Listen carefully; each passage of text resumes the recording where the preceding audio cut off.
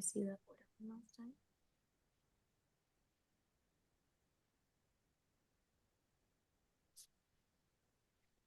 Right. Is this Shani Elizabeth Quintana Pereira? And Your Honor, Ms. Quintana will require the services of the Spanish interpreter. Interpreter present.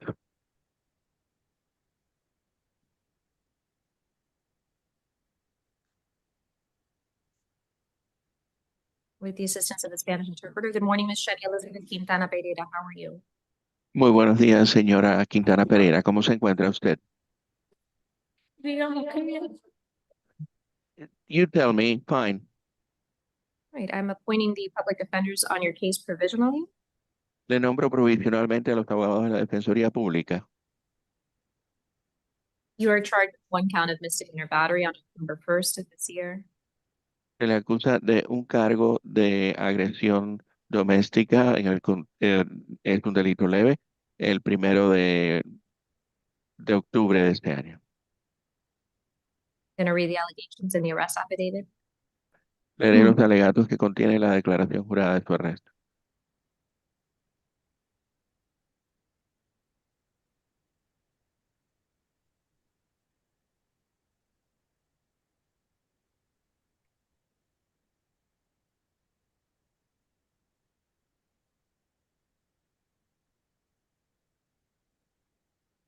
Tate, do we know the age of the AV? Ya les tenemos la edad del AB, Just the 21. 21. Having read the allegations in the arrest affidavit, the court finds probable cause. Habiendo leído los alegatos en la declaración jurada del arresto, el tribunal determina que hay suficientes indicios.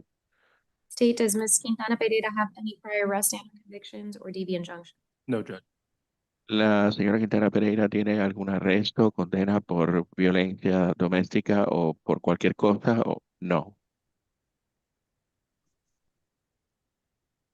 What is the state's recommendation with regard to custody status? ¿Qué recomienda la fiscalía en relación a la situación de detención? We would recommend standard bond in the amount of $1,000. Recomendamos una fianza estándar en el monto de $1,000. Defense? And Your Honor, defense would move for pretrial services. My understanding is that the alleged victim does not live at the residence. And Ms. Quintana Pereira has two other children that live at that residence, where one is 10 years old, the other one is 19-year-old, and she is their sole caretaker. Señoría, pedimos que se le permita tener servicios previos a juicio. Tengo entendido que la presunta víctima no vive en esta residencia y que la señora Quintana Pereira tiene otros dos niños en este lugar, uno de 10 años de edad, el otro de 19 años de edad. Ella es la única persona que les proporciona sustento. State?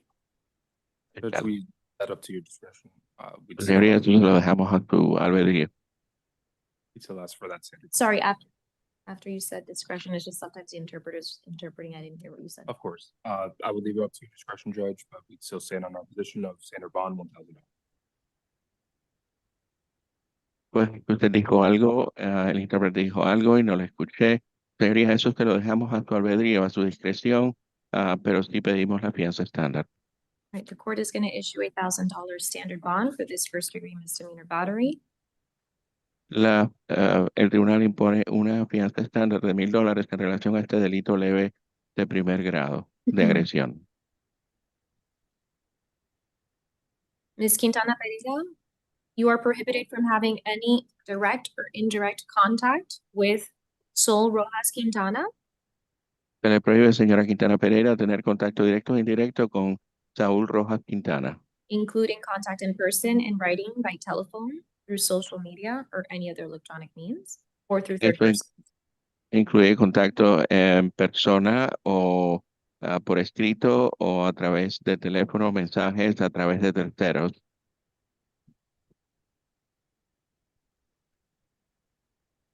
That's $1,000, correct? Correct. Please stay away order. Do you $1,000, understand? correcto. Do you ¿Usted ha understand? entendido, señora? Sí. Yes. If you violate this court's order, it's punishable by up to 60 days in jail. Si usted incumple con esta orden, podría ser castigada con hasta 60 días en la cárcel. Ms. Quintana Pereira, you are prohibited from having any direct or indirect contact with Sol Rojas Quintana, including contact in person, in writing, by telephone, through social media, or any other electronic means, or through third person. Se le prohíbe, señora Quintana Pereira, tener contacto directo o indirecto con Saúl Rojas Quintana, Next, we have Diana Dimitrova Drandarova. Is this Ms. Drandarova? Good morning. Ms. Drandarova, you're charged with one count of misdemeanor battery on October 1st of this year. The court will read the allegations in the arrest affidavit.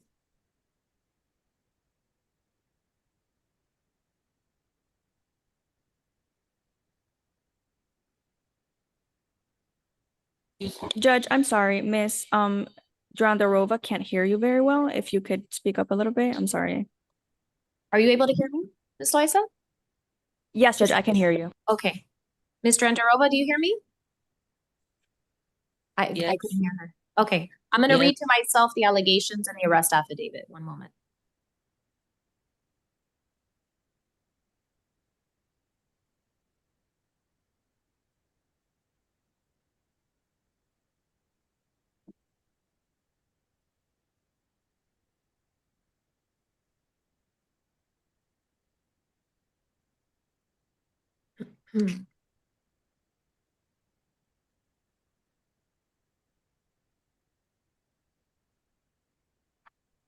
Having read the allegations in the arrest affidavit, the court finds probable cause for the charge.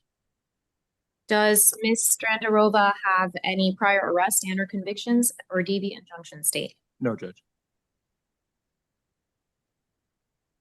And the public defenders are appointed provisionally for all cases. What is the state's recommendation with regard to custody status?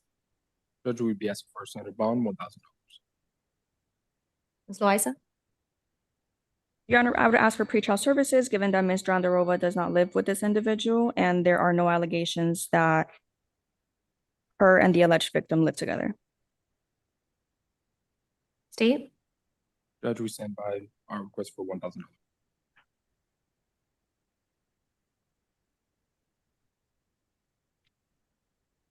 Court will issue $1,000 standard bond for this first degree misdemeanor and issue a stay away order. Ms. Drandarova, you're not to have any contact, direct or indirect, with Trayvon Arias Roby. That includes contact in person, writing by telephone, through social media, or any other electronic means, or through third persons. You must stay at least 500 feet away from the victim's home, place of employment, and or school at all times. If you violate this court's order, it's punishable by up to 60 days in jail. Do you understand? I'm going to jail. Why? You are. No, I'm advising you that if you violate the court's order and you're held in contempt, it's punishable by up to 60 days in jail. So I'm ordering you to stay away from Mr. Trayvon Arias Roby. Do you understand? Yes, of course.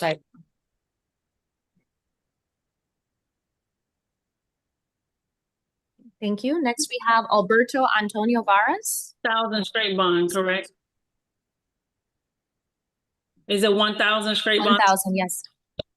And I see Mr. Varas is present on the Zoom platform. Good morning, Mr. Varas. Buenos días, señor Vara.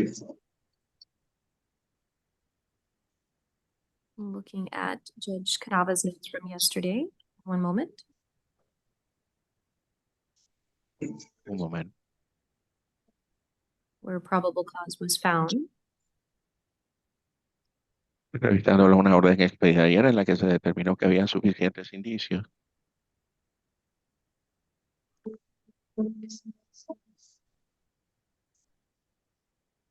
I see he was not able to be transported yesterday, so it was reset for today. Observo que no lo pudieron trasladar ayer, por tanto se postergó la audiencia hasta hoy. What is the state's recommendation with regard to custody status? ¿Qué recomienda la Fiscalía en relación a la situación de detención? Judge, we would be requesting a bond to be set in the amount of $1,000. Pediríamos, señoría, una orden de $1,000 de fianza.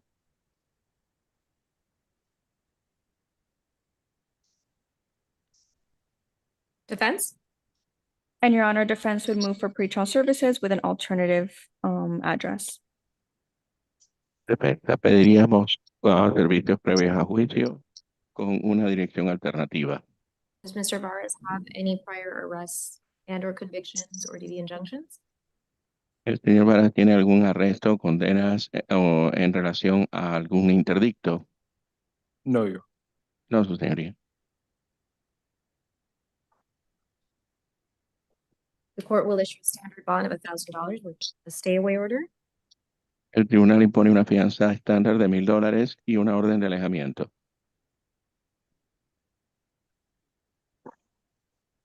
From Erudita Varas. De Rita Varas.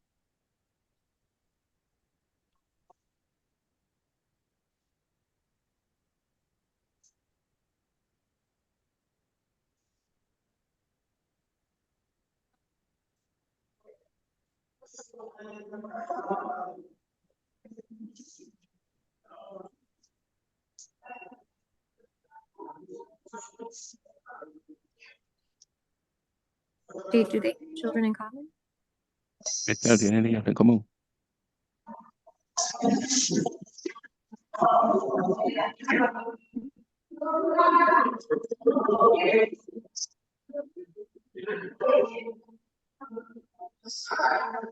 I have no indication. No tengo indicación. According to the arrest affidavit, it was noted that the defendant suffers from dementia, has previously been Baker acted and has a history of violent tendencies. En conformidad con la declaración de arresto, el acusado padece demencia y tiene tendencias violentas. Historial de eso. And the court is going to order a $1,000 bond plus GPS. El tribunal impone una fianza de $1,000 y además un GPS. I don't see any allegation here that they have any minor children in common that they would need to communicate about. No observo ninguna indicación de que ellos tienen niños pequeños en común con los que tendrían que comunicarse.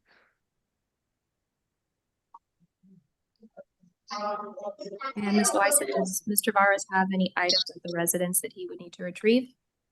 Señora Loaiza, ¿el señor Varas tiene algún artículo en la residencia que tendría que recoger? Your Honor, my understanding is that he lives there, so any personal belongings that he might need, he would need to go retrieve. Tengo entendido, señoría, que él vivía allí, entonces cualquier pertenencia personal que él tenga allí tendría que ir a buscarla. Right, the court will make an exception for him to return one time only within 48 hours of the order, accompanied by police to retrieve any personal items. El tribunal le otorgará a él una excepción para que él pueda volver a esta residencia en un plazo de 48 horas, acompañado por algún policía para recoger sus pertenencias personales. Mr. Vargas, you are prohibited from having any direct or indirect contact with Erudita Varas. Señor Varas, se le prohíbe tener contacto directo o indirecto con Eloína Varas, Including contact in person, in writing, by telephone, through social media, or any other electronic means. no puede tener contacto en persona por escrito, por texto, a través de terceros o a través de ningún tipo de dispositivo electrónico Or through third persons. o a través de terceros. You must stay at least 500 feet away from the victim's home, place of employment, and or school at all times. En todo momento se tiene que mantener por lo menos a 500 pies de distancia de la víctima, de su hogar, centro de trabajo o escuela. Do you understand? ¿Ha entendido? Mr. Varas, do you understand? Señor Varas, ¿ha entendido usted? It's 1,000 plus GPS. Correct. Son serios. ¿Entiendes lo que te dijo la jueza? Dile que sí. Do you understand what you've been told? Answer yes. Okay. Yeah, level. Yeah. Level 3.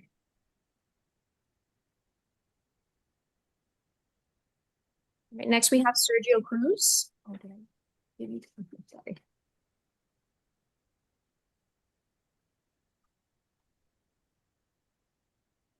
And Your Honor, Mr. Cruz did refuse PD services, so he is here on his behalf.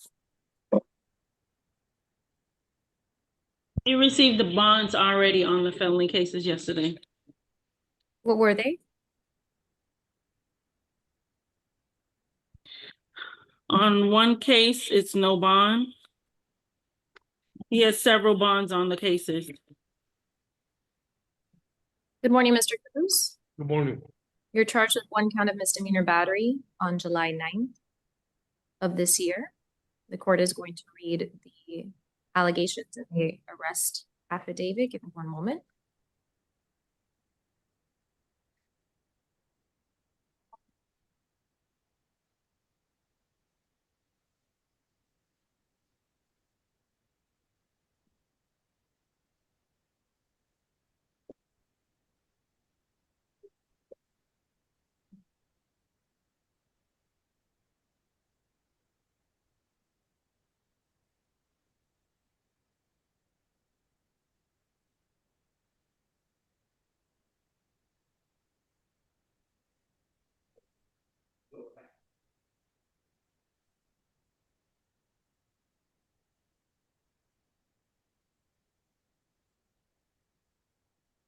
State, any recommendation?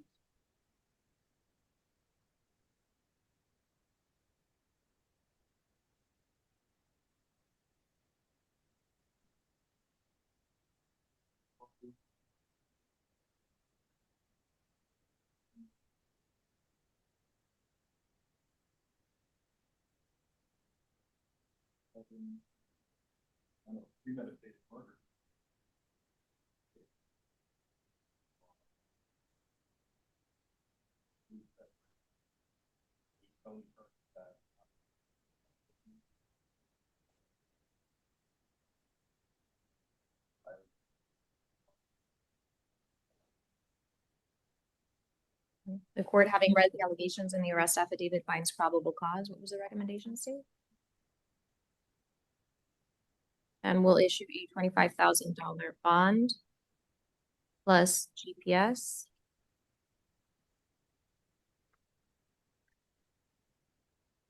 Level 1.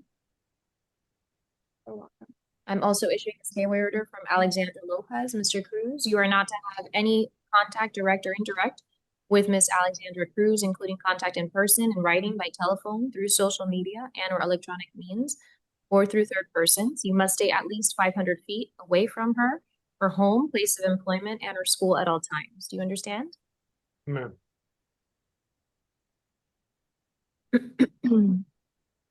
As part of this order of pretrial release conditions, you may not use, purchase, possess, or carry a firearm, gun, weapon, or ammunition. You must immediately surrender any firearms, ammunition, and any concealed weapons permits to the nearest police department and file a receipt with the court.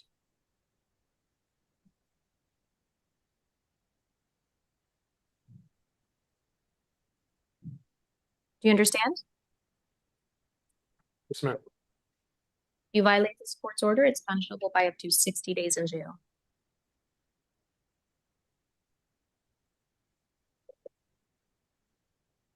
Thank you. Okay.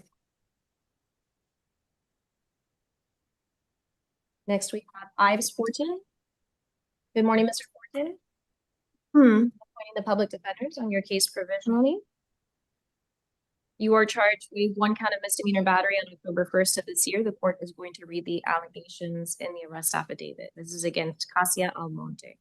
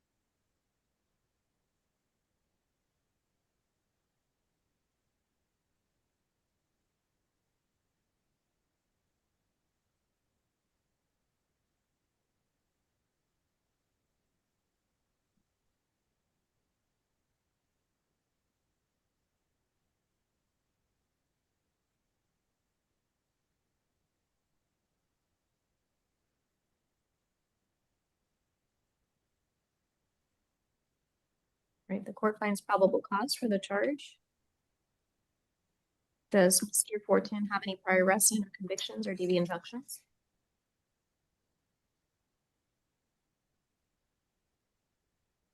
What is the state's recommendation?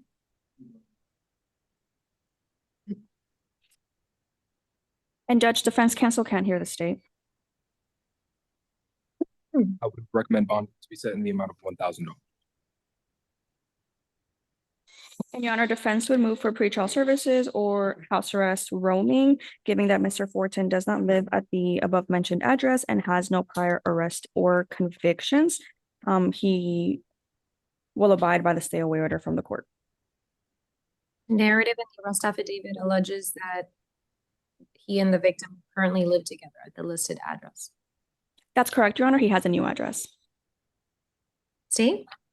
We stand by our position, Judge.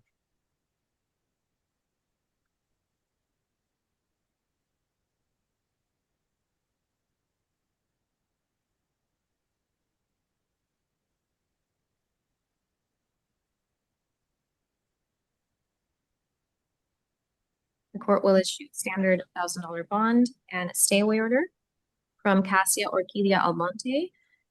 Mr. Fortin, you are prohibited from having any contact, direct or indirect, with her, including contact in person, in writing, by telephone, through social media or any other electronic means, or through third persons. You must stay at least 500 feet away from her home, place of employment, and her school at all times. So does he not need to return to that location to retrieve any personal items? No, Your Honor.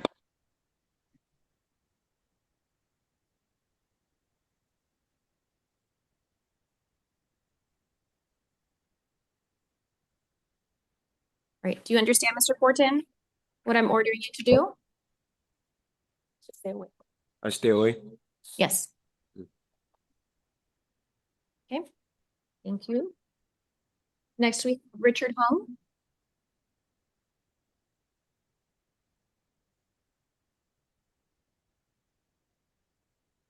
Good morning, Mr. Hung.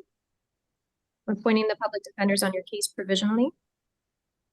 Mr. Hung, you are charged with 1 count of misdemeanor battery, domestic violence on October 1st against Sebastian Salazar. I'm going to read the allegations in the arrest affidavit to myself.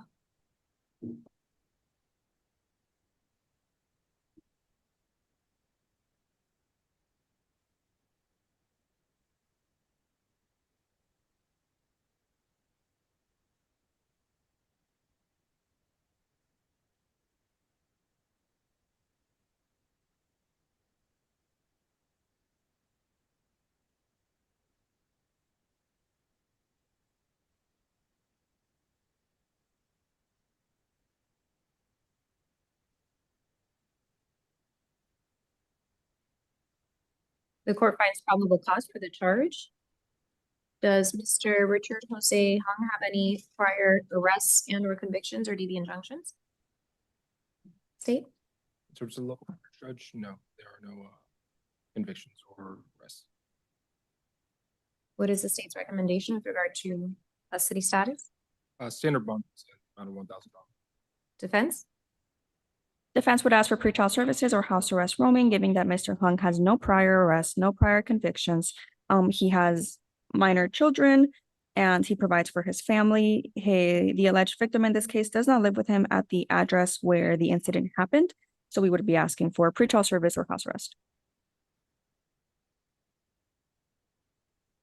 The court will note that according to the arrest affidavit, the defendant had left the scene during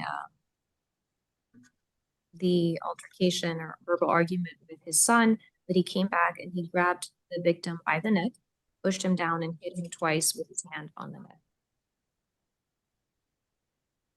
The court will issue a $1,000 bond with GPS level 1.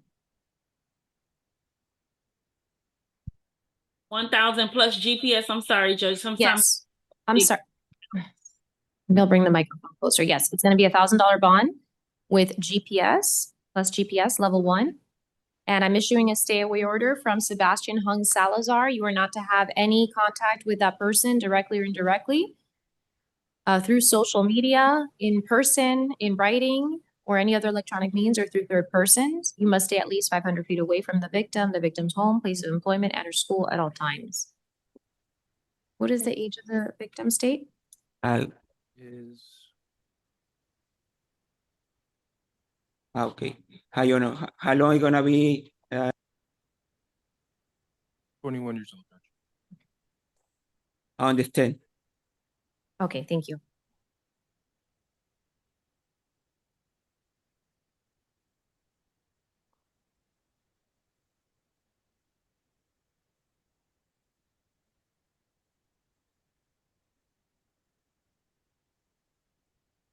And next we have Jose Arturo Sandoval.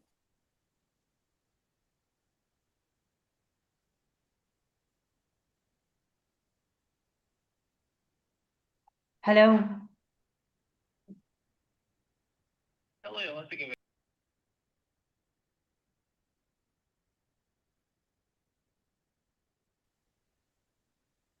Jose Arturo Sandoval.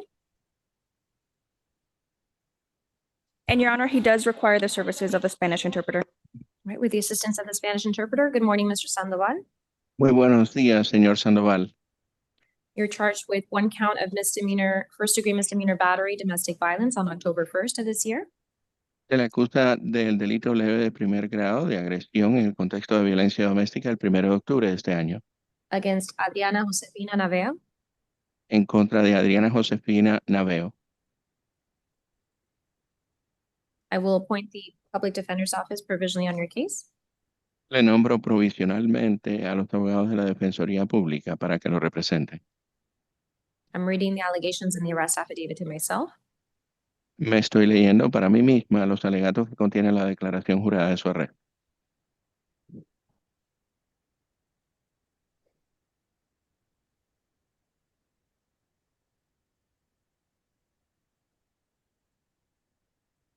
The court finds probable cause for the charge. El tribunal determina que hay suficientes indicios que sustentan el cargo. Does Mr. Sandoval have any prior arrests and or convictions or DV injunctions state? El señor Sandoval tiene arrestos, condenas o interdictos por violencia doméstica anteriores, fiscal. No, Judge. No, jueza. What is the state's recommendation? ¿Qué recomienda la fiscalía? We'd recommend bonds be set in the amount of $1,000. Recomendemos que se fije la fianza en $1,000. And Your Honor, defense would again move for pretrial services and or house arrest with an alternative address, giving that Mr. Sandoval has an alternative address that he can stay at. Señoría, la defensa pide que se permita servicios previos a juicios o detención domiciliaria en una dirección alternativa, porque el señor Sandoval tiene otra dirección también. Do the parties share any children in common? Las partes comparten niños. To my knowledge, no, Judge. Tengo entendido que no, jueza. The court will issue a $1,000 bond with a stay away order El tribunal impone una fianza de $1,000 con una orden de alejamiento from Adriana Josefina Navea. de Adriana Josefina Navea.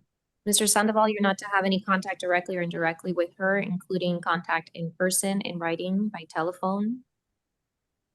Señor Sandoval, no se le permite tener contacto con ella directa o indirectamente, en persona, por teléfono o por escrito, Through social media or any other electronic means, or through third persons. a través de medios sociales o a través de cualquier otro dispositivo electrónico o a través de terceros. You are to stay at least 500 feet away from the victim's home, place of employment, and or school at all times. Está obligado en todo momento a mantenerse por lo menos a 500 pies de distancia de la víctima, de su hogar, centro de trabajo o escuela. Does Mr. Sandoval need to return to the residence to retrieve any personal items? El Yes, señor Your Honor. Sandoval necesita regresar a la residencia para recoger algo que le pertenece a él, sí, jueza. All right, Yes, Mr. Your Honor, Sandoval. he does require a one-time to go back and get his personal belongings. Sí, él necesita regresar una vez para recoger sus pertenencias personales. Okay, you may return to the victim's residence one time only within 48 hours of the entry of this order, accompanied by a police officer to retrieve your personal items. Este le permite regresar a la residencia compartida una sola vez en un plazo de 48 horas a partir de que se emita esta orden, acompañado de algún policía para recoger sus pertenencias personales. Do you understand this court's order? ¿Ha entendido la orden de este tribunal? Sí. Yes. Thank you. Gracias. Next, we have Victor Gomez Martinez.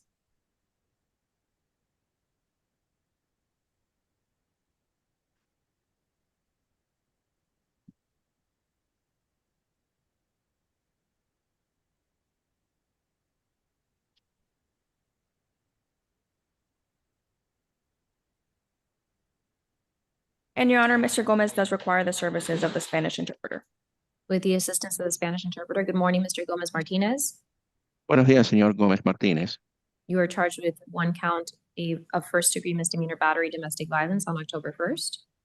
Se le acusa de un cargo del delito leve de agresión doméstica. Es un delito de primer grado. Fue el 1 de octubre de este año. I will provisionally appoint the public defenders on your case. De forma interina o provisional voy a nombrarle a los abogados de oficio para que lo representen a usted. The court will read the allegations and the arrest affidavit. Leeré los alegatos que contiene la declaración jurada de su arresto.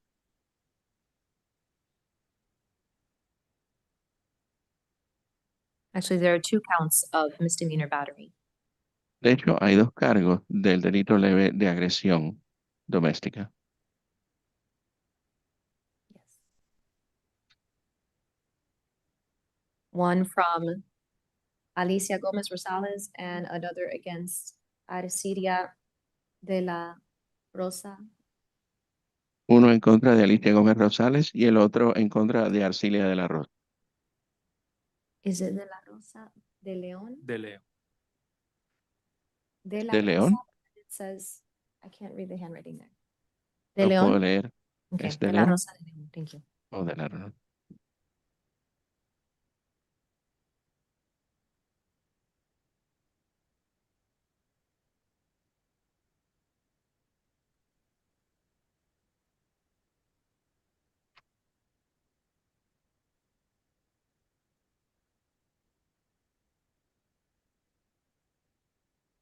The court finds probable cause for both counts.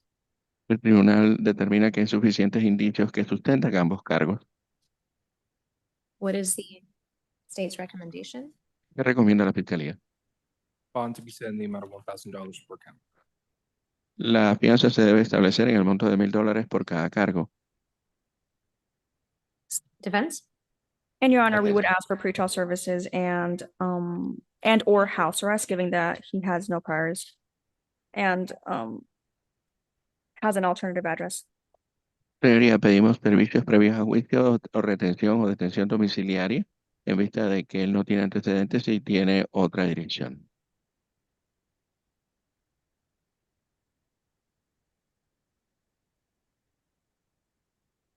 You said he has an alternate address?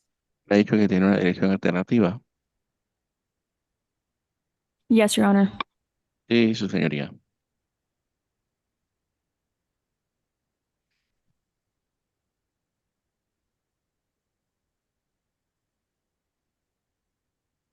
The court will issue a $1,000 bond as to each of the two counts El tribunal impone una fianza de $1,000 en relación a cada cargo.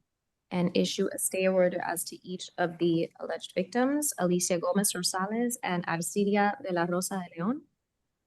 E impone una fianza de una orden de alejamiento en relación a cada una de las presuntas víctimas, Alicia Gómez González o Arcilia de la Rosa de León. Mr. Gomez Martinez, you're not to have any contact with either of those individuals, directly or indirectly. Señor Gómez Martínez, se le prohíbe que tenga contacto con cualquiera de esas 2 personas, directa o indirectamente. In writing, in person, by telephone, through social media, or any other electronic means. Por escrito, en persona, por teléfono, por terceros o a través de medios o dispositivos electrónicos Or through third persons. o a través de terceros. You must stay at least 500 feet away from the victims, their home, place of employment, and or school at all times. En todo momento se tiene que mantener a por lo menos 500 pies de distancia de las víctimas, sus hogares, centros de trabajo o escuela.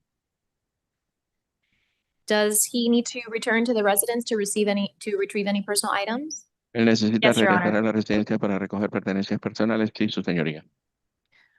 All right, Mr. Gomez Martinez, I'll make an exception in the stay away order. You may return to the victim's residence one time within 48 hours of the entry of this order.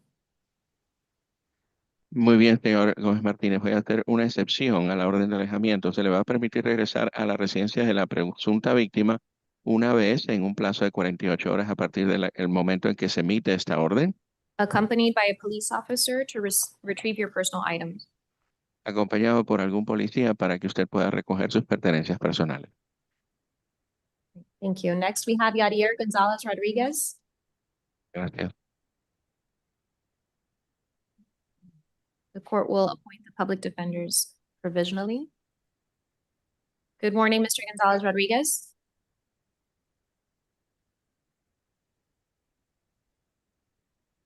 You are charged with one count of first-degree misdemeanor battery on September 13th of this year.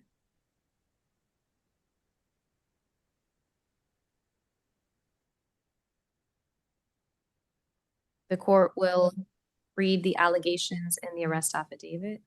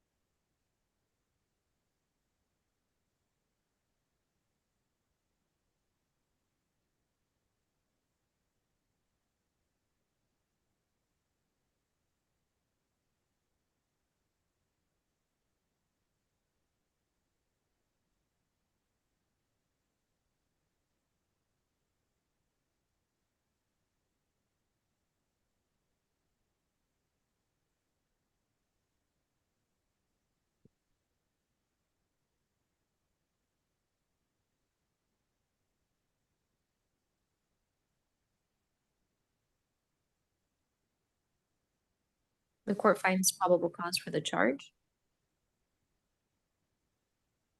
Does Mr. Gonzalez Rodriguez have any prior arrests and or convictions or DV injunctions? No, Judge. What is the state's recommendation? Say we recommend a bond to be set in the amount of $2,000, slightly elevated due to the nature of the charge and the facts presented in the A4.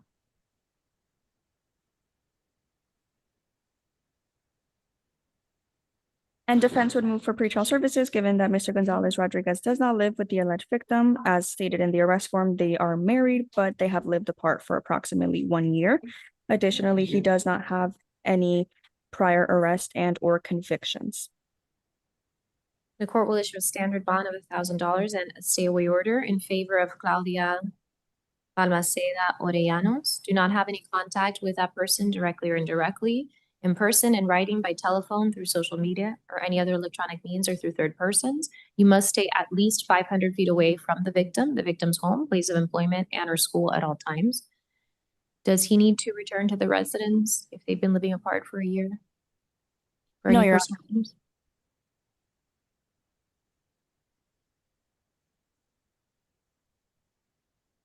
Mr. Gonzalez Rodriguez, do you understand this court's order? Yes, Honor. Okay, thank you. Next, we have Carlos Manuel Arias, Judge, what was the bond for Mr. Gonzalez Rodriguez? 1,000. Good morning, Mr. Arias. How are you? And Your Honor, he does require the services of a Spanish interpreter. With the assistance of the Spanish interpreter. Good morning, Mr. Arias. Buenos días, señor Arias. I'm provisionally appointing the public defenders on your case. Le nombro provisionalmente a la Oficina de la Defensoría Pública en su caso. You are charged with violation of a domestic violence injunction, a first-degree misdemeanor, on October 1st. Se le acusa de que el 1 de octubre usted incumplió con una orden de alejamiento de violencia doméstica el 1 de octubre. This is with regard to Fernando Alonso. Esto tiene que ver con Fernando Alonso.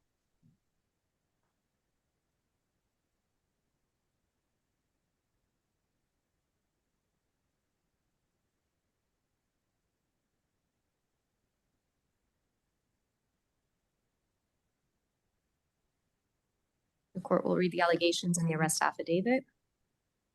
Leeré los alegatos que contiene la declaración jurada de su arresto.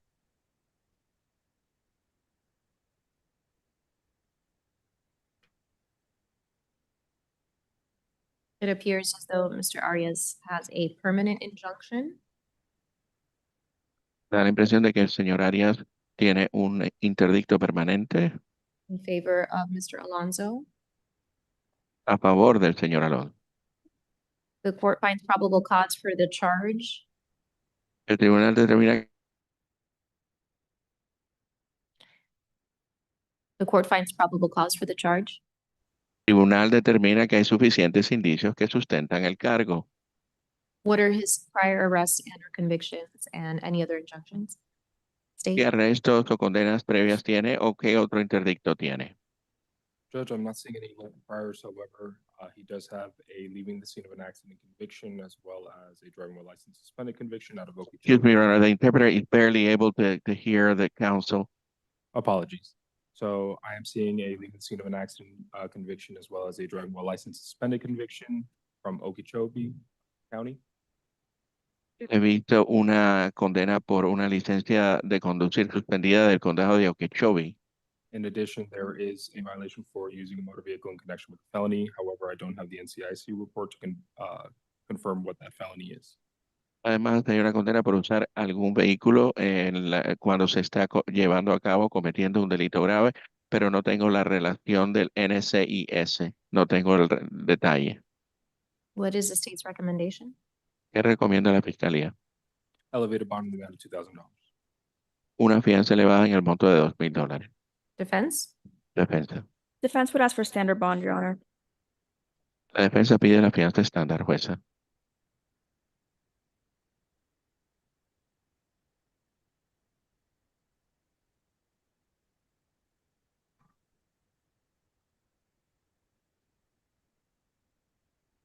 The court will issue a $2,000 bond plus GPS level 1 El tribunal impone o ordena una fianza de $2,000 y And- además un GPS nivel 1. and a stay away order from Fernando Alonso. Y también una orden de alejamiento de Fernando Alonso.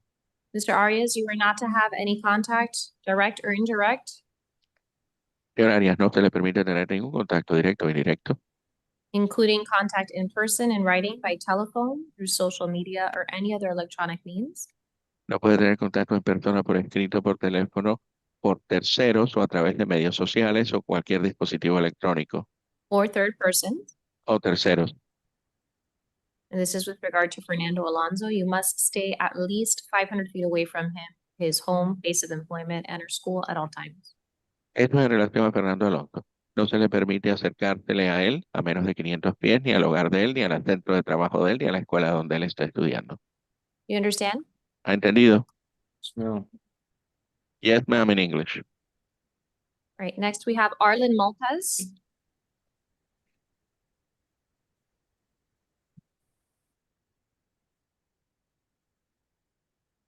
Good morning, Mr. Maltez. You are charged with one count of violation of a domestic violence injunction, a first-degree misdemeanor on September 9th of this year. I will appoint the public defenders on your case provisionally Judge, and read the he'll be back on your jail arraignment calendar. He has 2 new misdemeanor traffic cases. Okay. The court will read the allegations in the arrest affidavit.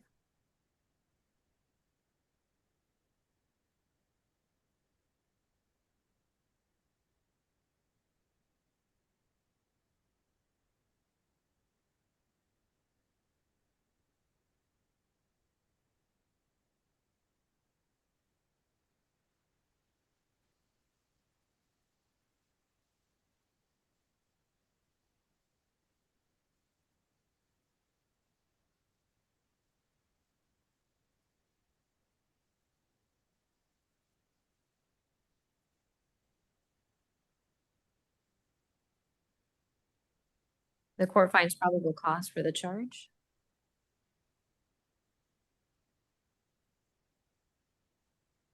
Does Mr. Maltez have any prior arrests and or convictions? Other than this instance, Judge, no.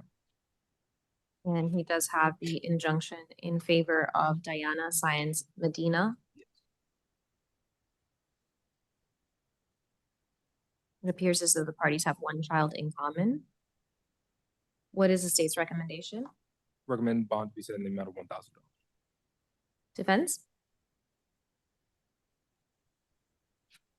And Your Honor, I do believe the injunction is civil and it is temporary until December, if I'm not mistaken. Additionally, we would ask for pretrial services for Mr. Maltez, given that he does not live with his wife and he does have a 7-year-old child that he provides for, and he has no priors.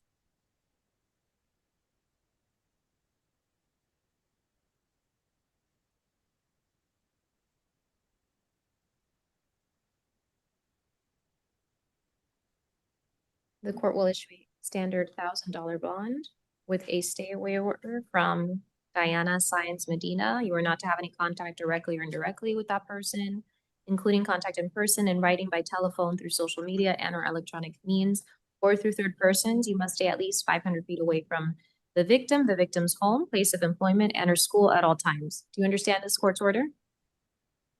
And Your Honor, they do have a minor child together, so we would ask for a modified stay away order of no harmful contact.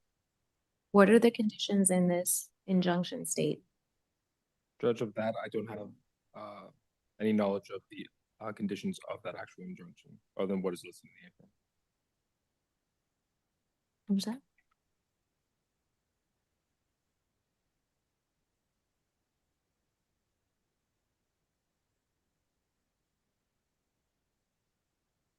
At this time, given the existence of an injunction that's in place and there's no indication that there was any exception to that no contact standard condition of an injunction, I'm not gonna carve out an exception at this time.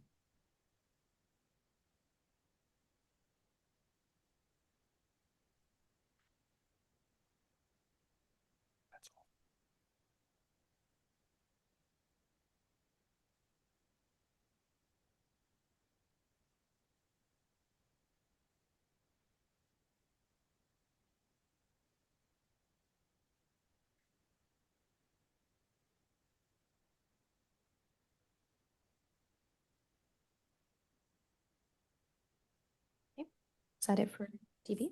Do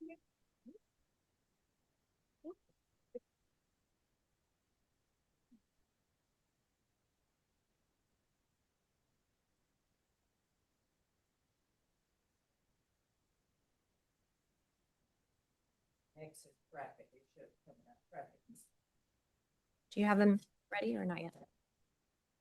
Your Honor, could we potentially call my case if possible? I think it is a DV matter. I've already gone through the morning I- review. I had placed on the chat, I wanted to confirm my client, George Diaz, was taken into custody 3 days ago and he still hasn't had his first appearance hearing. Is he on the calendar this morning? Is it misdemeanor TV? No, it's not misdemeanor. I'm sorry, it's felony. Were you just doing the misdemeanors, Judge? Misdemeanor DVs, yes, we haven't done. I'm felonies yet. so sorry to interrupt. That's all right. All right, Judge, I'll stand by. He's in Ward D. Does that mean that he doesn't get brought to court or the matter doesn't get set? We How does only, that? we only have the jail card, not the body. That's fine, not a problem. I just wanted to have his first appearance, but I'll sit tight, Judge. I'm sorry to interrupt. No, that's all right.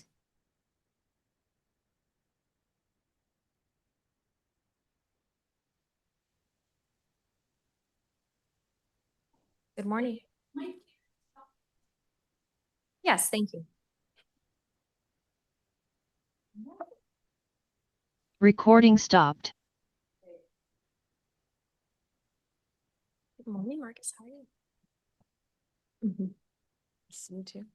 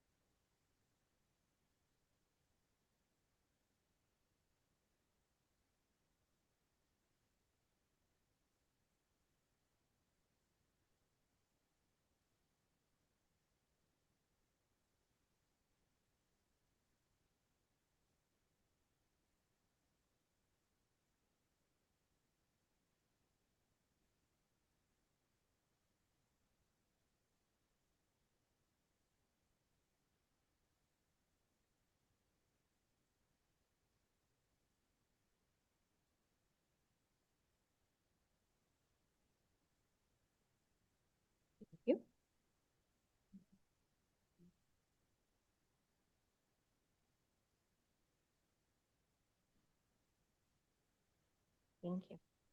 And just everything. Got it.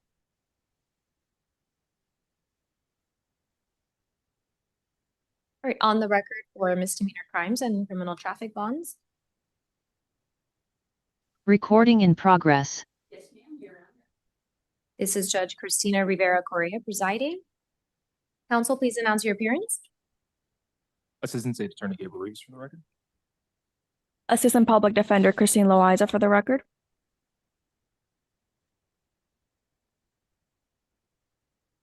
Loretta Sul.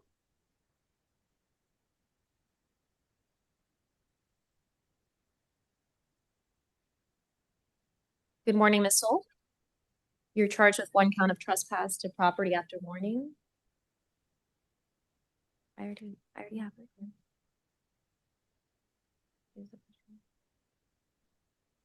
I already have this here. She's the first one. This is Oh, you'll give them a, okay. I thought they were attached. Okay, thank you. All right, Ms. Sul, your charge is from October 1st of this year to 601 Northwest First Court in Miami. I'm going to appoint the public defenders on your case provisionally.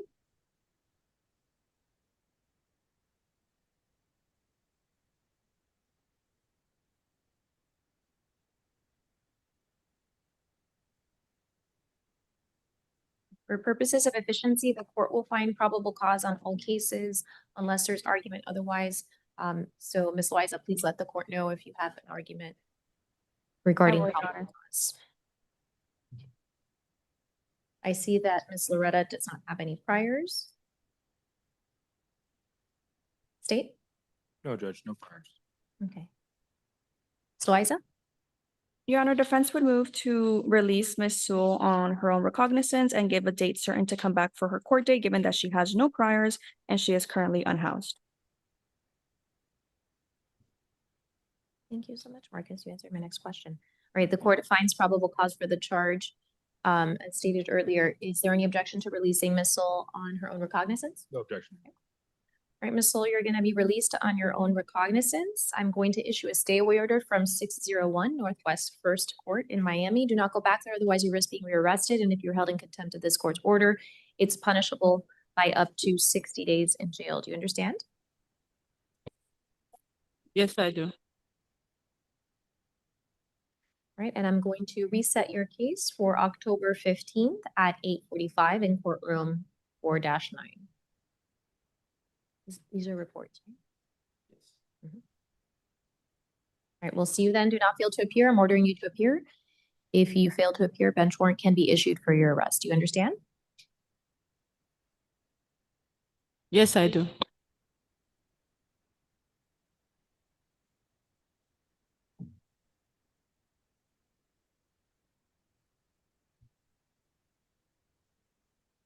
What do you want me to do with the priors?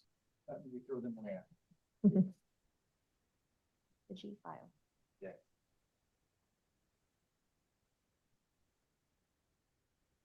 Okay, next week, Genesis Para on case number B25-22100. She's out on felony bond F25 15972 alpha.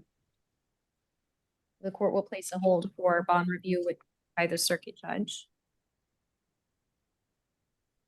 She also has B25-15899, which is open. I'm going to appoint the public defenders provisionally on all cases and probable cause being found unless otherwise stated. Good morning, Ms. Para. You are charged with 1 count of petty theft, misdemeanor in the 2nd degree on October 1st of this year. State, is there a stay away order? Oh, here it is. Okay. From 33501 South Dixie Highway. What location is this? State? A Walmart, looks like. Walmart.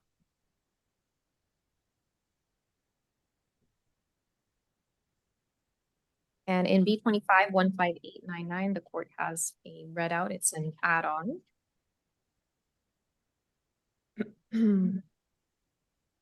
There's also for a petty theft. State, do you have the location of that petty theft in the case ending in 899? And get that. One moment, Judge.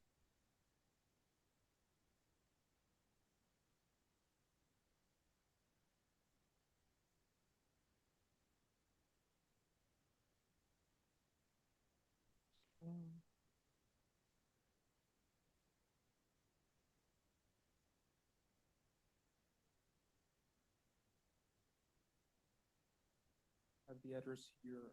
I'm not seeing what the name of the store was, but it was another charge, and it's from 21151 South Dixie Highway.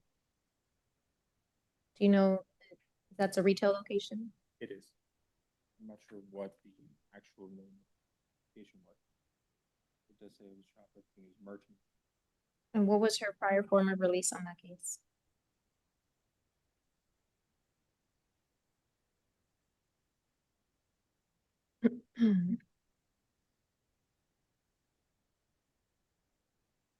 Right, the court is taking her into custody on B25-15899.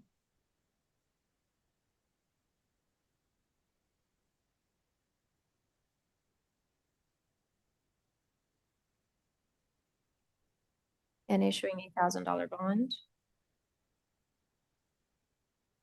1,000 on which case? The one ending On in B25-15899. Or the new case B25-22100, probable cause having been found. Or another petty theft.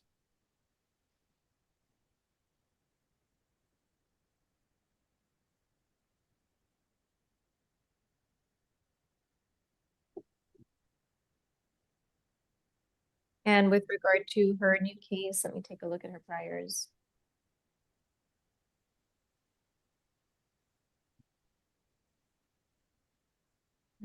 $1,000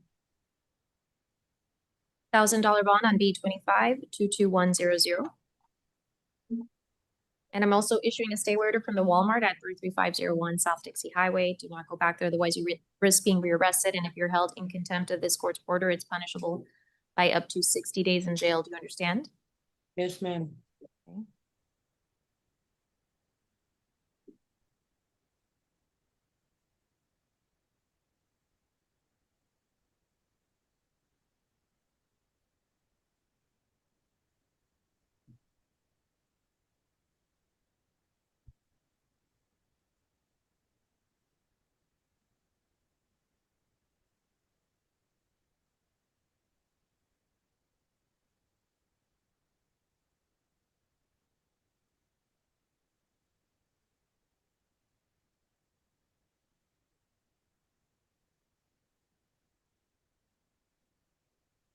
Next, we have Natasha Silby. Good morning, Ms. Silby. I have her out on felony bond F25-212-3 alpha. Can I get her priors? Is this hers? Say it again. For Ms. Silby, F25. 25-212-31. Oh, I thought I heard alpha. You did. I'm sorry, Judge. Okay, the court will place a hold on that for the circuit court to review her bond status.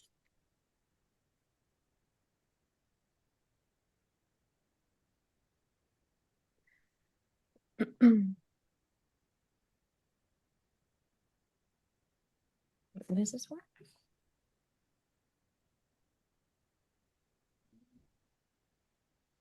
On a felony? What I haven't addressed. I have not addressed any felonies today.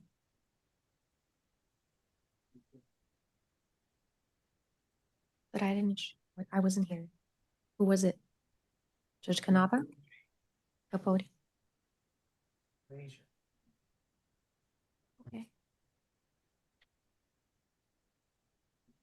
Or one moment.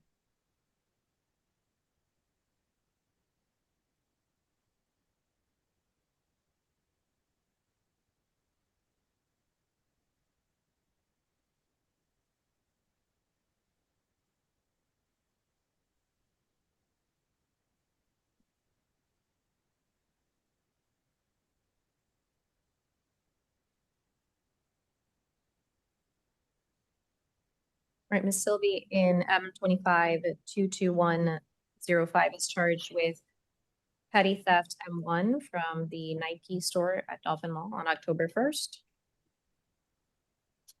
And she was out on some sort of release on that felony for a theft charge.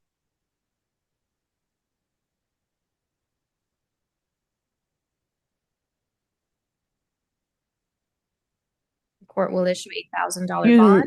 what's her name, Karina? $1,000 Korea. bond on M25-22105. I'm also issuing a stay-away order from the Nike at Dolphin Mall at 11401 Northwest 12th Street in Sweetwater, Florida. Do not go back there, otherwise you risk being rearrested. And if you're held in contempt of this court's order, it's punishable by up to 60 days in jail. Do you understand? Hey, what I gotta hit? It's on. Yes, ma'am. Miss Career, Judge Career, Yes. I'm asking, could you lift the felony hold for me? I am not the circuit court judge. I'm placing the hold so that that judge can determine if they're going to do anything with your release.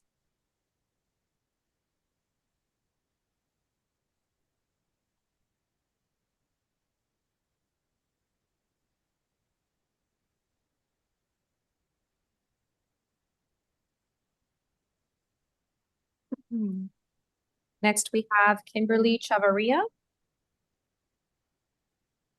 It's a Miami Beach case.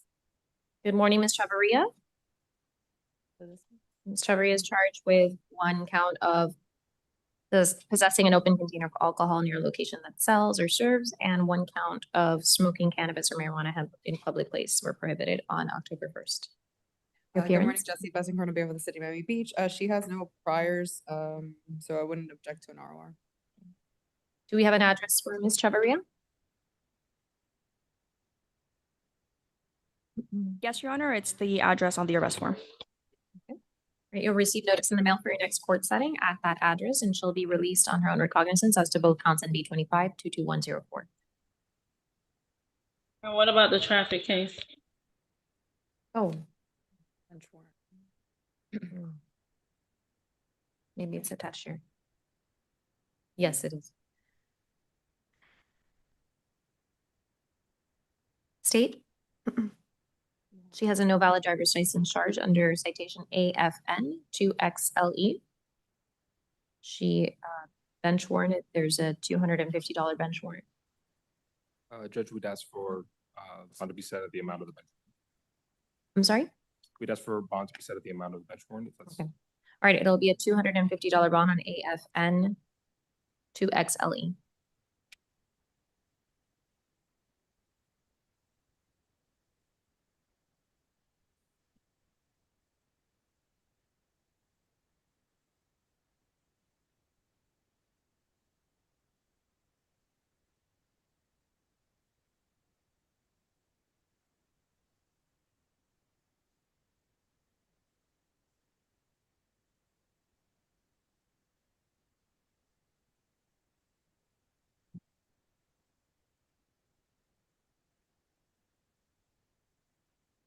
And Your Honor, just to verify, on case B25-22104, it's ROR both counts, and then on the traffic case, it's a $250 bond.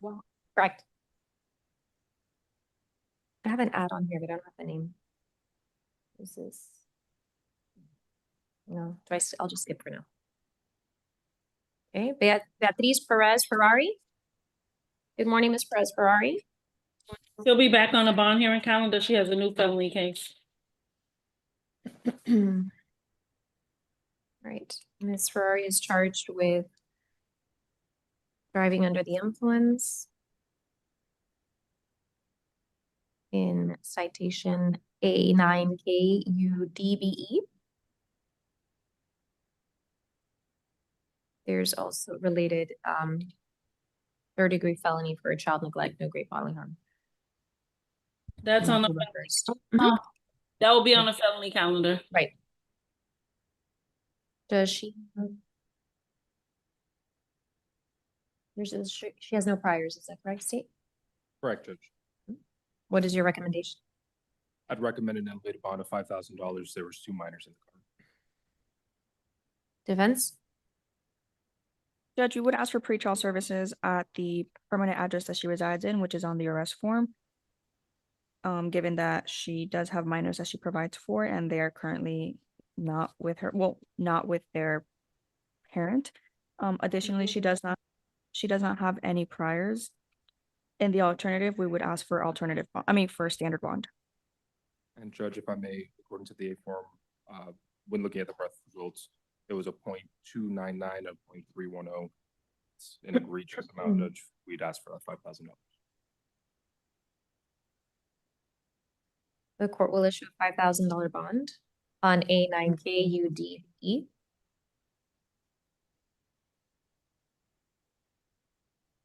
I have A9KUDBE. Yes. The last one that she also had a traffic. Yes. I needed to write down here. I may have it back. Thank you.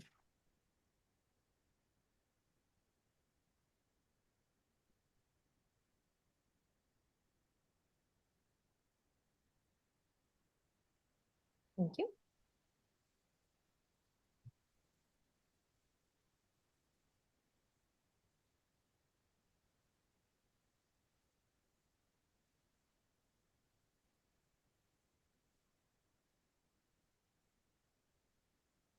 Nicholson Edmund is off calendar. Yes. Jose Batista. Judge, I have that he went out on house arrest on the felony case yesterday, but they added this new A form yesterday as well. Good morning, Mr. Batista. His cases were before me yesterday in the jail division. He's represented by attorney Oscar Rodriguez. Oh, there he is. Good morning, Mr. Rodriguez. How are you? Mr. Rodriguez, are you there? Okay, I think we might have lost him.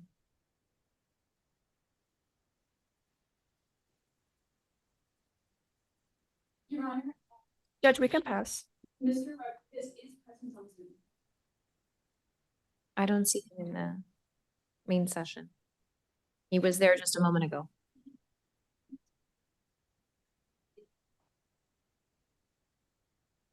There we go. Oh, go ahead and unmute yourself, Mr. Rodriguez.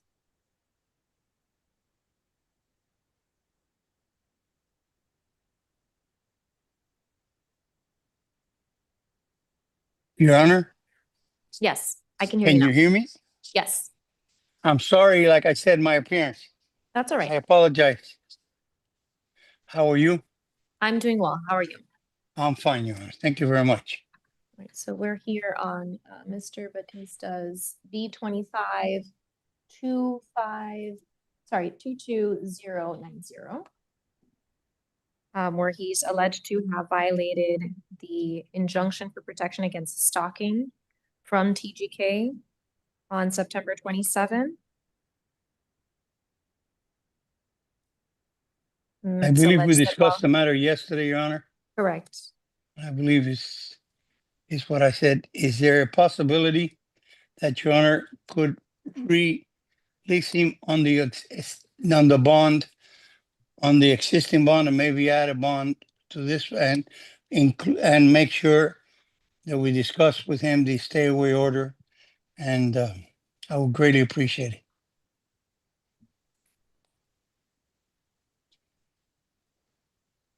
Do we have his other cases or no? Just, this is Mr. Blash. So he's on for 290, which is here. He has two other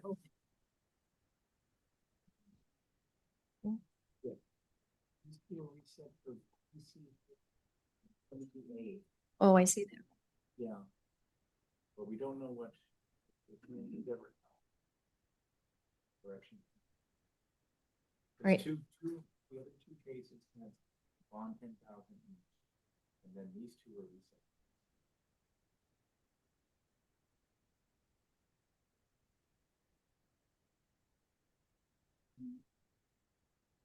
I don't see any notes in that regard.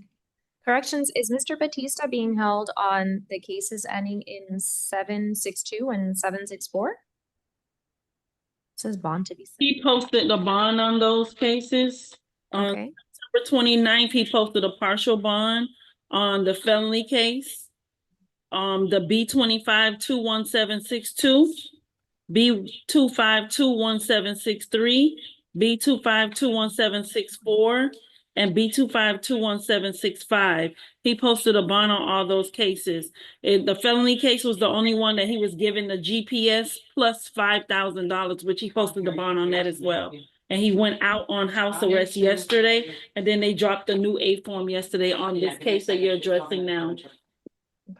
And what's the felony case number, please? F221153. Your Honor, it's Sorry, battery. you're breaking up. F22?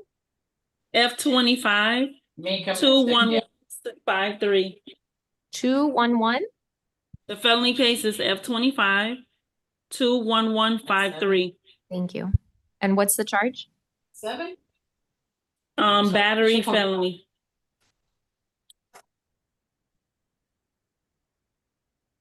I don't know why his others are not listed here.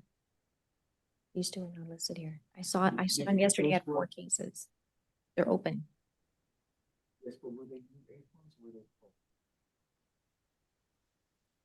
Folders. I had 4 folders yesterday. These as well. All right, Mr. Rodriguez, thank you for appearing. The court has grave concerns about Mr. Batista's behavior. He is out on a form of release in a felony for battery. State, is that the same victim? Yes, Your Honor. Same victim. And then he has 4 open misdemeanors where he's charged with violating an injunction for protection against stalking. And while in custody at TGK, used the telephones to violate that injunction. It appears as though no form of release is going to deter your client from violating these injunctions. There's a grave concern. I'm going to take him into custody on all of his open misdemeanors and in this new one as well, and I'm holding him no bond. Okay, ma'am, I understand. I thank you for your time, and I will just, Mr. Batista, will go visit you at the jail and explain the consequences of what happened today. May I speak, please? Your Honor? No, do not speak. Do not speak. I'm not sure what effect this has on you, Mr. Batista, but I'm issuing another stay away order in favor of that victim whose initials are SB. You are not to have any contact with that person. I'm not really sure how that can, register with you. No contact, directly or indirectly, through electronic means, no matter where you are, whether you're in custody, on house arrest, it doesn't matter. Leave this person alone. If you violate this court's order, it's punishable by up to 60 days in jail. Do you understand? Yes, I understand, Your Honor. Judge, so you're holding him on the felony cases and the other cases that he's out on bond on? And I'm placing a hold on F25-21153 for the circuit court judge to review his status on that case as well. And he's being held no bond on all 5 misdemeanors. Thank you. So you're placing a hold on the 5 misdemeanor cases? No, I have them here. They were in my division yesterday. I don't have that here. Okay, I'll give you the case. Can I give you the case numbers? Yes, I have the case numbers, but on the jail card, the new case, we're only addressing the B25-22090. I'm asking you, you're placing a hold on the other misdemeanors that he was out on? As well as. Yes, I'm placing the hold for myself because he's going to appear before me in the jail division next week, and I will hold him no bond. So to expedite things, we can hold him no bond on these misdemeanors now, or I can address it next week. But either holds or no bond, whatever you're able to do if you don't have the jail cards. Oh, that's fine. I'm sorry? So I'll place the hold on the cases. Okay. Your Honor. All right, so there are holds at this time for me to review them the next time. Thank you. Your Honor, okay? one question. Yes. Do you know when we'll see you next week? Monday or Tuesday? Or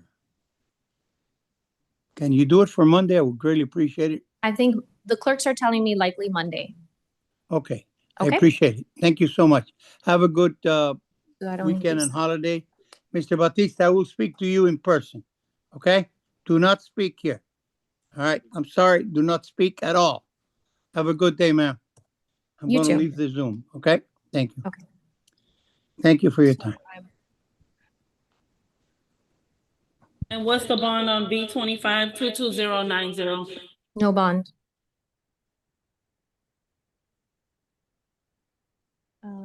So that's the only one I can.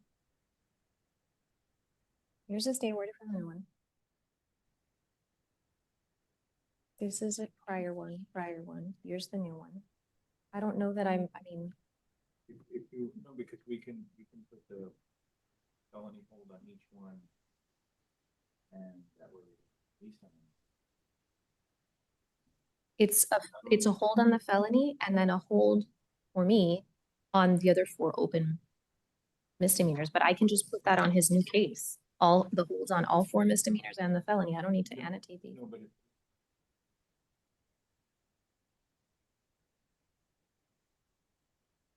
I So mean, just hold place.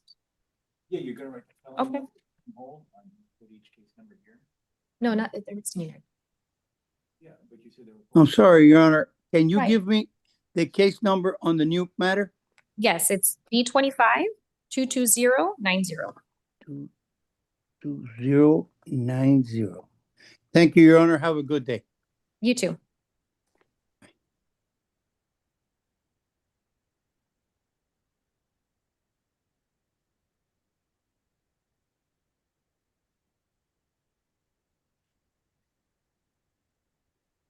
Yeah, I'm gonna all 4 felony holds. Yeah, or we'll go to the courtroom if they need to make a change, but. I'll see them on Monday. I was trying to expedite things and just issue the bonds now. Yeah, that's I'm, fine. because I'm placing the hold for me to address, yeah. We don't know what they did on the file. Yeah. what you did.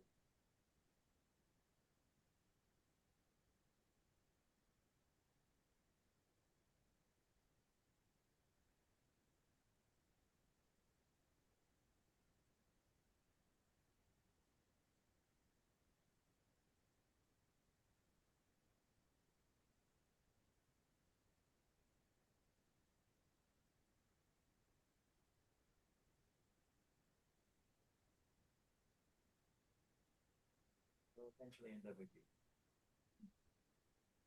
Yeah, that's why I was just trying to.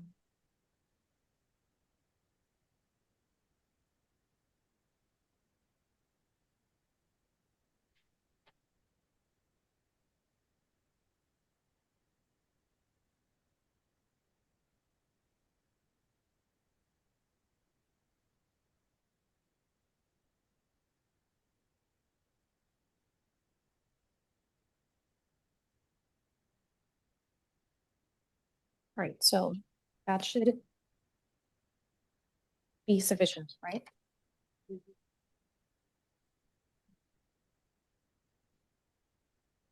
How many case did you? Oh, no, there it is. Yeah. Okay, great. All right, next we have Neil Dixon. Good morning, Mr. Dixon. Mr. Dixon is charged with a first-degree misdemeanor battery.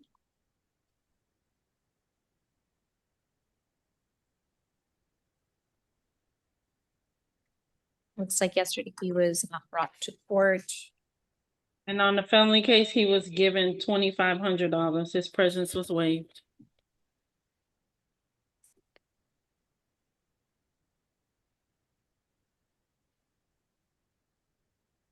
That's a battery by detainee. State, what is your recommendation with regard to the custody status? We'd ask for an elevated bond of $2,000 in this case. Defense? And Your Honor, we would ask for the standard bond of $1,000 in this case. My understanding is that the alleged victim does not live at the residence. That is Mr. Dixon's residence. He also does not have any prior convictions. And this case does not warrant an elevated bond.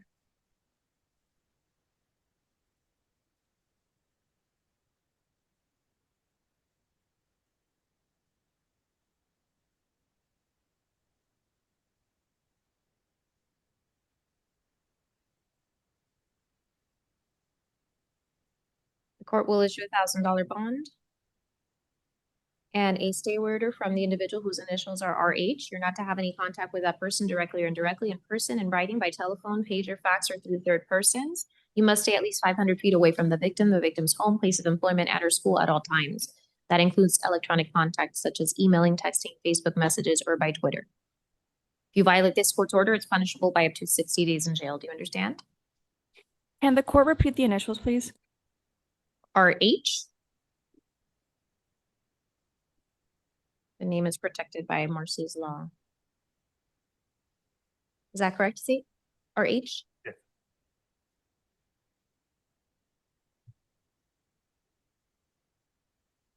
I might have the priors in here.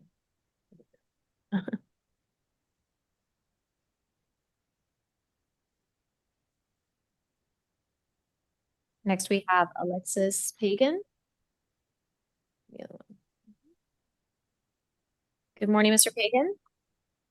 You are charged with 1 count of petty theft. The address is 1086 97th Street, number 2A in Bay Harbor Islands. And you're alleged to have stolen a black bicycle on September 18th. This is in case number B25-22102. He also has a B25-22101 that is currently open. Do we? Here it is, yes.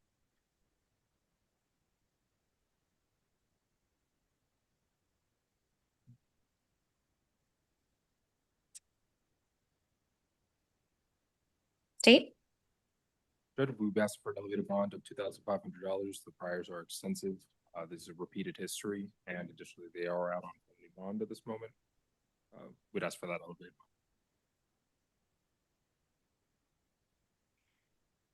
Is there a hold on F25-3769?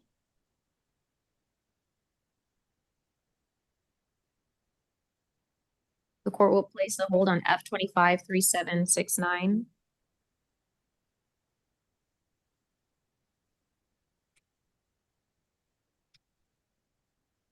Your Honor, he has a hold. He has a new felony, which has a bond of 10,000, and Judge Glazer placed a hold on F25-3769. These are added charges.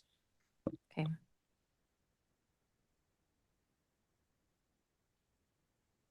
The court will issue a $2,000 bond as to each case, B25-22102. He's being taken into custody.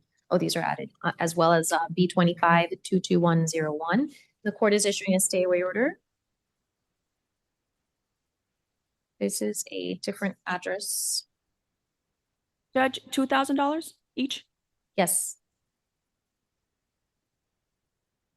I have one stay away order from 1100 Kane Oh, no, Concourse. it should be from the American. I can run it.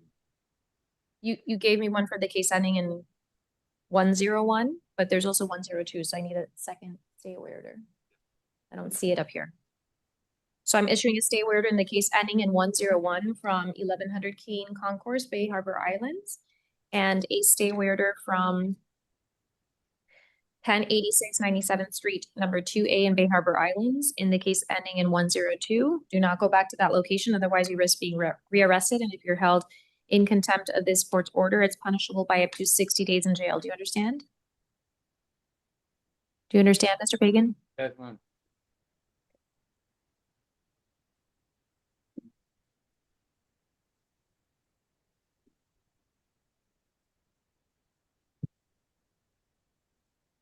That's for this one. And then. Oh, got it. I'll hold on to this one so I remember.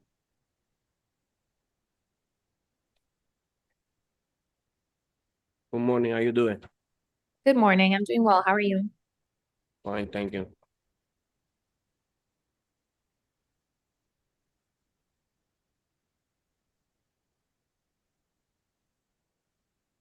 What did this go? No, I'm on Arguello. Is this Mr. Arguello? Yes, Your Honor. Yeah, this is Joseph here. Marcus is for the next one. Yeah, Arguello was first. Okay, Mr. Arguello is charged with curbside drinking and consumption of alcohol near a location that sells, excuse me, on October 1st.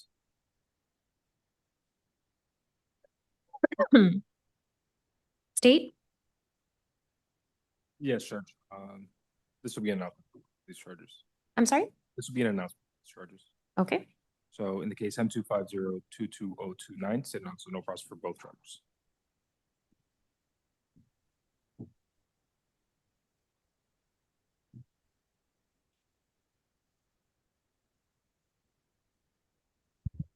State that was no process on both counts.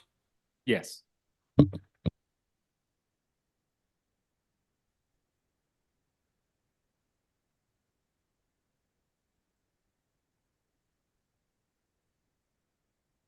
Next, we have Ricardo Joseph.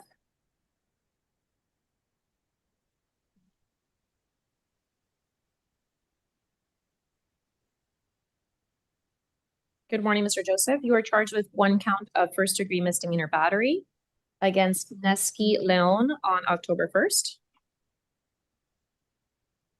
Don't see any priors for Mr. Joseph. State, No, Judge. what is your recommendation? We'd ask for senior bond in this case. Defense? Your Honor, defense would ask that Mr. Joseph be released on his own recognizance and given a date certain to come back to court, given that Mr. Joseph is currently homeless. And we believe that the allegations on the arrest form merit a release on his own recognizance. Also has no priors, Your Honor.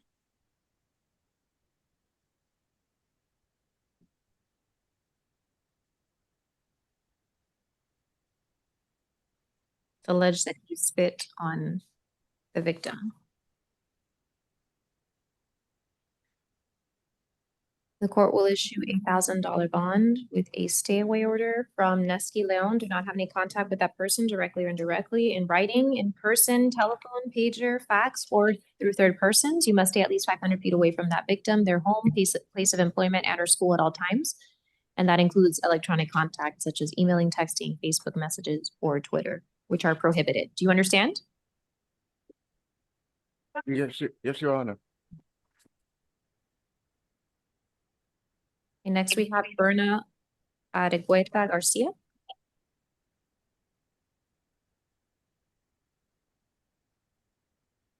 And Your Honor, Mr. Argueta does require the services of a Spanish interpreter.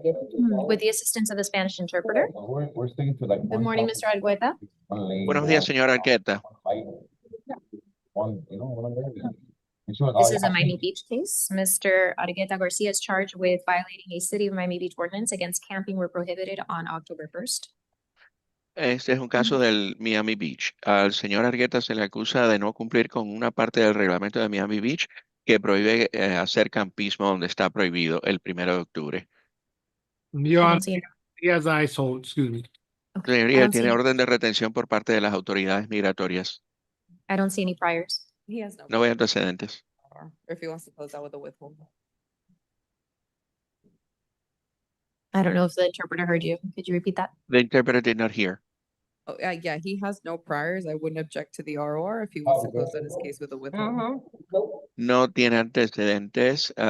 No me opondría que se cierre el caso con libertad bajo palabra y una orden sin un fallo sin condena. Ms. Loaiza?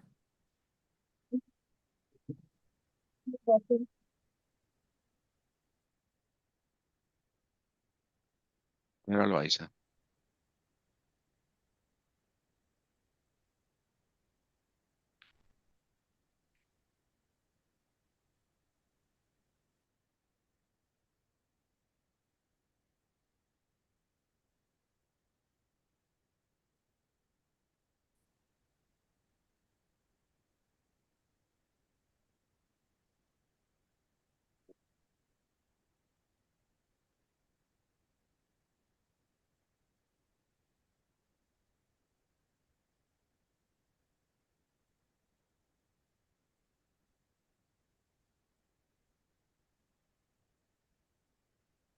Ms. Loaiza?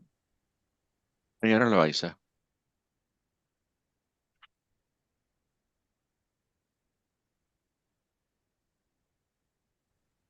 Does Mr. Argueta Garcia need a date certain? El señor Arrieta García necesita una fecha fija para volver. Your Honor, I would need more time to convey the offer to Mr. Argueta. We are asking for a dollar bond, so that we can convey the offer and see what he wants to do. He is a little, uncertain of what he wants to do right now.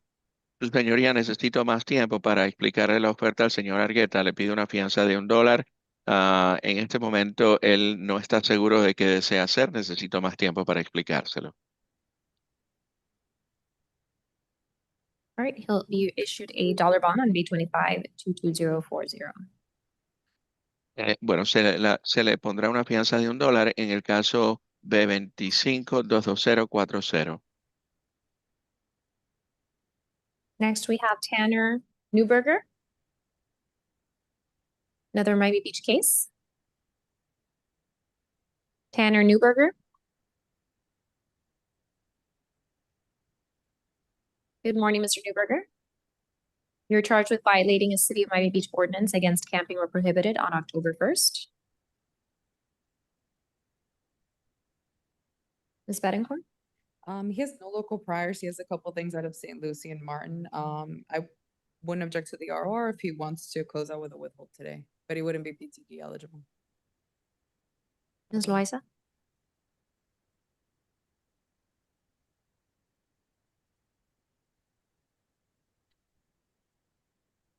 And just to be clear, the cases Your out of Honor- St. Lucie are like traffic, criminal traffic cases. Okay.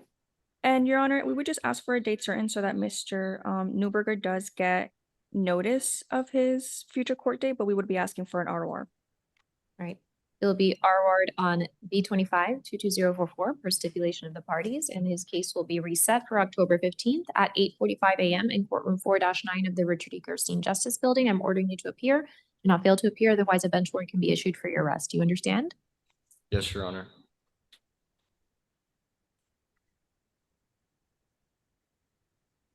And you said courtroom 4-9, Your Honor? Yes.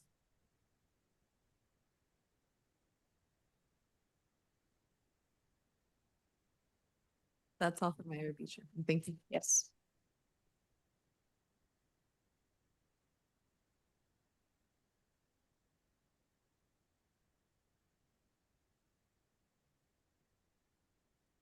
Lazaro Ramos is a bond out.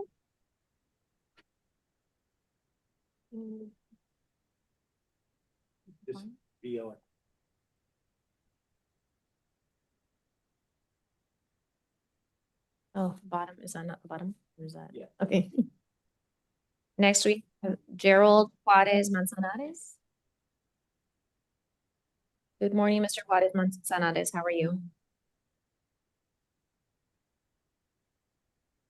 Is this Mr. Juarez Manzanares?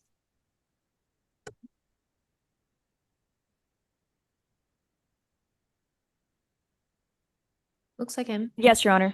All right, Mr. Juarez Manzanares, you're charged with curbside drinking and consumption of alcohol near a location that sells on August 1st. In case number M25 22065, you also have open and set for trial on October 14th, M25 18143.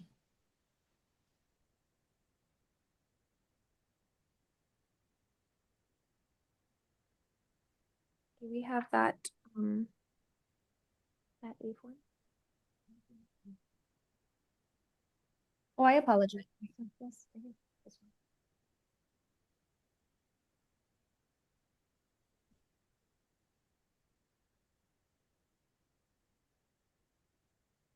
one. M25 18143.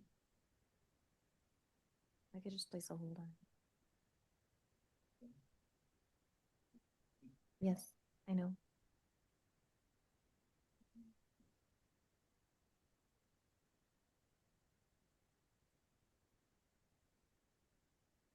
I could just place a hold on it, right? Yes. Okay. I'll put it here. Right? All right, I'm placing a hold on M25 18143.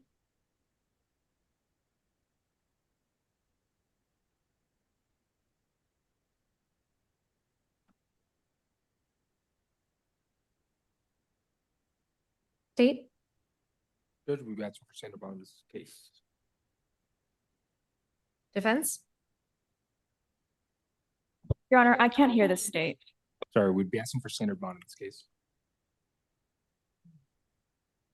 And this Your is Honor, we would Mis- ask that he be ROR'd on this case. This is Mr. Lazaro Ramos's co-defendant. Judge, we'd stipulate a ROR.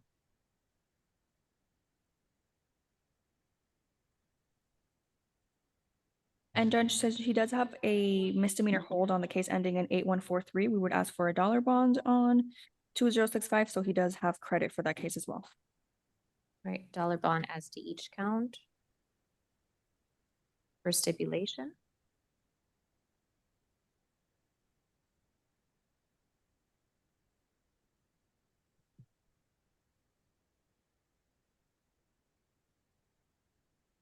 Oh, actually, was that?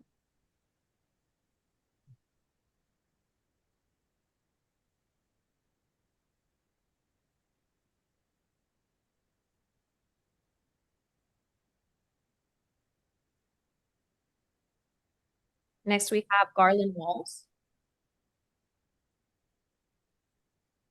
I have two files for Mr. Walls.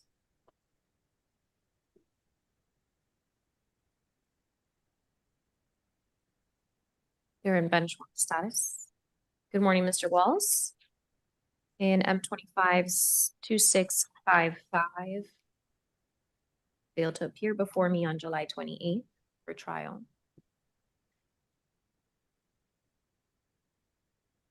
As to M25-10708, you also failed to appear before me on the day of trial.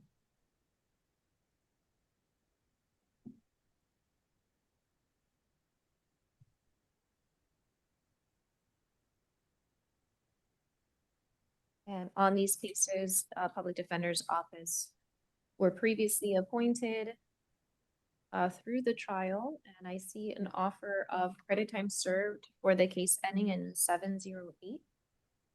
And withhold court costs, 3 months reporting probation, of course, stay order on the case ending in 655. Is there any global offer given the procedural posture of these cases and the fact that Mr. Walls has failed to appear at the day of trial?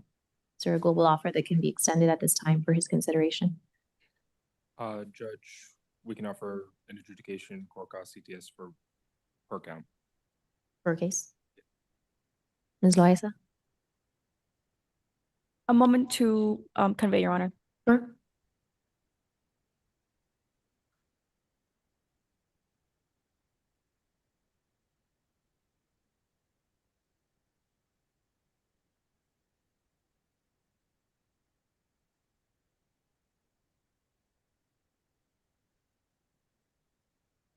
Because don't I get the A form for it when he gets picked up on a bench warrant? Not.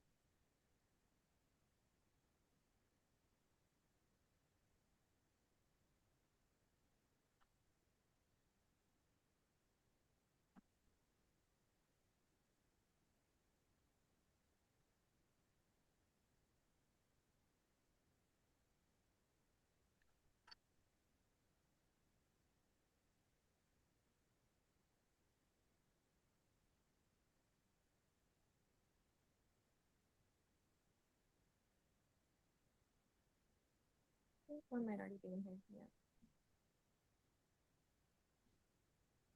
Your Honor, Mr. Walls will be accepting the state's offer of an adjudication CTS on both counts. All right, Mr. Walls, raise your right hand.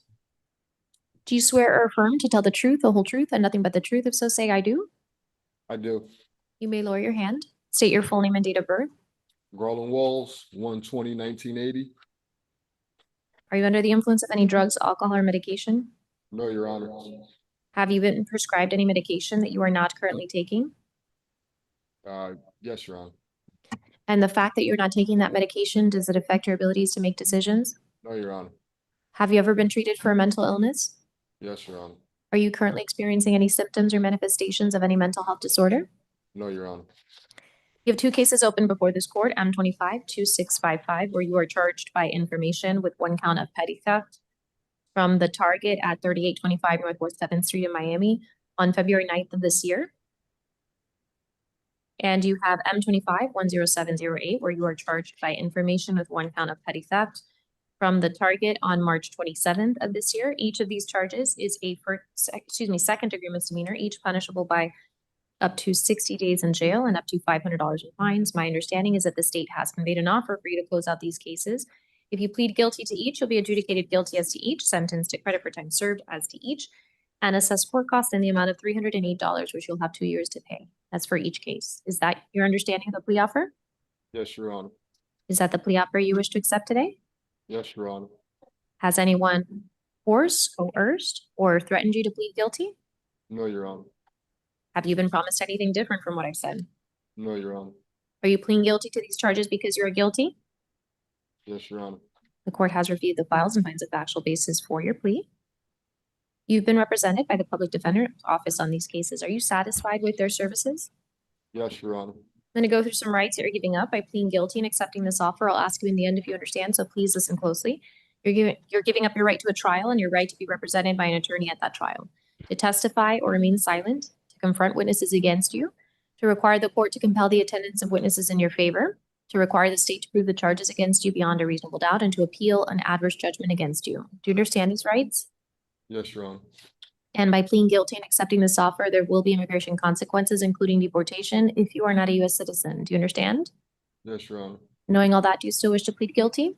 Yes, Your Honor. All right, Mr. Walls, I accept your plea of guilty on M25-2655 and M25-10708. I find that it is knowingly, intelligently, freely, and voluntarily made. I will adjudicate you guilty as to each, sentence you to credit time served as to each, and assess court costs as to each. Anything further from Mr. Walls?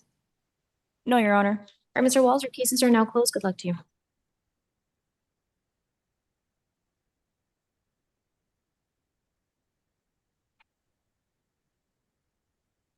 Next, we have Juan Gonzalez. Good morning, Mr. Gonzalez. You're charged with 1 count of trespass to property after warning to 795 Crandon Boulevard in Key Biscayne, 1 count of stalking. Is there no stay away order from an individual state in this proposed stay away order? So Judge, in this case, we didn't have a victim listed. Mhm. It seems like there wouldn't be any, from my reading of it, I didn't see any, Your Honor, I can't hear the state. I didn't see any probable cause for stalking charge. There's no victim listed. There's no allegations in the A form from what I'm reading, so. That's correct, Your Honor. Defense would be moving for an ROR on the on all cases for no priors in Miami-Dade, I believe, and he is On- local. Do you mean all charges? Does he have more All than one case? charges. Okay. Yes, Your Honor. No, all charges. I apologize, Your Honor. We Right, would be but moving- Mhm. with regard to the stalking charge, That's correct. there's We a would be moving for stipulation to an outright release because there's no probable no cause. PC. Correct. Correct. And then with regard to counts 1 and 3, you're requesting a release on his own recognizance. Yes, that is correct, Your Honor. And in the alternative pretrial services, he does have a permanent address where he can live at. State?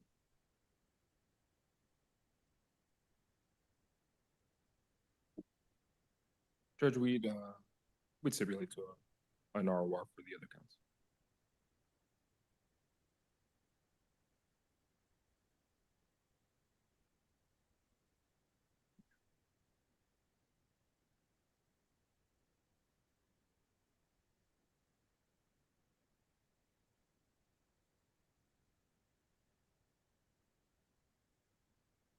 All right, so he'll be outright released with regard to count 2 and released on his own recognizance with regard to counts 1 and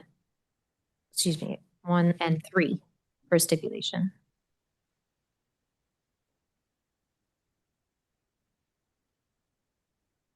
There is a stay away order from 795 Cranton Boulevard in Key Biscayne. Do not go back there, Mr. Gonzalez, otherwise you risk being rearrested. And if you're held in contempt of this court's order, it's punishable by up to 60 days in jail. Do you understand? Yes, Your Honor. Okay.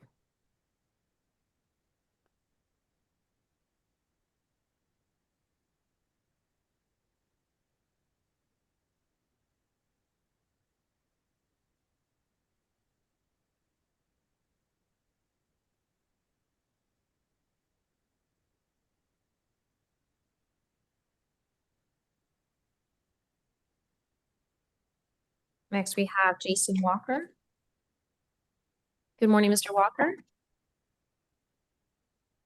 Judge, he has And a Ms. felony case. He'll be back on your bond hearing calendar. He's also out on probation, F19-17789. Okay, was a hold placed on the probation case? Not yet. He was booked with it. All right, the court will place a hold on F19-17789. With regard to M25-2423, Mr. Walker failed to appear before me at trial on September 29th, and a $10,000 bench warrant was issued.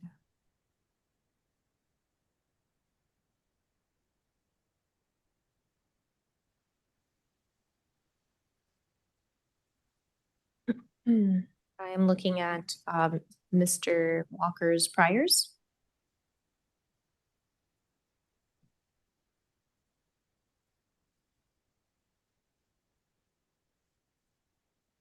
State, Judge, we'd be asking for the bench warrant amount to be converted to the bond set of $10,000.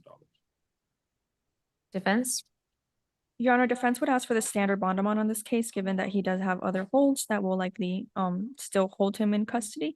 And given that he can't afford bond anyway, it's tantamount to no bond.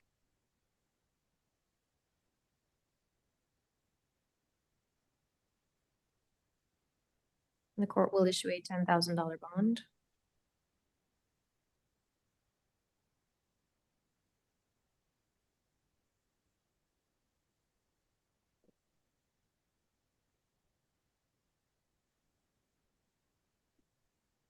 Next week, Jones Holiday.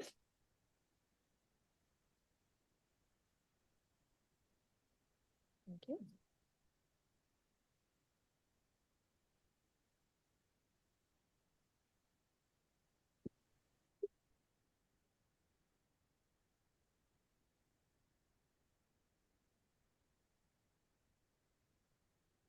Good morning, Mr. Hodate. You are charged with one count of trespass to property after warning to 690 Northwest 79th Street in Miami on October 1st. This is a first-degree misdemeanor. That's 7-Eleven.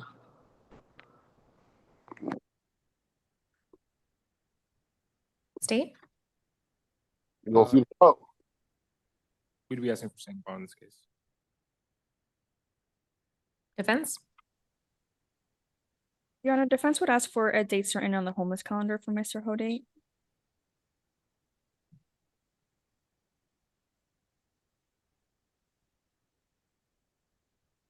and see he has.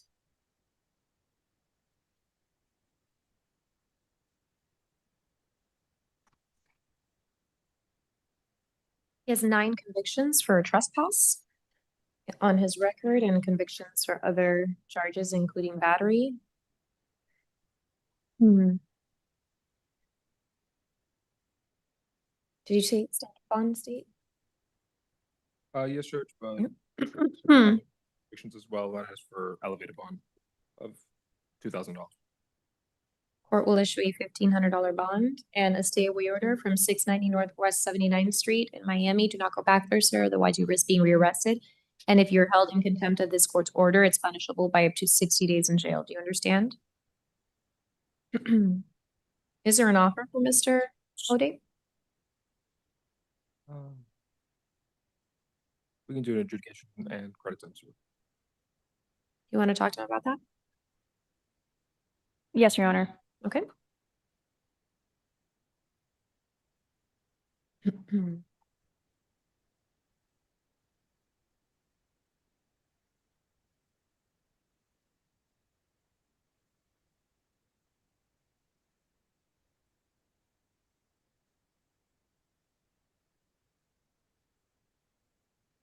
Your Honor, Mr. Hodate will take the state's offer. All right, Mr. Hodate, raise your right hand. Do you swear or affirm to tell the truth, the whole truth, and nothing but the truth? If so, say I do. I can't hear him. Is the mic He's on? very soft-spoken, Your Honor. Okay, I need you to speak louder. I do. Okay. You may lower your hand. Do you state your full name and date of birth? I got you all day. And your date of birth? 1981. Are you under the influence of any drugs, alcohol, or medication? Have you been prescribed any medication that you are not currently taking? Have you ever been treated for a mental illness? Sorry, I can't hear him. Have you ever been treated for a mental illness? In case number M25-22099, you were charged with trespass after warning on October 1st to 690 Northwest 79th Street in Miami. This is a first-degree misdemeanor punishable by up to a year in jail and up to $1,000 in fines. My understanding is that the state has conveyed an offer for you to close out this case. If you plead guilty, you'll be adjudicated guilty, sentenced to credit for time served, and you'll be assessed court cost in the amount of $308, which you'll have 2 years to pay. Is that your understanding of the plea offer? Yes. Is that the plea offer you wish to accept today? Yes. Has anyone forced, coerced, or threatened you to plead guilty? Yes. You've been forced, coerced, or threatened to plead guilty? Have you been promised anything different? Are you pleading guilty to this charge because you are guilty? Yes. The court has reviewed the file and finds a factual basis for your plea. You've been represented by the Public Defender's Office on this case. Are you satisfied with their services? Who's that? I'm sorry, I didn't hear your response. Yes or no?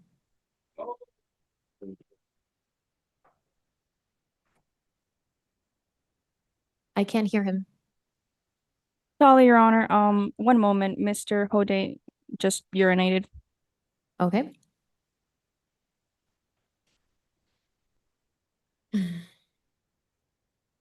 Mr. Hode, if you cooperate with me by speaking louder, we can wrap this up sooner, okay? Do you hear me? Are you pleading guilty because you are guilty? Yes. The court has reviewed the file and finds a factual basis for your plea. You've been represented by the Public Defender's Office on this case. Are you satisfied with their services? Yes. I'm going to go through some rights that you're giving up by pleading guilty and accepting this offer. Ms. Loaiza, if you want to put the mic down for now, I'll ask him in the end if he understands. You're giving up your right to a trial and your right to be represented by an attorney at that trial, to testify or remain silent, to confront witnesses against you, to require the court to compel the attendance of witnesses in your favor, to require the state to prove the charge against you beyond a reasonable doubt, and to appeal an adverse judgment against you. Okay, now Ms. Loaiza, with the microphone, please. Do you understand these rights I just mentioned? Yes. And by pleading guilty and accepting this offer, there will be immigration consequences, including deportation, if you are not a U.S. citizen. Do you understand? And knowing everything we've discussed, do you still wish to plead guilty? Yes. All right, Mr. Hoydate, I accept your plea of guilty on M19. I'm sorry, that's not your case number. On M25-22099, I find that it is knowingly, intelligently, freely, and voluntarily made. I will adjudicate you guilty, sentence you to credit time served, and assess court costs. Anything further from Mr. Hoydate? That's all, Your Honor. Are we going to be able to bring the next person over? No, you have to wait, please, Judge. Oh, what's this?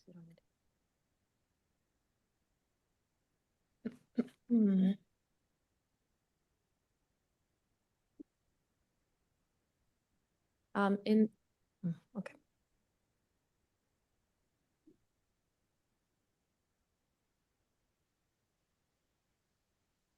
Ms. Loaiza, can you hear me?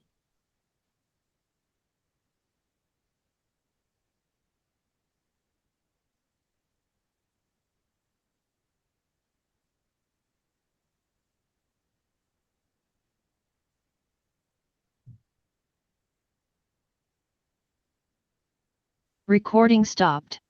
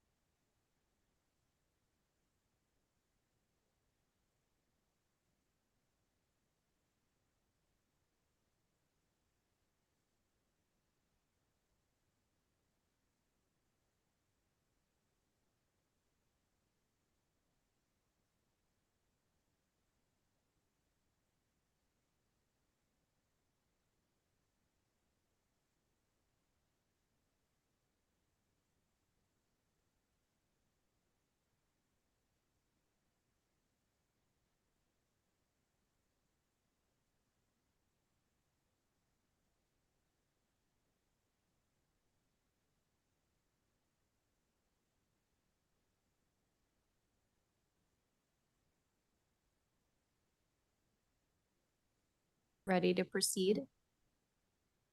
Recording in progress. Yes, Judge. All right, next we have Roy Muller.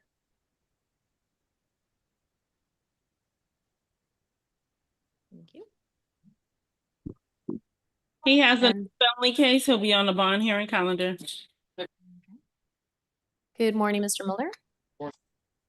Mr. Muller failed to appear before me on July 14th. On his trial date, the state was ready.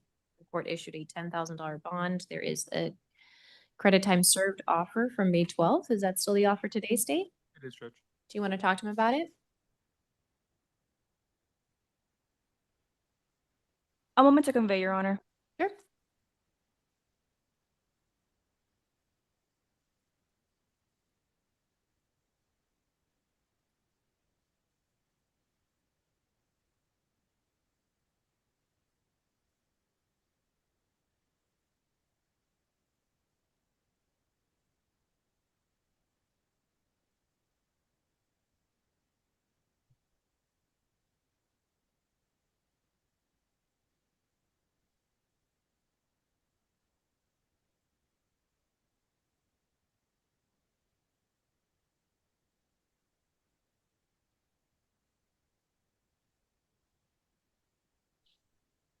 Your Honor, Mr. Mueller will take the state's offer of adjudication CTS. All right, Mr. Mueller, raise your right hand. Do you swear or affirm to tell the truth, the whole truth, and nothing but the truth? If so, say I do. Yes, ma'am, I do. You may lower your hand. Could you speak a little closer to the microphone? I'm sorry, I know it's lower. Yes, Okay. ma'am, I do. State your full name and date of birth. Roy Muller, Roy Amon Muller, 10/18/60. Are you under the influence of any drugs, alcohol, or medication? No, ma'am. Have you been prescribed any medication that you are not currently taking? No, ma'am. Have you ever been treated for a mental illness? No, ma'am. In case number M19-32686, you are charged by information with doing business without a license in violation of a Miami-Dade County ordinance on December 8th, 2019. This is punishable. It's a second-degree misdemeanor punishable by up to 60 days in jail and up to $500 in fines. My understanding is that the state has conveyed an offer for you to close out this case. If you Yes. plead guilty, you'll be adjudicated guilty, sentenced to credit for time served, and assessed court costs in the amount of $308, which you'll have 2 years to pay. Is that your understanding of the plea offer? Yes. Yes, sorry. ma'am. Is that the plea offer you wish to accept today? Yes, ma'am. Has anyone forced, coerced, or threatened you to plead guilty? No, ma'am. Have you been promised anything different from what I've said? No, ma'am. Are you pleading guilty to this charge because you are guilty? Yes, ma'am. The court has reviewed the file and finds a factual basis for your plea. You've been represented by the Public Defender's Office on this case. Are you satisfied with their services? Yes, ma'am. I'm going to go through some rights that you're giving up by pleading guilty and accepting this offer. I'll ask you in the end if you understand, so please listen closely. You're giving up your right to a trial and your right to be represented by an attorney at that trial, to testify or remain silent, to confront witnesses against you, to require the court to compel the attendance of witnesses in your favor, to require the state to prove the charge against you beyond a reasonable doubt, and to appeal an adverse judgment against you. Do you understand these rights? Yes, ma'am. And by pleading guilty and accepting this offer, there will be immigration consequences, including deportation, if you are not a U.S. citizen. Do you understand? Yes, ma'am. And knowing all that, do you still wish to plead guilty? Yes, ma'am. All right, Mr. Mueller, I accept your plea of guilty on M19-32686. I find that it is knowingly, intelligently, freely, and voluntarily made. I will adjudicate you guilty, sentence you to credit time served, and assess court costs. Anything further from Mr. Mueller? No, Your Honor. All right, Mr. Mueller, your case is now closed. Good luck to you. I'll see you this afternoon.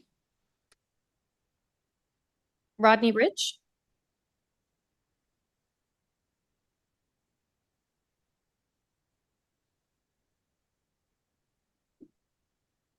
Good morning, Mr. Rich. Mr. How Rich you is doing? charged with one count of providing a false name or ID after arrest on October 1st of this year.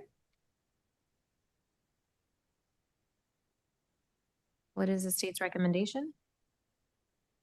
Judge, we'd be asking for an elevated bond of $1,500. There's a repeated history of offenses. Your Honor, I can't hear the state. So we'd be asking for an elevated bond of $1,500. There's a repeated history of offenses, some as early as 2 months ago. In terms of convictions, we'd ask for that elevated bond. Is there an offer for Mr. Rich before I hear from the defense?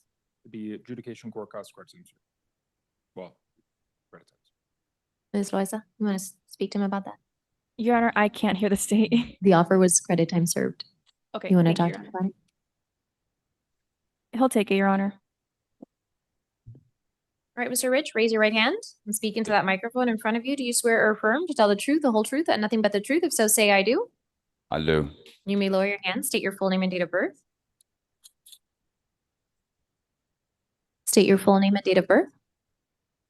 Rodney Jack Rich, 10/22/78. Are you under the influence of any drugs, alcohol, or medication? Absolutely not. Have you been prescribed any medication that you are not currently taking? Absolutely not. Have you ever been treated for a mental illness?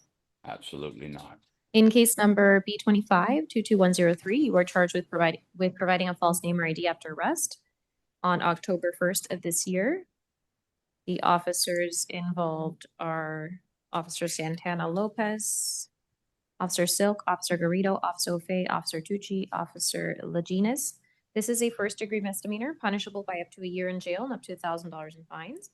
My understanding is that the state has conveyed an offer for you to close out this case. If you plead guilty, you'll be adjudicated guilty, sentenced to credit for time served, and assessed court costs in the amount of $308, which you'll have 2 years to pay. Is that your understanding of the plea offer? Yes, ma'am. Is that the plea offer you wish to accept today? Absolutely, Your Honor. Is that the plea, has anyone forced, coerced, or threatened you to plead guilty? No, Your Honor. Have you been promised anything different from what I've said?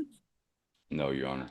Are you pleading guilty to this charge because you are guilty? Yes, Your Honor. The court has reviewed the file and finds a factual basis for your plea. You've been represented by the Public Defender's Office on this case. Are you satisfied with their services? Yes, ma'am. I'm going to go through some rights that you're giving up by pleading guilty and accepting this offer. I'll ask you in the end if you understand, so please listen closely. You're giving up your right to a trial and your right to be represented by an attorney at that trial. To Understood. testify or remain silent, to confront witnesses against you, to require the court to compel the attendance of witnesses in your favor, to require the state to prove the charge against you beyond a reasonable doubt, and to appeal an adverse judgment against you. Do you understand these rights? Yes, Your Honor. And by pleading guilty and accepting this offer, there will be immigration consequences, including deportation, if you are not a U.S. citizen. Do you understand? Yes, Your Honor. And knowing all that, do you still wish to plead guilty? Yes, Your Honor. All right, Mr. Rich, I accept your plea of guilty on B25-22103. I find that it is knowingly, intelligently, freely, and voluntarily made. I will adjudicate you guilty, sentence you to credit time served, and assess court costs. Anything further from Mr. Rich? That's all, Your Honor. All right, Mr. Rich, your case is now closed. Good luck to you. Next, we have Jose Mexicano.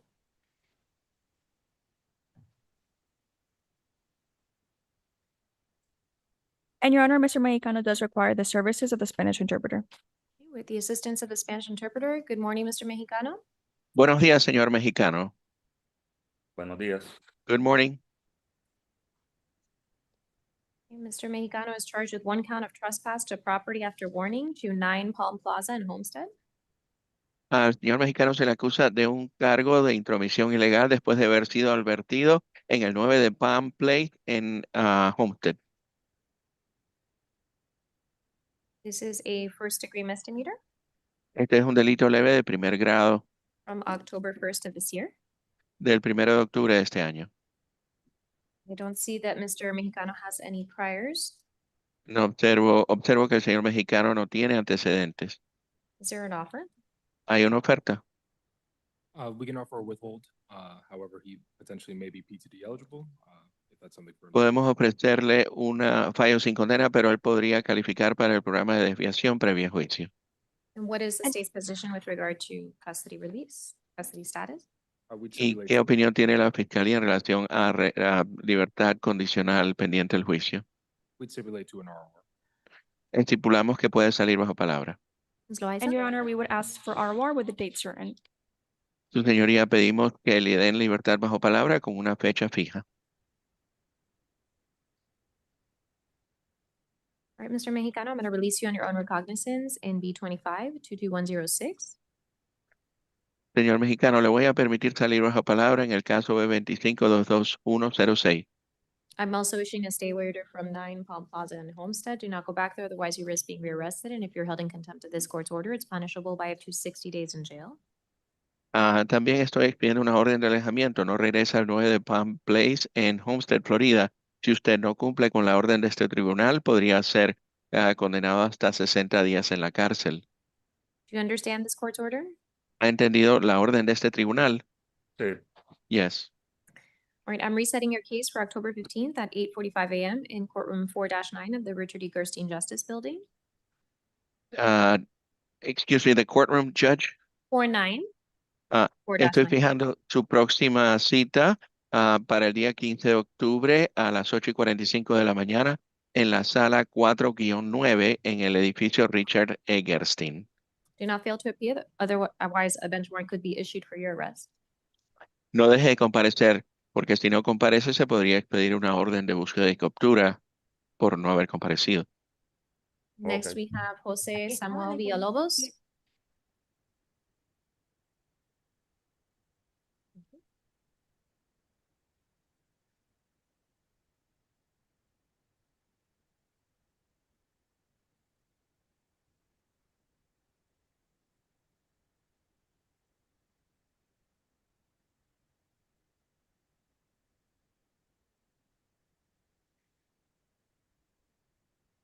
Good morning, Mr. Villalobos.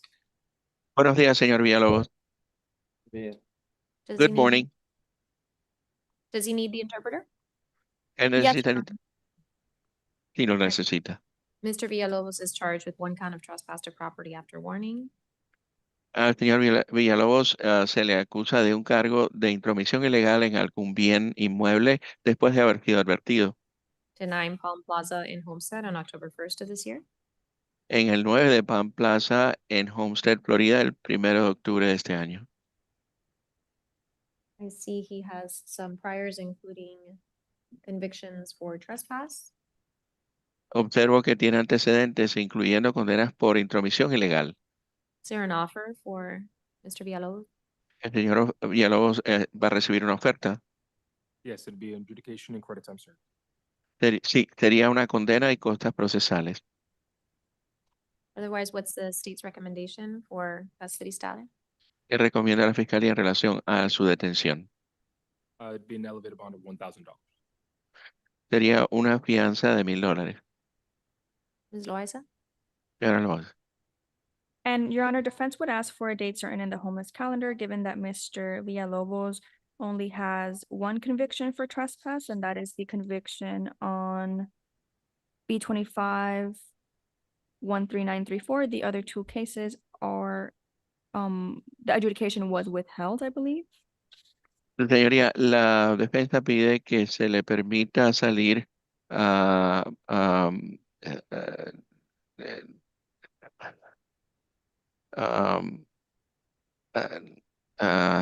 Bajo palabra. ok, bajo palabra, porque él solamente tiene una condena en el caso B25 13934. Los otros dos casos tengo entendido que resultaron en fallos sin condena. Y una fecha, y también pide una fecha fija para volver al tribunal. The court is inclined to issue a standard bond. Do you want to talk to him about the offer? El tribunal también está dispuesto a ofrecer la fianza estándar. ¿Desea conversar con él sobre la oferta? And what is the offer, Your Honor? ¿Cuál es la oferta, señoría? The state, and you probably didn't hear them. They Yeah, I said did not. credit time served. Thank you, Your Honor. Sería crédito por el tiempo cumplido y una condena.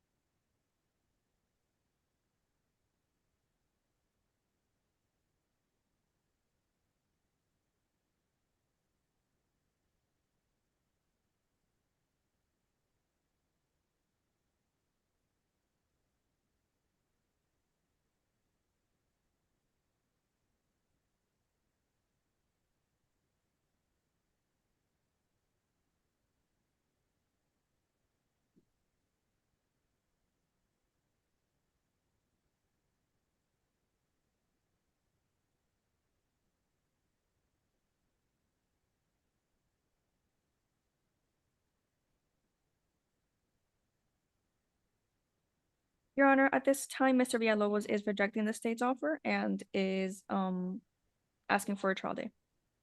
En estos momentos, su señoría, el señor Villalobos rechaza la oferta de la fiscalía y pide una fecha para volver a juicio.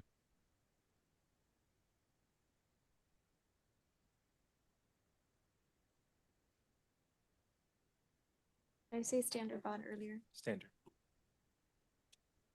The court will issue a $500 bond on B25 22107.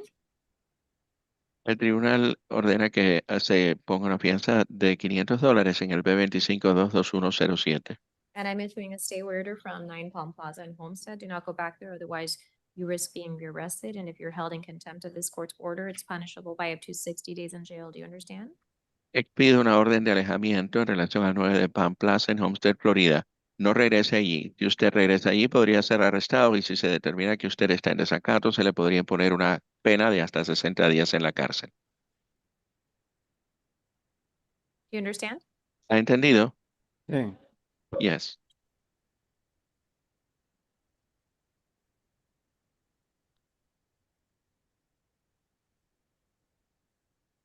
Next, we have Terrell Jackson.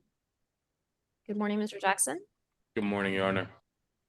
You are charged with 1 count of petty theft from the Dollar General on September 30th of this year. This is a first-degree misdemeanor. Haven't been handed. Do you have Mr. Jackson's priors down there? Should have been included in the packet. Well, Marcus was handing them to me separately. I don't know, maybe this is the stack for the, could this be the stack for everyone's priors? Oh, Marcus. That's the stack of priors, okay? I need the ones for Jackson. He should be next, thank you.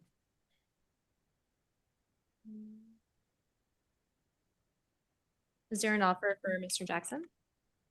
Yes, sir, it'd be a withhold. Your Honor, I can't hear the state. It'd be a withhold. Otherwise, what's the state's recommendation with regard to bond? It'd be standard bond. Ms. Loaiza? Your Honor, we would ask that Mr. Jackson be released on his own recognizance and given a date certain in the homeless calendar. I believe his only prior is from 13 years ago. And this is not a violent crime. He is not a threat to the community. And he currently doesn't have a place to live. So we would ask for ROR and homeless calendar date certain. Any objection?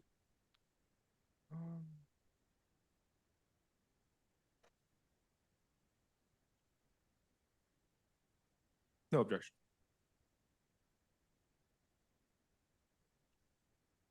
All right, Mr. Jackson will be released on his own recognizance on B25 22108. I'm going to issue a stay order from the Dollar General at 1497 Northeast 8th Street in Homestead, Florida. Do not go back there, otherwise you risk being rearrested. And if you're held in contempt of this court's order, it's punishable by up to 60 days in jail. Do you understand? Sorry, I said it. Yes, Your Honor. All right. Just going to make a note of it. You said withhold, right? Was the offer? Yes. And he doesn't wish to accept at this time? Ms. Loaiza?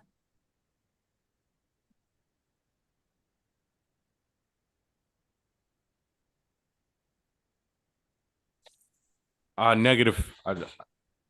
Okay. All right, so I'm going to reset your case for October 15th at 8:45 a.m. in courtroom 4-9 of the Richard E. Gerstein Justice Building. I'm ordering you to appear.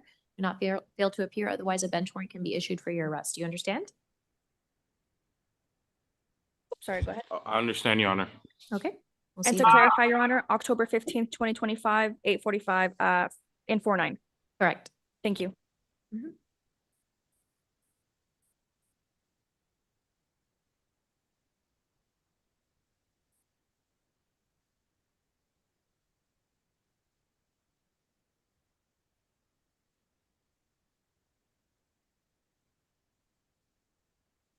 Next, we have Jacques Antoine.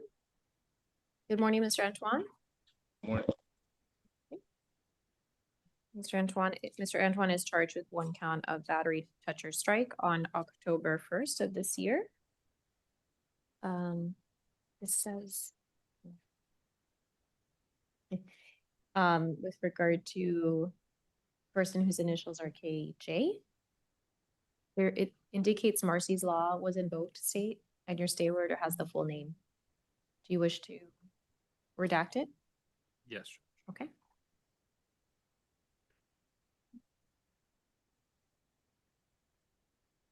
I don't see that Mr. Antoine has any priors. What is the state's recommendation? We'd ask for a standard bond in this case. And Judge, I apologize, but when I'm looking at the A form, I don't see that Marcy's law was No. invoked. Here, Marcus will.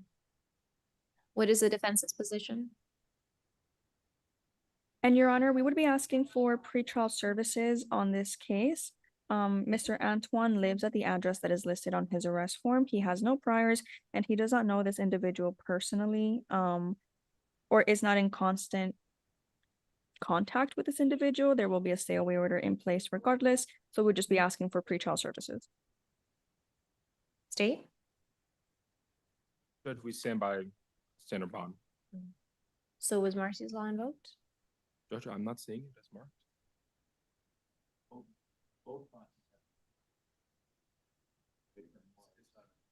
Got it, okay. So I'll have that stay order back, please. Thank you. And the A form, thank you.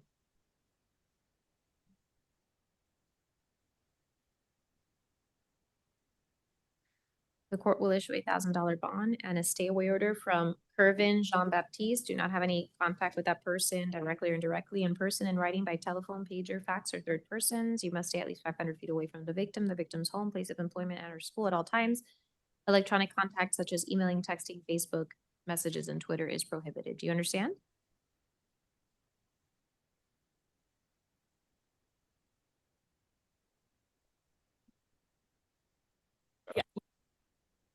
Your Honor, so my understanding is that the alleged victim is Mr. Antoine's next door neighbor. So we would be asking for a no harmful contact order, given that the 500 feet would essentially make it that Mr. Antoine cannot go back home. All right, I will add harmful to, so no, you're prohibited from having any harmful contact. And then with regard to staying away from, do I strike that part or? Yeah. I mean, I don't know if 50 feet, I don't know how close the houses are.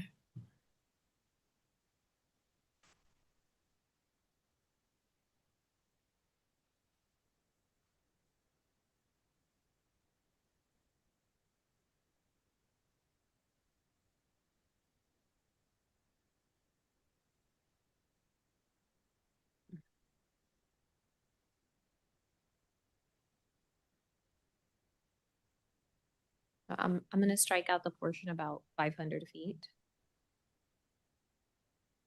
So Mr. Antoine does say it's about 25 feet apart. They're very Right. close homes next to each other. All right, I'm striking out the portion about staying 500 feet away entirely. Just when you see this individual, just turn around and walk the other way, okay? Yeah.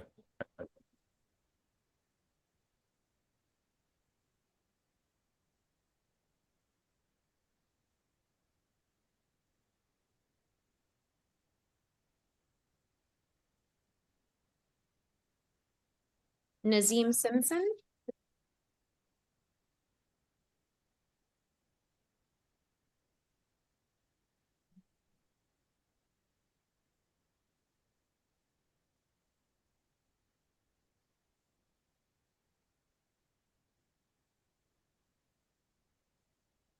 Good morning, Mr. Simpson. How are you? I'm fine. So Mr. Simpson failed to appear before Judge Bach Arma's bench warrant was issued.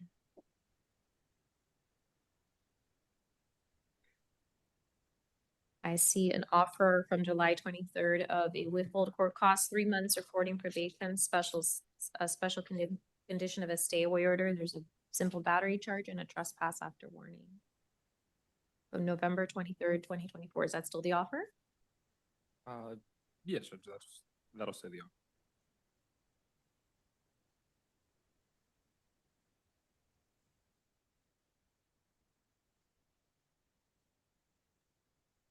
be able to accept a probation offer at bonds. So, well, we wouldn't be able to close it out today with that probation. Then. Is there an offer that doesn't include probation? There's not. We'd stick to that.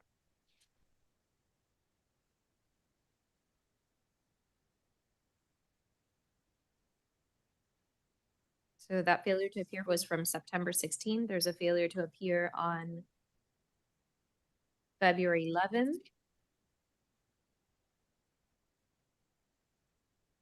As well. Right. I don't see that he has any priors. What's the state's recommendation? Judge, because of the failures to appear, I believe according to the statutes. Your Honor, can the state talk into the mic, please? We can't hear him. Yes, so because of the failures to appear, reading of the statute 903.046, I believe we have to set bond equal or greater than $2,000. So we'd be asking for $2,000. Ms. Loaiza?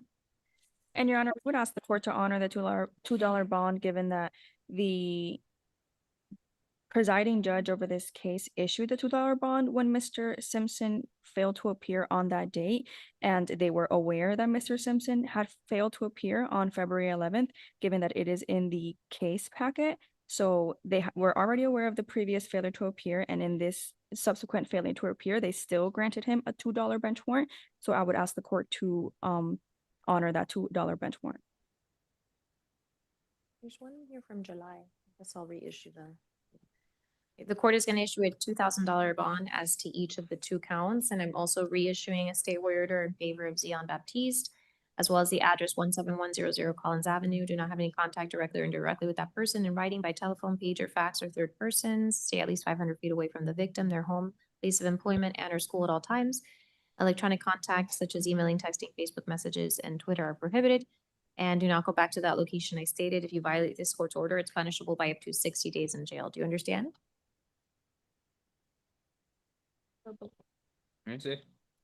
Me da appear to court last month, Do you know. you understand that you have to stay away? Yeah. Next, we have Arlen Maltez.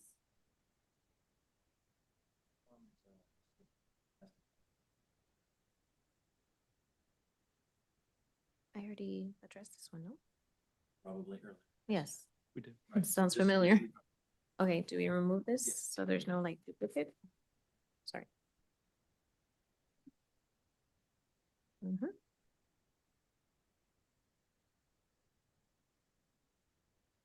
He also, oh no, that's the next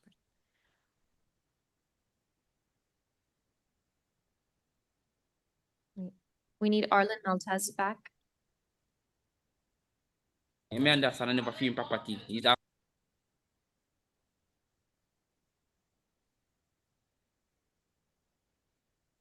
Your Honor, he said he understands. Okay, thank you.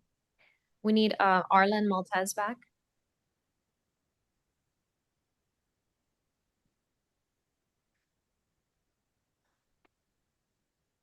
Do I have his priors? You might have given them to already with the DV. Thanks.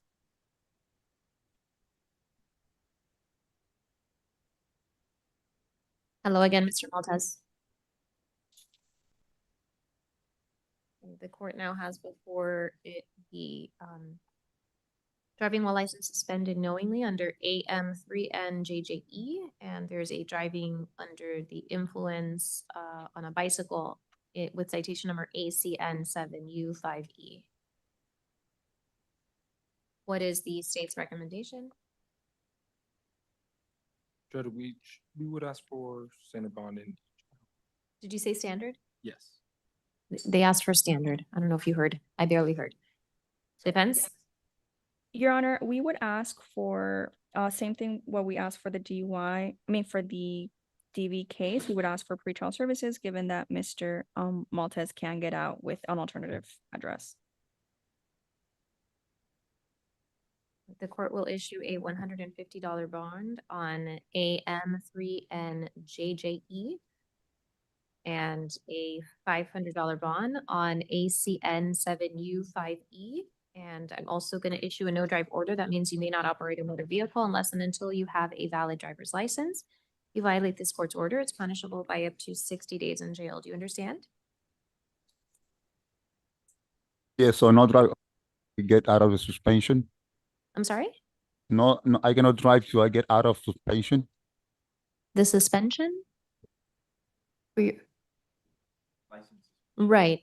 Yes. I don't know if you have time to advise him as to what is suspending his license and what he can do about that.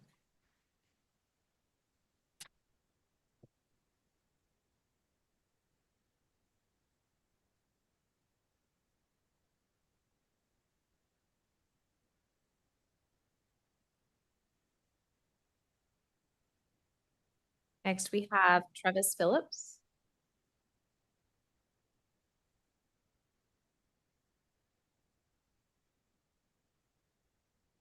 Good morning, Mr. Phillips.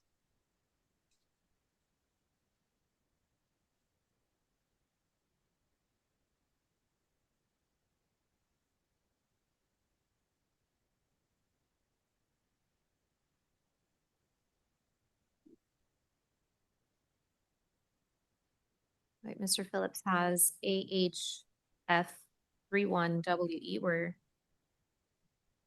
the charge is driving while license suspended knowingly. There was a $500 bench warrant issued at trial for his failure to appear by Judge Gonzalez Cuervo on July 23rd. And he has B25-13854, where he's charged with threatening a law enforcement officer with death or serious bodily harm. Where's that arrest affidavit?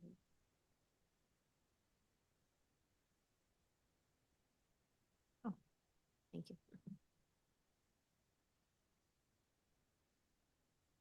And he failed to appear before Judge Orbistono on August 25th.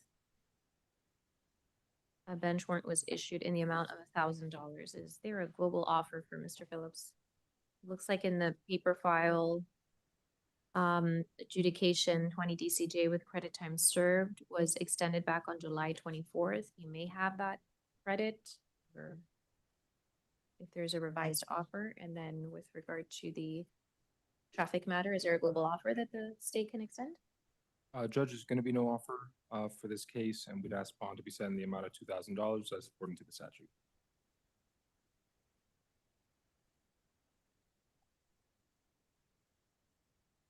Ms. Loaiza? Your Honor, we would ask for the standard bond that was given when Mr. Phillips failed to appear. The court will issue a $2,000 bond on B25-13854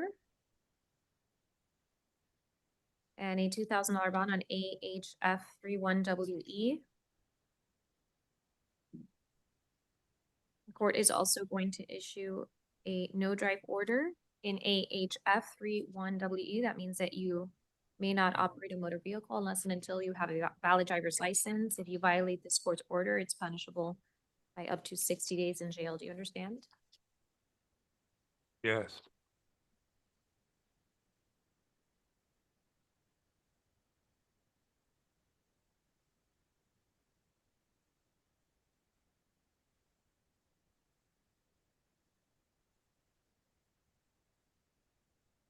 This is my favorite page. Yes. For Oscar Perez, he's a bond out. Victor Torres, I have as a bond out. Jose Alcantara, Advincola. I have those two defendants, Perez and Torres, is off calendar. Yes, they bonded out. And then I have Jose Alcantara. Is this Mr. Alcantara? Yes, Your Honor, and he requires the services of the Spanish interpreter. With He the has a assistant. home for immigration judge, and he's also in custody on the AC being held no bond. Él tiene una orden de retención por parte de las autoridades migratorias y también está retenido en relación a una orden de búsqueda y captura. No tiene derecho a fianza en relación a eso. Good morning, Mr. Alcantara. Buenos días, señor Alcántara. In AJK3PRE, where you're charged with not having a valid driver's license, you failed to appear before Judge Martinez on December 13th, 2024 at time of trial. En el caso AJ3PRE, se le acusa de no haber tenido una licencia de conducir válida y de no haber comparecido a su juicio el día 13 de diciembre del 2024 ante la jueza Martínez. State? Tal. Yes, Judge, we'd be asking for that felony hold and we'd stipulate to $1 bond. He's in custody on that being held no bond. Being held no bond. Pediría una fianza de $1 en relación al caso del delito grave. En ese caso, él está retenido sin derecho a fianza. Defense? Defensa. Your Honor, I would ask for dollar bonds on these cases, given that Mr. Alcantara already has an ICE hold and an ACKPS hold. La señoría pediría que se le ponga una fianza de $1 en estos casos, dado que el señor Alcántara está retenido por una solicitud de inmigración y también por una orden de búsqueda y captura sin derecho a fianza. The court will issue a $2,000 bond on AJK 3PRE and issue a no drive order. En el caso AJP 3PRE, este tribunal impone una fianza de $2,000 y también expide una orden de que no puede conducir. That means you may not operate a motor vehicle unless and until you have a valid driver's license. If you violate this court's order, it's punishable by up to 60 days in jail. Do you understand? Esto significa que usted no puede conducir sino hasta el momento en que tenga una licencia de conducir válida. Si usted no cumple con la orden de este tribunal, usted podría ser retenido en una cárcel por hasta 60 días. ¿Ha entendido? What do you want me to do? Sí, señor. Yeah. Yes, sir. Right, and corrections, I did misspeak earlier. Perez and Torres are off calendar. I'm sorry, they were not bond outs. Thank you for pointing that out. Kenny Alvarado, I have as a bond out.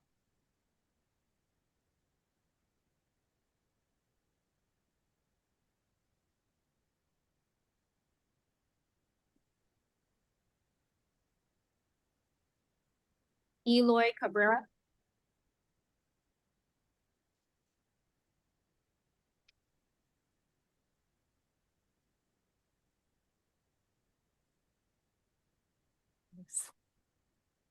Good morning, Mr. Cabrera. Good morning. Good afternoon.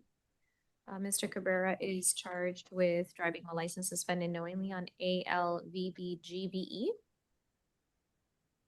He failed to appear before Judge Orbistondo on August 29th at arraignment, and a $500 bench warrant was issued. Is there an offer for Mr. Cabrera? Yes, Judge, it'd be adjudication and correct sentence.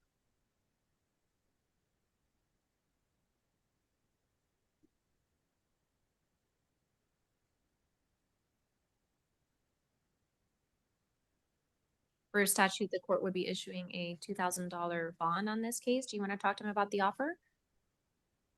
And the offer is adjudication Credit TTS. time served. Do we know what strike it is? It would be his.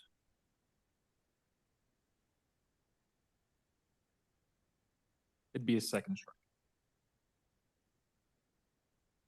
It'd be what? His second strike. Thank you.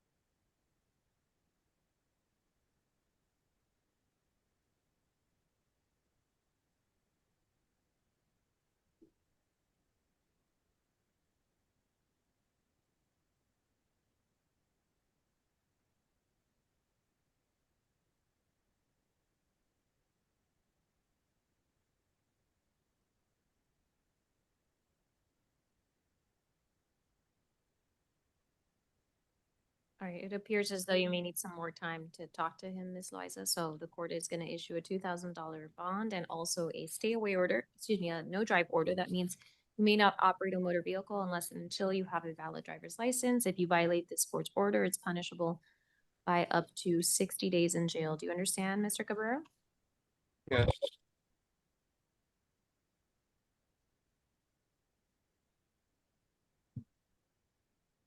Next, we have Lamart Duveste. He has a new felony case. He'll be back on the bond hearing calendar. And do you have him out? And he's out on bond on F-23-16320.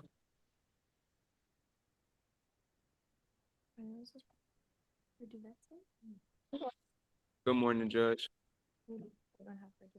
Good morning, or good afternoon. Oh, thank you.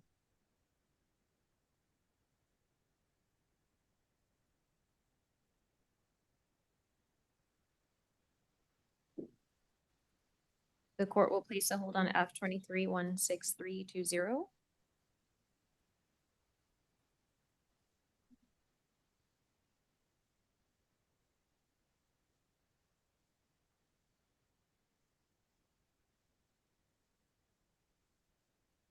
What is the state's recommendation with regard to the leaving the scene of an accident charge, AMCIJSE, recording the bond? We'd ask for standard bond, Judge. Defense? I'm sorry, Your He Honor, I also didn't has hear a what the valid state driver's said. license charge. Excuse me. He also has the AMCIJQE is the NVDL, and then AMCIJSE is the LSA. And we'd ask This for bond on both. state's requesting standard bond.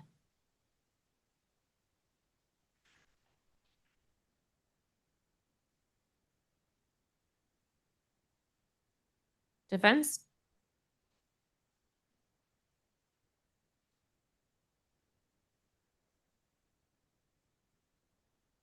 Right, hearing nothing, the court will issue a $150 bond as to each of the citations. I'm also going to issue a no drive order. That means you may not operate a motor vehicle unless and until you have a valid driver's license. If you violate this court's order, it's punishable by up to 60 days in jail. Do you understand?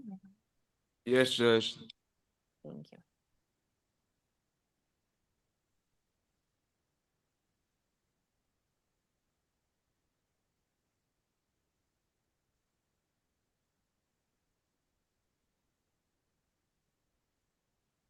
Next, we have Jonathan Castro Cruz.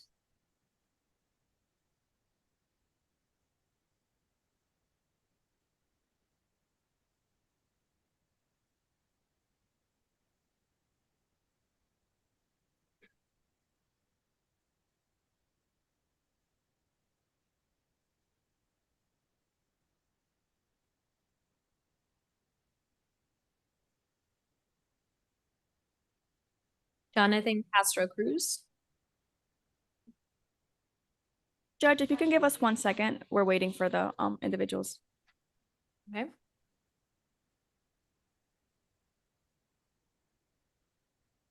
Sorry, I did it on my end.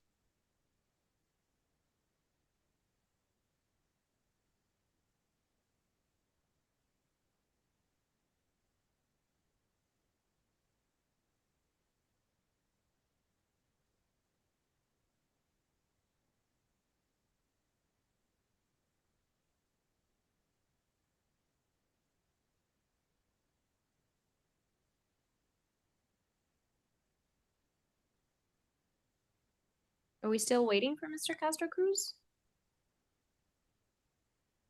Okay, Your Honor, for Mr. Cabrera, he actually wants to take the state's offer. It's the DWLS strike 2 adjudication credit time served. The Cabrera file back, please.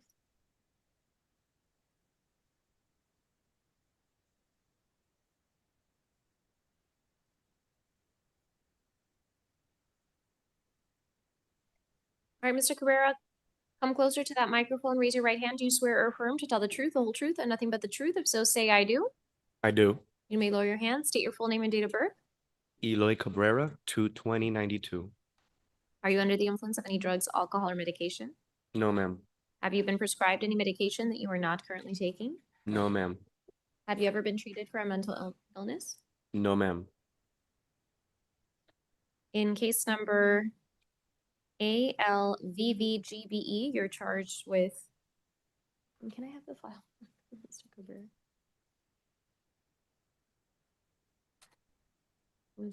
It's a driving while license suspended.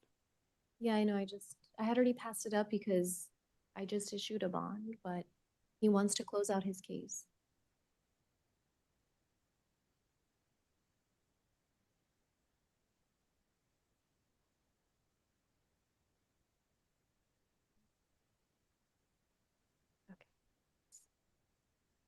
It's a driving while license suspended knowingly charge on July 22nd of this year. This is a second degree misdemeanor punishable by up to 60 days in jail and up to $500 in fines. My understanding is that the state has conveyed an offer for you to close out this case. If you plead guilty, you'll be adjudicated guilty, sentenced to credit for time served, and assessed court costs in the amount of $348, which you'll have 2 years to pay. So also operate as what's known as a second strike against your driving privilege when it comes to the Department of Highway Safety and Motor Vehicles. Is this the plea offer you wish to accept? Yes. Has anyone forced, coerced, or threatened you to plead guilty? No. Have you been promised anything different? No. Are you pleading guilty to this charge because you are guilty? Yes. The court has reviewed the file and finds a factual basis for your plea. You've been represented by the Public Defender's Office on this case. There's already one here. Are you satisfied with their services? Yes. I'm going to go through some rights you're giving up by pleading guilty and accepting this offer. I'll ask you in the end if you understand, so please listen closely. You're giving up your right to a trial and your right to be represented by an attorney at that trial, to testify or remain silent, to confront witnesses against you, to require the court to compel the attendance of witnesses in your favor, to require the state to prove the charge against you beyond a reasonable doubt, and to appeal an adverse judgment against you. Do you understand these rights? Yes, I do. And by pleading guilty and accepting this offer, there will be immigration consequences, including deportation, if you are not a U.S. citizen. Do you understand? Yes. And knowing all that, do you still wish to plead guilty? Yes.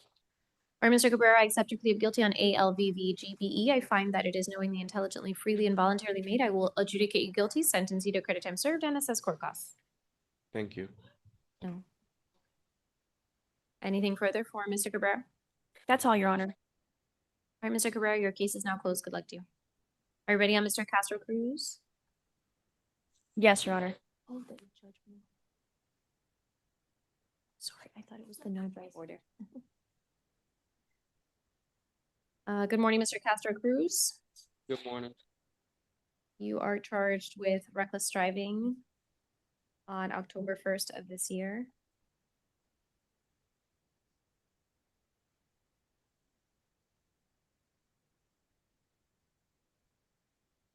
Can I see his priors? No? Any priors for Mr. Castro Cruz? In terms of prior.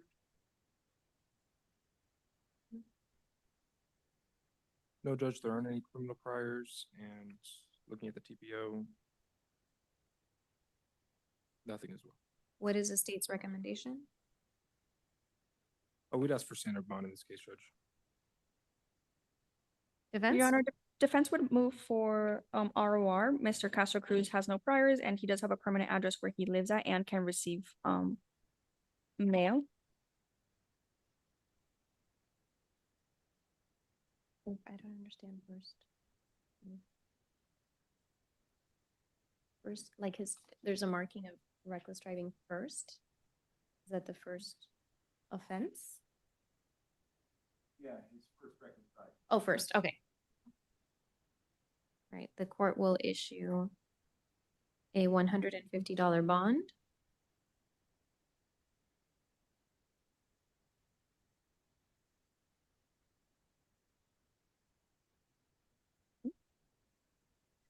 Okay, next we have Edwin Boyd. He's a VFOX.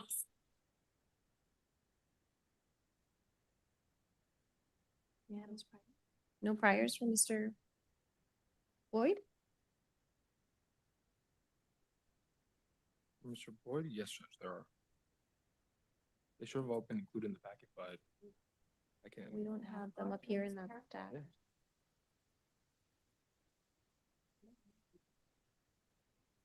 Okay. Good afternoon, Mr. Boyd. How you doing, Judge?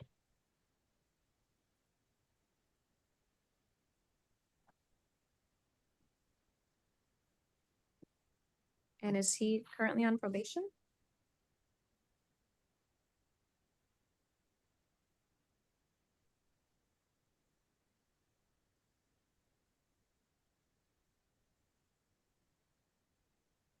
State, sorry, I know. Is this your only copy? I don't have my, it would be that one.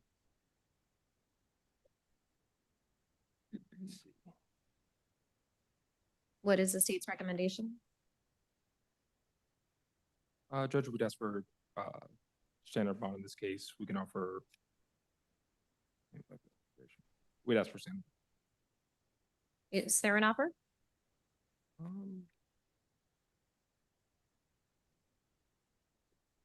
Yes, it'd be a withhold for both counts. Defense? Your Honor, we would ask for standard bond on this case. I am told by Mr. Boyd that the tag on this case was a dealer tag, so it was not a tag for anything. It was like one of those temporary tags, so we would be asking for standard bond. $150 bond as to each.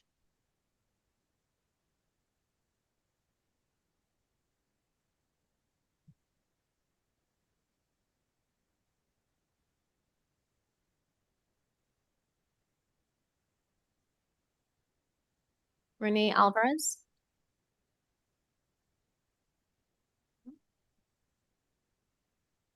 Good afternoon, Mr. Alvarez. Good afternoon. Mr. Alvarez is charged with driving while license suspended knowingly on AKV 0GAE. He failed to appear before Judge Orbistondo at arraignment on September 19th, and a $1,000 bench warrant was issued. Is there an offer? Yes, it'd be an adjudication and quick time serve, first strike. Otherwise, the court would be issuing a $2,000 bond. Do you want to talk to him about the offer? Yes, Your Honor.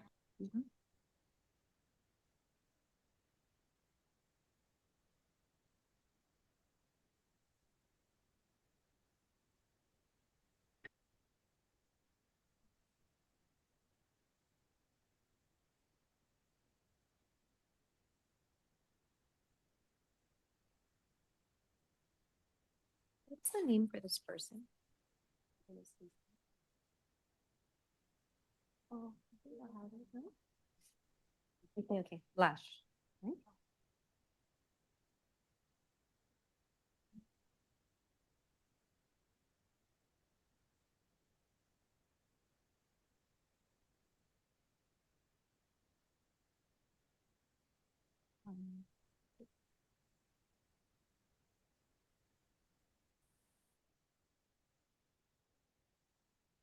Your Honor, Mr. Alvarez will be accepting the state's offer of an adjudication, credit time served, strike one. All right, Mr. Alvarez, raise your right hand. Do you swear or affirm to tell the truth, the whole truth, and nothing but the truth? If so, say I do. I do. You may lower your hand. State your full name and date of birth. Renee Alvarez, 12/14/1993. Are you under the influence of any drugs, alcohol, or medication? No. Have you been prescribed any medication that you are not currently taking? No. Have you ever been treated for a mental illness? Never. In case number AKV 0GAE, you're charged with driving while license suspended knowingly on April 8th of this year. This is a second-degree misdemeanor, punishable by up to 60 days in jail and up to $500 in fines. My understanding is that this state has conveyed an offer for you to close out this charge. If you plead guilty, you'll be adjudicated guilty, sentenced to credit for time served, and assessed court costs in the amount of $348, which you'll have 2 years to pay. Is that your understanding of the plea offer? Yes, Your Honor. Is that the plea offer you wish to accept today? Yes, Your Honor. Has anyone forced, coerced, or threatened you to plead guilty? Thank you. Sorry, Your Honor, can you repeat that? Has anyone forced, coerced, or threatened you to No, Your plead Honor. guilty? No, Have you Your been Honor. promised anything different from what I've said? No. Are you pleading guilty to this charge because you are guilty? I'm pleading because it's best to my interest. In your best interest? Correct. Okay, I'll allow you to plead no contest. The court has reviewed the file and finds a factual basis for your plea. You've been represented by the Public Defender's Office on this case. Are you satisfied with their services? Yes, I am. I'm going to go through some rights you're giving up by pleading no contest and accepting this offer. I'll ask you in the end if you understand, so please listen closely. You're giving up your right to a trial and your right to be represented by an attorney at that trial, to testify or remain silent, to confront witnesses against you, to require the court to compel the attendance of witnesses in your favor, to require the state to prove the charge against you beyond a reasonable doubt, and to appeal an adverse judgment against you. Do you understand these rights? Yes, Your Honor. And by pleading no contest and accepting this offer, there will be immigration consequences, including deportation, if you are not a U.S. citizen. Do you understand? Yes, Your Honor. Knowing all that, do you still wish to plead no contest? Sorry? Knowing everything we've discussed, do you still wish to plead no contest? Yes, Your Honor. All right, Mr. Alvarez, I accept your plea of no contest on AKV 0GAE. I find that it is knowingly, intelligently, freely, and voluntarily made. I will adjudicate you guilty, sentence you to credit time served, and assess court costs. Anything further for Mr. Alvarez? That's it, Judge. All right, Mr. Alvarez, your case is now closed. Good luck to you. Carlos Tosco.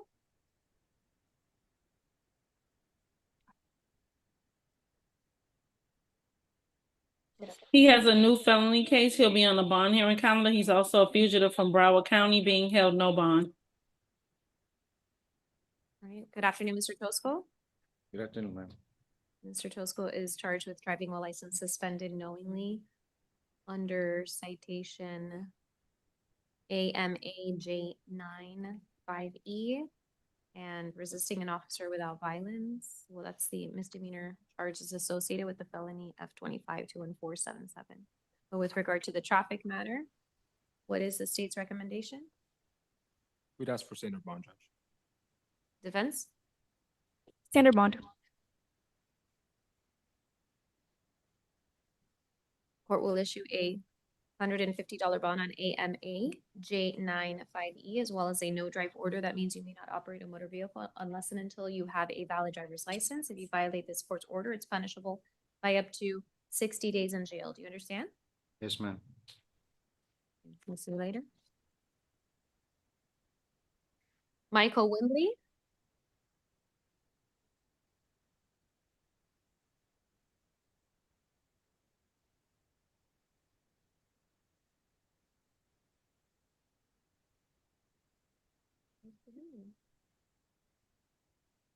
Wimbley.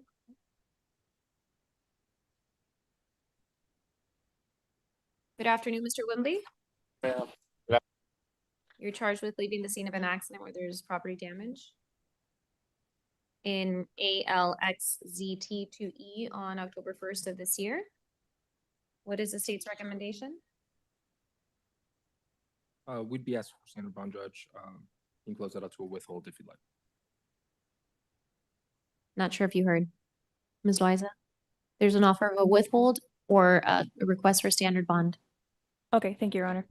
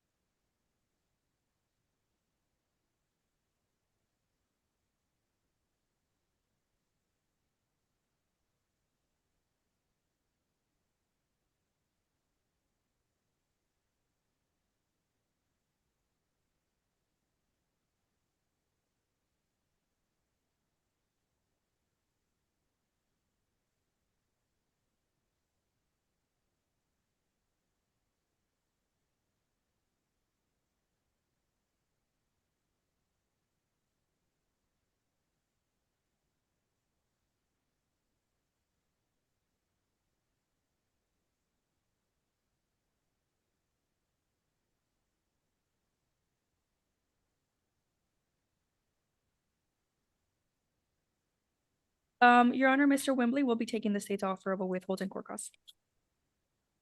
All right, Mr. Wimbley, raise your right hand and speak into that microphone. Do you swear or affirm to tell the truth, the whole truth, and nothing but the truth? If so, say I do. I do. You may lower your hand, state your full name and date of birth. Michael Anthony Wimbley, February 15, 1977. Are you under the influence of any drugs, alcohol, or medication? No, ma'am. Have you been prescribed any medication that you are not currently taking? No, ma'am. Have you ever been treated for a mental illness? No, ma'am. In case number ALXZT2E, you're charged with leaving the scene of an accident where there's property damage over $50 on October 1st of this year. This is a second-degree misdemeanor, punishable by up to 60 days in jail and up to $500 in fines. My understanding is that the state has conveyed an offer for you to close out this case. If you plead no contest, you'll receive a withhold of adjudication You'll be assessed court costs in the amount of $348, which you'll have 2 years to pay. Is that your understanding of the plea offer? Yes, ma'am. Is that the plea offer you wish to accept today? Yes, ma'am. Has anyone forced, coerced, or threatened you to plead no contest? No, ma'am. Have you been promised anything different from what I've said? No, ma'am. Are you pleading no contest to this charge because it is in your best interest? Yes, ma'am. The court has reviewed the file and finds a factual basis for your plea. You've been represented by the Public Defender's Office on this case. Are you satisfied with their services? Yes, ma'am. I'm going to go through some rights that you're giving up by pleading no contest and accepting this offer. I'll ask you in the end if you understand, so please listen closely. You're giving up your right to a trial and your right to be represented by an attorney at that trial, to testify or remain silent, to confront witnesses against you, to require the court to compel the attendance of witnesses in your favor, to require the state to prove the charge against you beyond a reasonable doubt, and to appeal an adverse judgment against you. Do you understand these rights? Yes, ma'am. And by pleading no contest and accepting this offer, there will be immigration consequences, including deportation, if you are not a U.S. citizen. Do you understand? Yes, ma'am. Knowing everything we've discussed, do you still wish to plead no contest and accept this offer? Yes, ma'am. All right, Mr. Wembley, I accept your plea of no contest on ALXZT to E. I find that it is knowingly, intelligently, freely, and voluntarily made. I will withhold adjudication and assess court costs. Anything further for Mr. Wembley? That's all, Your Honor. All right, Mr. Wembley, your case is now closed. Good luck to you.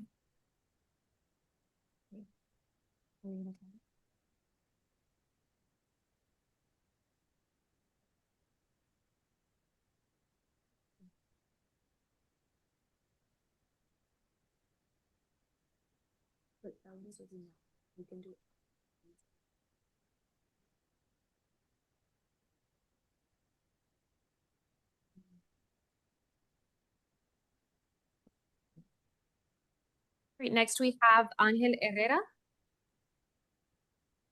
Good afternoon, Mr. Herrera. How are you? Hello, Your Honor. All right, Mr. Herrera, you're charged with driving while license suspended knowingly in ALA3ZPE. Looks like you failed to appear before Judge Martinez on July 23rd at arraignment, and a $500 bench warrant was issued. Per statute, a $2,000 bond will be issued. Otherwise, is there an offer for Mr. Herrera? Yes, Judge, it'd be a withhold court cost and that'd be first strike. Ms. Loaiza? I can convey, Your Honor, if I can have 1 second. Yes.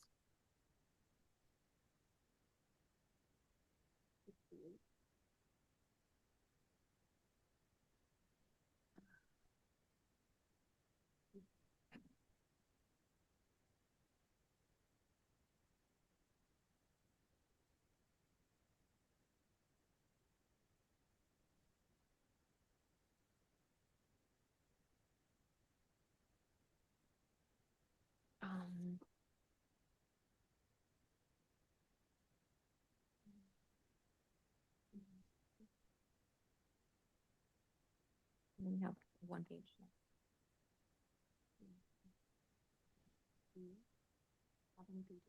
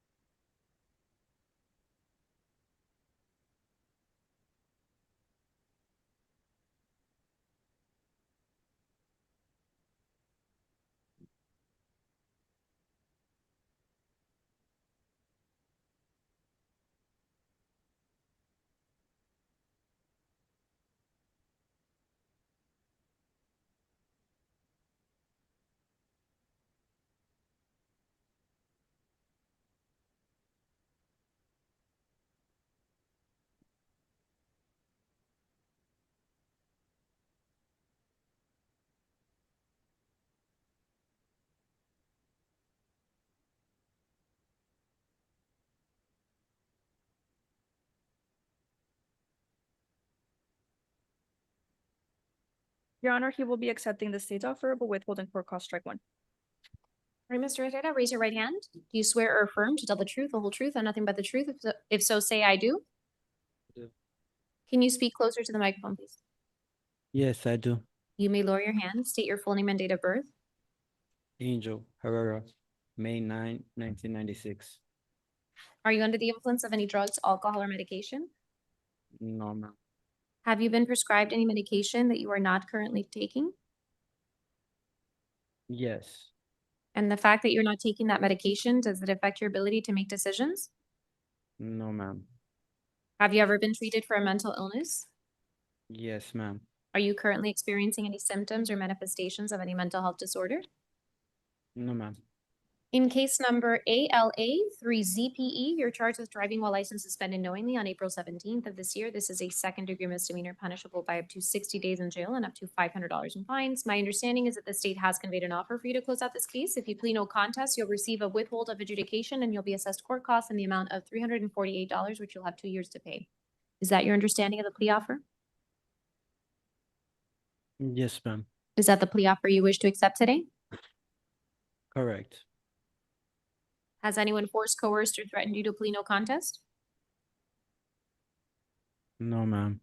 Have you been promised anything different? No, ma'am. Is it in your best interest to plead no contest at this time?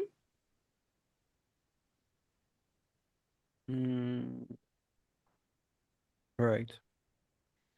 The court has reviewed the file and finds a factual basis for your plea. You've been represented by the Public Defender's Office on this case. Are you satisfied with their services?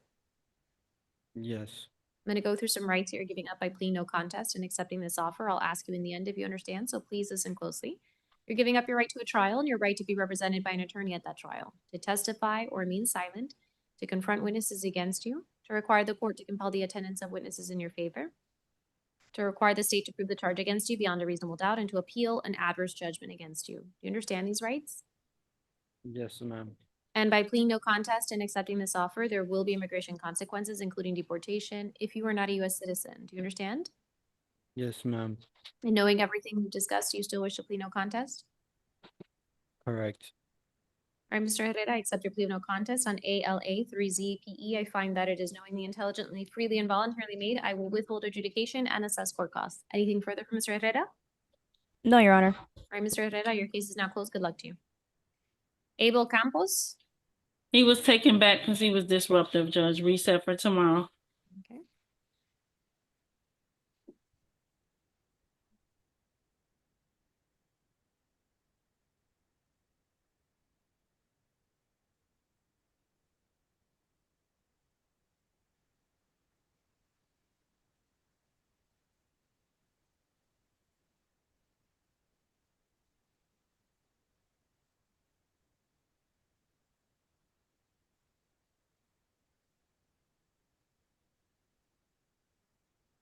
Please reset for tomorrow.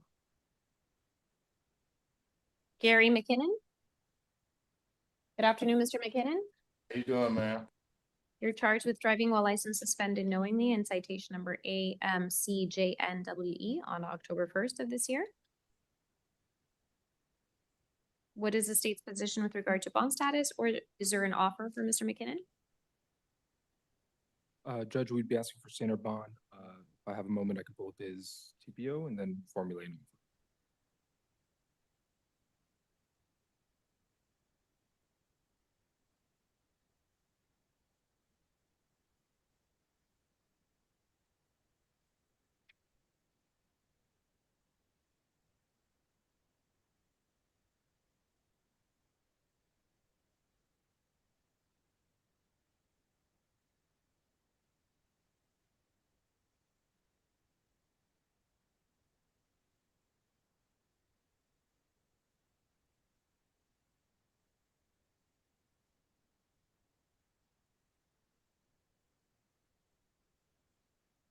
Judge, I'm not able to pull it up at this time, so there'd be no offer at this time, and we'd stand for Yeah. bond to be set in the amount, well, standard bond. Sorry, there's no offer? No offer, Judge. I'm not able to pull up his traffic permit. Defense? And Your Honor, I apologize. I don't have a prior sheet on this case, but we would be moving for Mr. McKinnon to be released on pretrial services to the permanent address that is on his arrest form. I believe this is his first suspension, if I'm not mistaken, per the A form. His license has just been suspended on June 27th, and per the statute he's charged under, it was only a financial suspension. Any objection? Yes, Judge, I would. I'm looking at his priors here. If you'd like, you can look at it as well, but there's two convictions for DWS habitual offender, fleeing and looting as well. In that case, I wouldn't even be asking for standard bond, Judge. I'd ask for bond to be set at $2,500. Ms. Loaiza? And Your Honor, we would object to to an elevated bond, given that this is, again, he was charged as a financial suspension and it was just suspended on June 27th. Additionally, we believe that the standard bond is adequate for this case. The court will issue a $300 bond on AMCJNWE as well as a no drive order. That means that you may not operate a motor vehicle unless and until you have a valid driver's license. If you violate this court's order, it's punishable by up to 60 days in jail. Do you understand? Yes. Can I have a no drive order for Mr. McKinnon?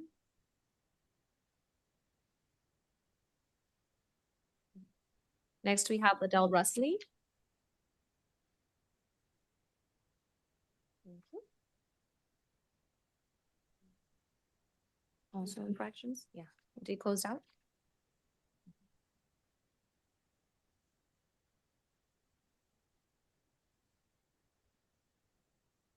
Sorry, I didn't see those.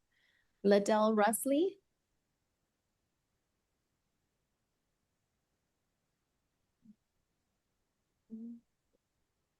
Yeah. Good morning, Mr. Rusley. How are you? How you doing, ma'am? Or good afternoon, I apologize. In A5L8U8P, you're charged with not having a valid driver's license. You failed to appear before Judge Ferrer on July 18th. At arraignment, and a bench warrant was issued in the amount of $1,000. The court is inclined to issue the $2,000 bond per statute. Otherwise, is there an offer for Mr. Rusley to close out his case today? Yes, it'd be a withhold and court's answer. Do you want to talk to him about that? Yes, Your Honor. Okay.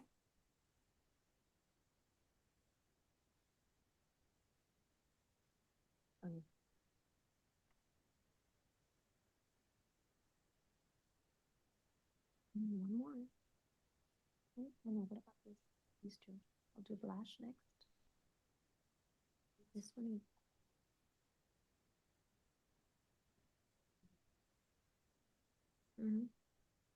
It's not on. I didn't ask.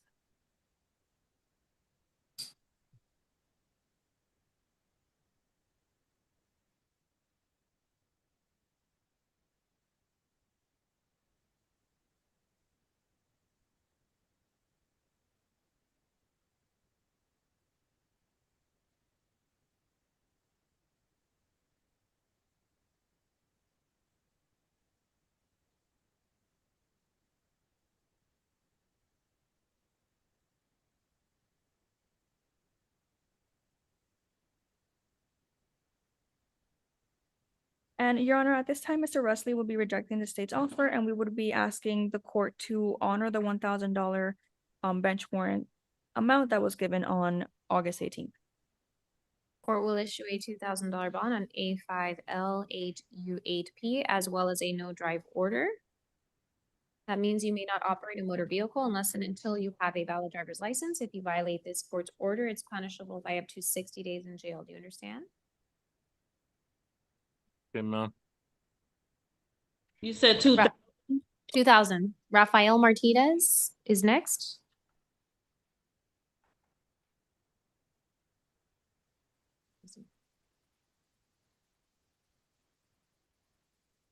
Good afternoon, Mr. Martinez.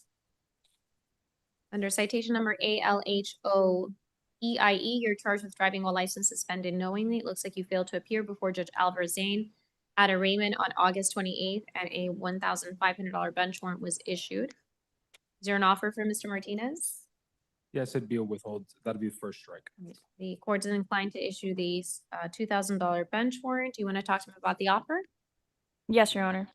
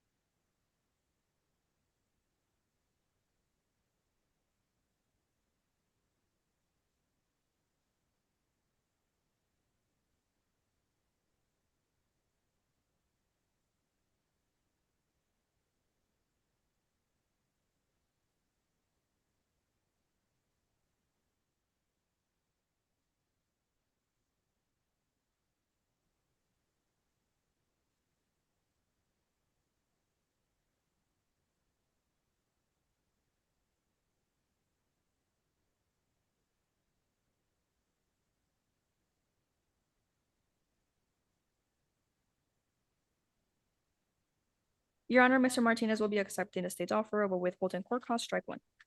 All right, Mr. Martinez, raise your right hand. Do you swear or affirm to tell the truth, the whole truth, and nothing but the truth? If so, say I do. I do. You may lower your hand. State your full name and date of birth. Rafael Martinez, November 22nd, 1992. Are you under the influence of any drugs, alcohol, or medication? No, Have you been prescribed any medication that you are not currently taking? no, Have you ever been treated for a mental illness? no. In case number ALHOEIE, you're charged with driving while license suspended knowingly on May 29th of this year. That is a second-degree misdemeanor, punishable by up to 60 days in jail and up to $500 in fines. My understanding is that the state has conveyed an offer for you to close out that case. If you plead no contest, you'll receive a withhold of adjudication and you'll be assessed court costs in the amount of $308, which you'll have 2 years to pay. Is that your understanding of the plea offer?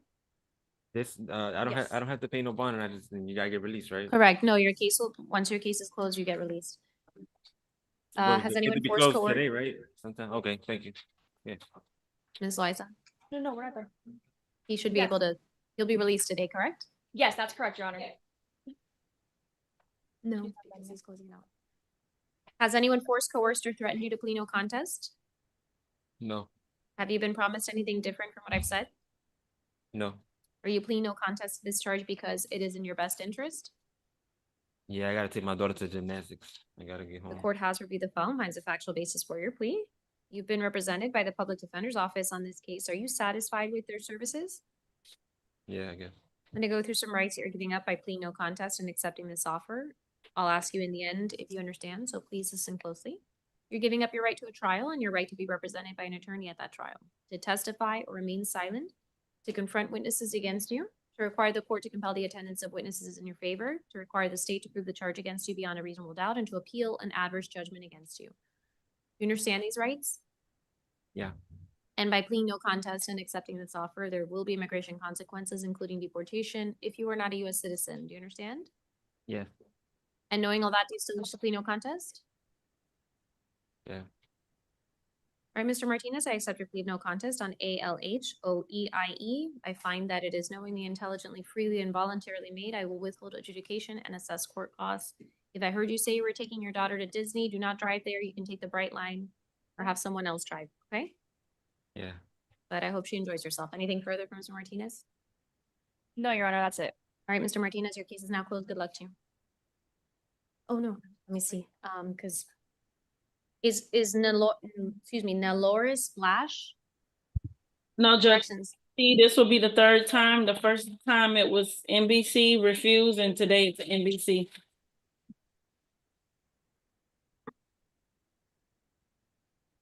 He's in custody on felonies being held no bond.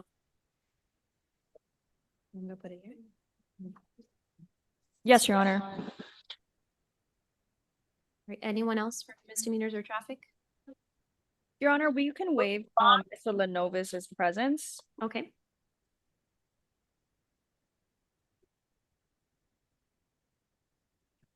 About that one, yeah.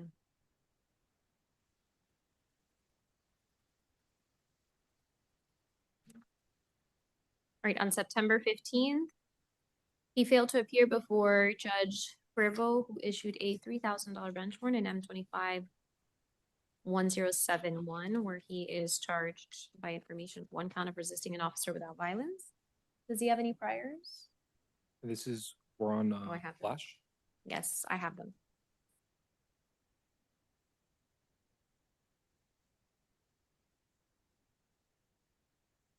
I don't have that in front of me, Judge, but I can. Yeah, I have them. Oh. What is the state's recommendation? Judge, we'd ask for the bench warrant amount to be converted to the bond. Defense? Your Honor, we would ask for standard bond. Court will issue a $3,000 bond on M25-1071. And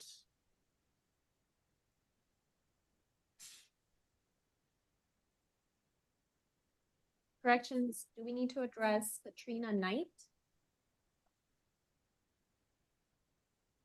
I'm sorry, Judge, who are you asking for?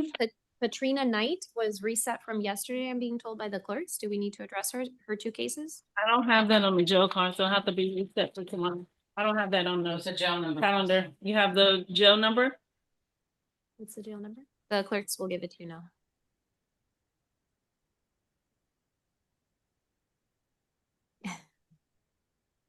Anywhere. Corrections, jail number is 250157844.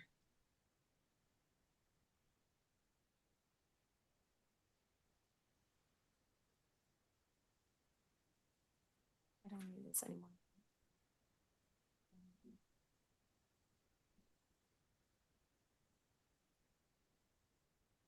That is all from me, Judge. Have a good rest of your day. You told me to write it here. Likewise. Are the felonies here?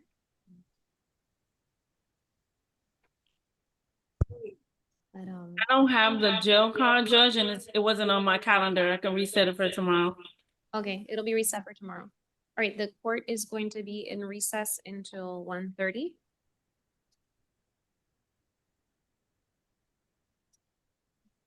Well, I'll be going to 4-1 for that one juvenile case, right? Okay. So we'll be re-adjourning in this particular courtroom at 1:45. Recording stopped. Instead of 68. All right, we can go off the record.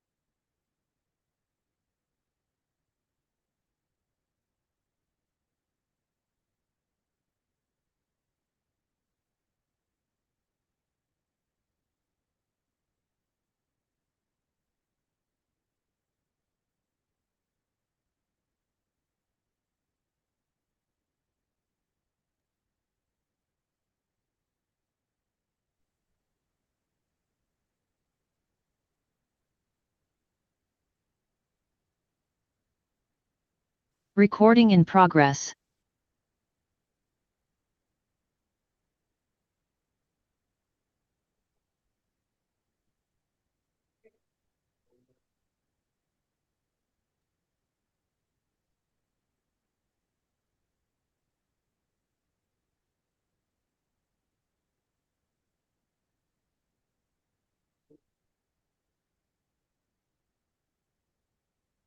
Are we on the record? Okay.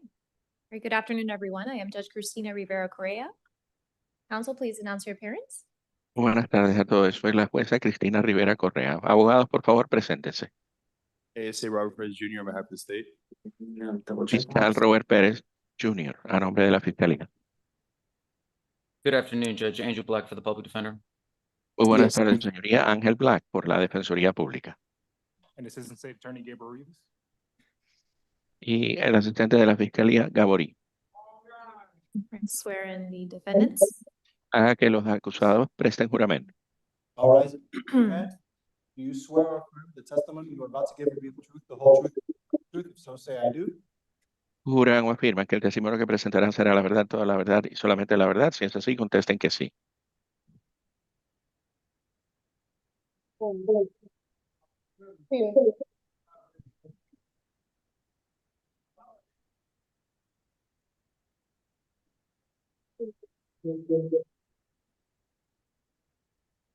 Out of, okay.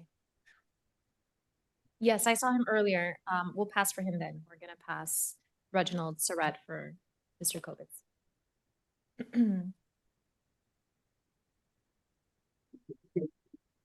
First, we have Diamond Martin.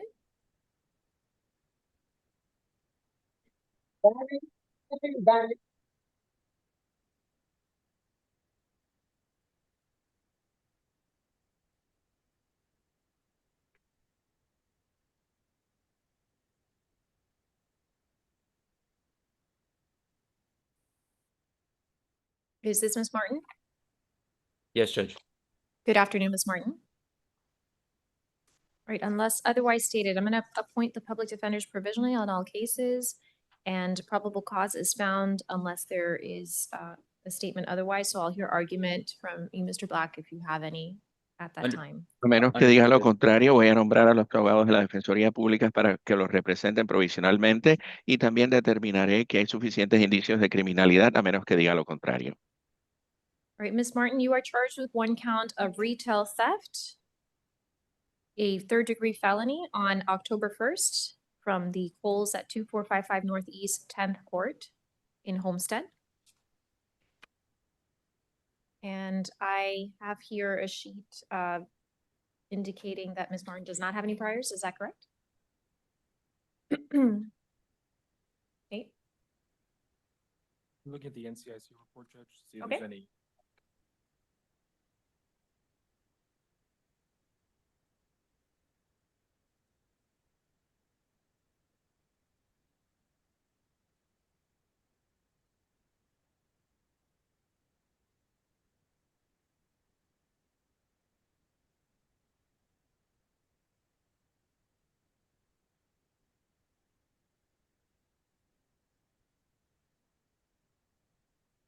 No, Your Honor, defendant does not have any priors. What is the state's recommendation with regard to bond? Standard one. This involves a third-degree felony that does not involve any force or threat of force against a person, correct? Yes, Your Honor. So the standard bond would be 2,500. Correct, Your Honor. Judge, we're requesting pretrial services all bond. She's got a permanent address. Any objection? Judge, no objection if we have the alternate bond set at 2,500. Okay. And Judge, just to let you know, we're having a lot of trouble here in the state over here. Yeah, the same thing was happening this morning. Oh, okay. There would be no objection with the alternate bond set at $2,500. Thank you. All right, Ms. Martin, you'll be granted pretrial services with an alternate bond of $2,500. I'm issuing a stay away order from that Coles that I mentioned earlier, located at 2455 Northeast 10th Court in Homestead. Do not go back there, otherwise you risk being rearrested. And if you're held in contempt of this court's order, it's punishable by up to 60 days in jail. Do you understand? Do you understand? Yes. You said yes, Judge. I'm sorry, I didn't.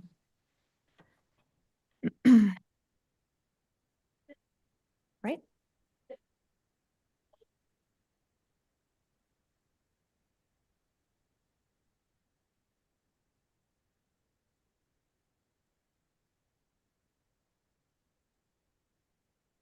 Done, yeah. Next, we have Merica Patterson. Good afternoon, Ms. Patterson. You are charged with 1 count of battery on a police officer and 1 count of resisting an officer without violence on October 1st. And Judge, I do have a PC argument as it relates to count 1. Let me take a look at the allegations in the arrest affidavit.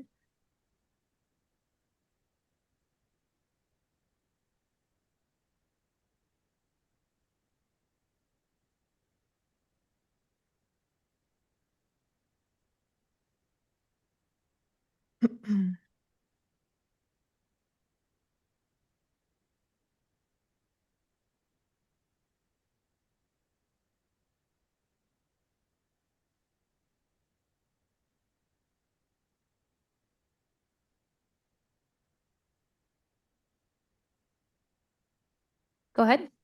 Yes, Judge, I don't see any allegation in the A form that she actually did strike the officer or touch her, or that the spit hit the officer.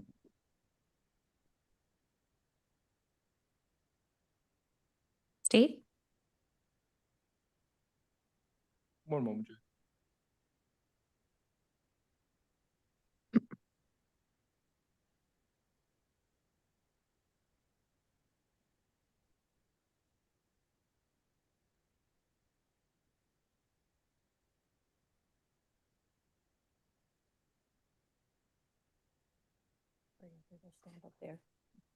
Yes, Your Honor, the state agrees.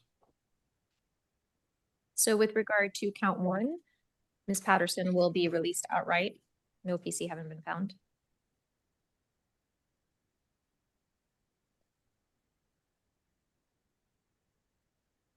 What's the state's position with regard to count 2? Standard bond up to $500, Your Honor. Mr. Judge, Black? she does have an address. I'm sorry for interrupting, Judge. She No. does have a physical address if you're open to PTS alt bond. State? No objection, Your Honor.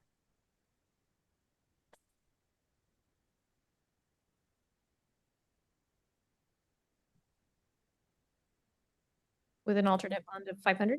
Yes, Your Honor. Pretrial services alternate 500 and count 2. Correct, and released outright count 1.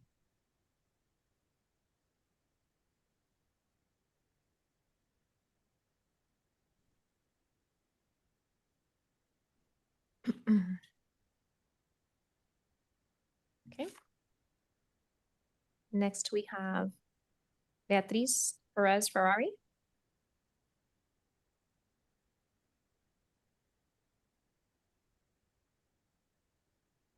You gave her a straight bond of 5,000 on her traffic DUI. Thank you.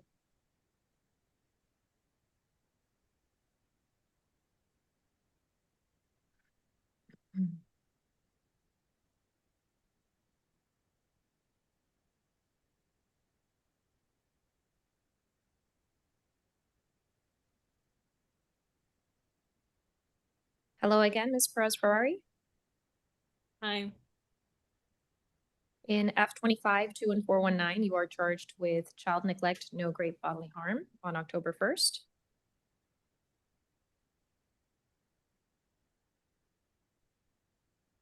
State, what is your recommendation?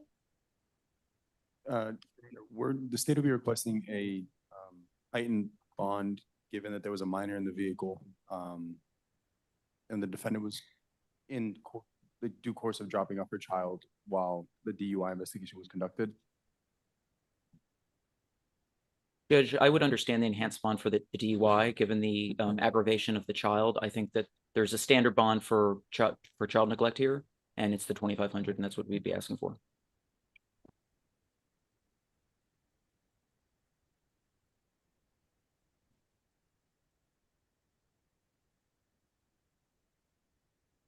The court will issue a $2,500 bond on F25 21419.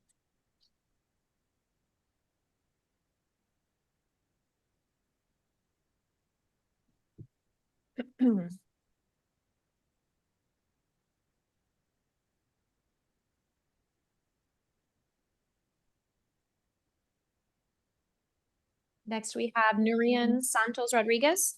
Bond out, Your Honor.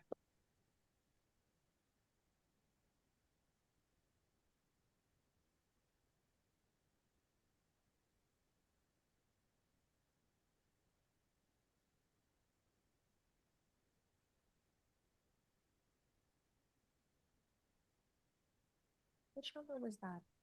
Oh, disregard.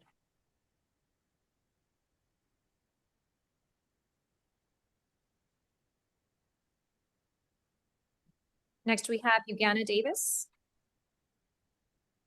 Is this Ms. Davis? These are Yes. added charges, Your Honor. Good afternoon, Ms. Davis. Good afternoon, Your Honor. You're And ju- charged with 1 count of grand theft in the 3rd degree, 1 count of organized scheme to defraud, 1 count of identification or information use fraudulently, and 1 count of communications device unlawful use, as well as 1 count of credit card fraudulent use, $100 or more. Your Honor, there's 5 counts of the use of the. I see. Yeah. You're right. 5 counts of the identification information used fraudulently. These charges are from August 22nd of this year. I'm looking at Ms. Davis's priors. And Judge, just a heads up, I will have a PC argument about counts 2 and 3 on the A form. One of the identification information used fraudulently charges, and then the organized scheme to defraud. Yes, ma'am.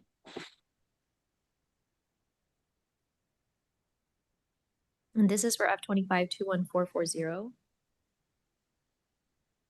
She also has F25-21379 with no future hearing.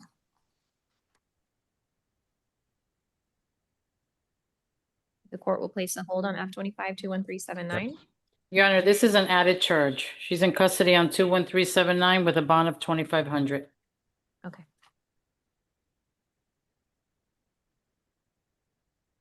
Let me read the allegations in the arrest affidavit.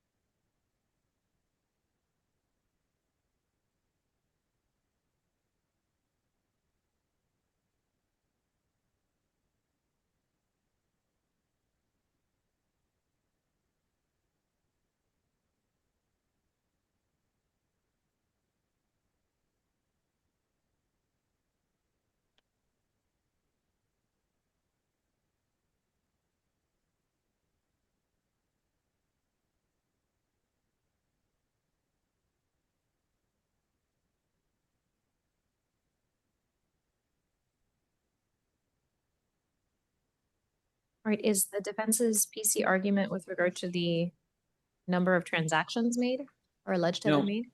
No, Or Judge. count 3?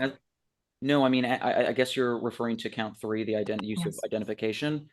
I don't see any allegation that she was using personal identification information. What she was doing was using a card through, I suppose, Apple Pay or a phone. So there's no allegation of ID use here. There's just use of. So your argument is for all 5 counts of that charge? Yes, ma'am. 'Cause Okay, I don't thought you see the said counts allegations 2 and there. 3, so that would be with regard to counts 2 through 7. I'm sorry, Judge. I was basing what I was saying based on the order on the A form. So it would be Sure. actually counts, yes, 3 through 7. 3 through 7, so not count 2, the organized scheme to defraud. And also count 2, Judge, because what organized scheme to defraud is, it's using false representations, false endorsements, false promises in order to benefit. This is just grand theft. State?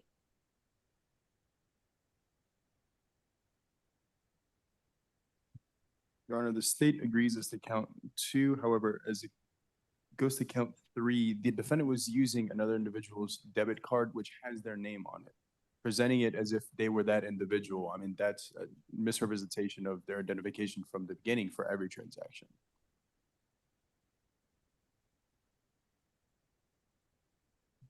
Mr. Black?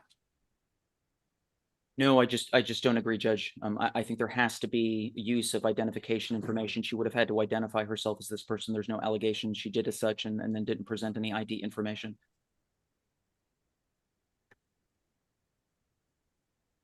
I think counts 1, 8, and 9 suffice to charge her with what the allegations are contained in the A form.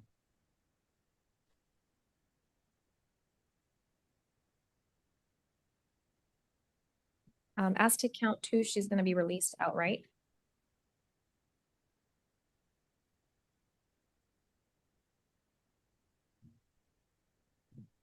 With regard to counts 3 through 7, I can reset those for a PC hearing.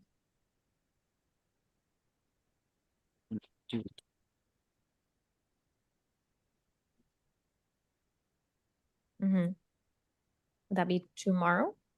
That's fine, Judge. Right, so I'll hold off on issuing the bonds. Okay, so let me just go ahead and indicate PC for counts 1 through 2.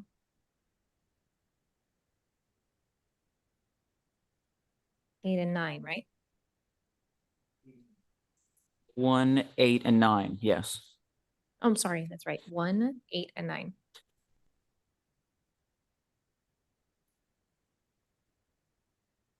Your Honor, so you're resetting, Ms. Davis for tomorrow for probable cause hearing? Yes. Okay.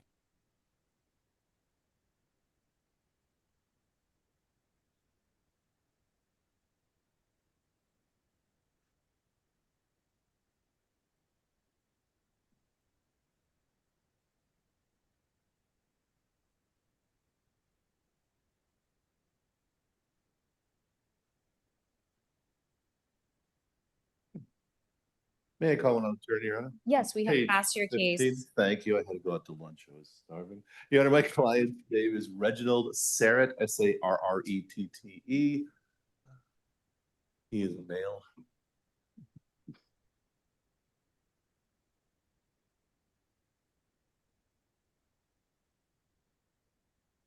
My name is Tom Kobitz. I'm for at least a little while representing him. Okay. Yes, I see that Mr. Sarrett. It's here. Your Honor, we need to pass Mr. Surratt. He's not here yet. They went to pick him up. Sure, I'll be Continue with that.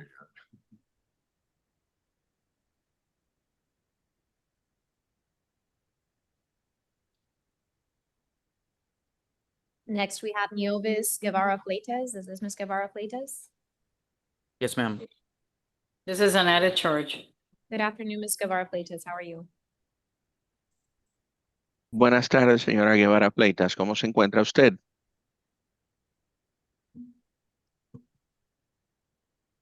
Does she need the interpreter? Yes, ma'am. Thank you. Okay. Buenas tardes, señora Guevara Pleitas. ¿Cómo se encuentra usted? You hear that? And again. Just the judge is just saying hello. Hello. Hello. In F25 21474, she's charged with battery by detainee on October 1st. En el caso F2521474 se le acusa con agresión de una persona detenida el 1 de octubre.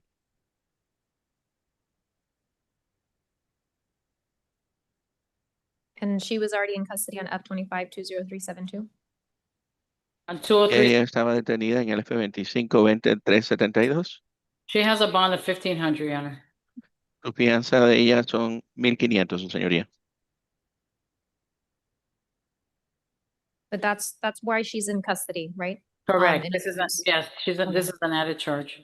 So I'm gonna place a hold on the case that she was. Your Honor, this is an added charge. She's already in custody. The case was addressed. Judge GLAZER gave her a bond of 1,500 on that case. After, I know, but she was in custody at the time that the incident happened, right? This is an added charge. La jueza Right. Glazer le dio esa fianza, eso se ventiló ya. Sí, pero este es un cargo adicional.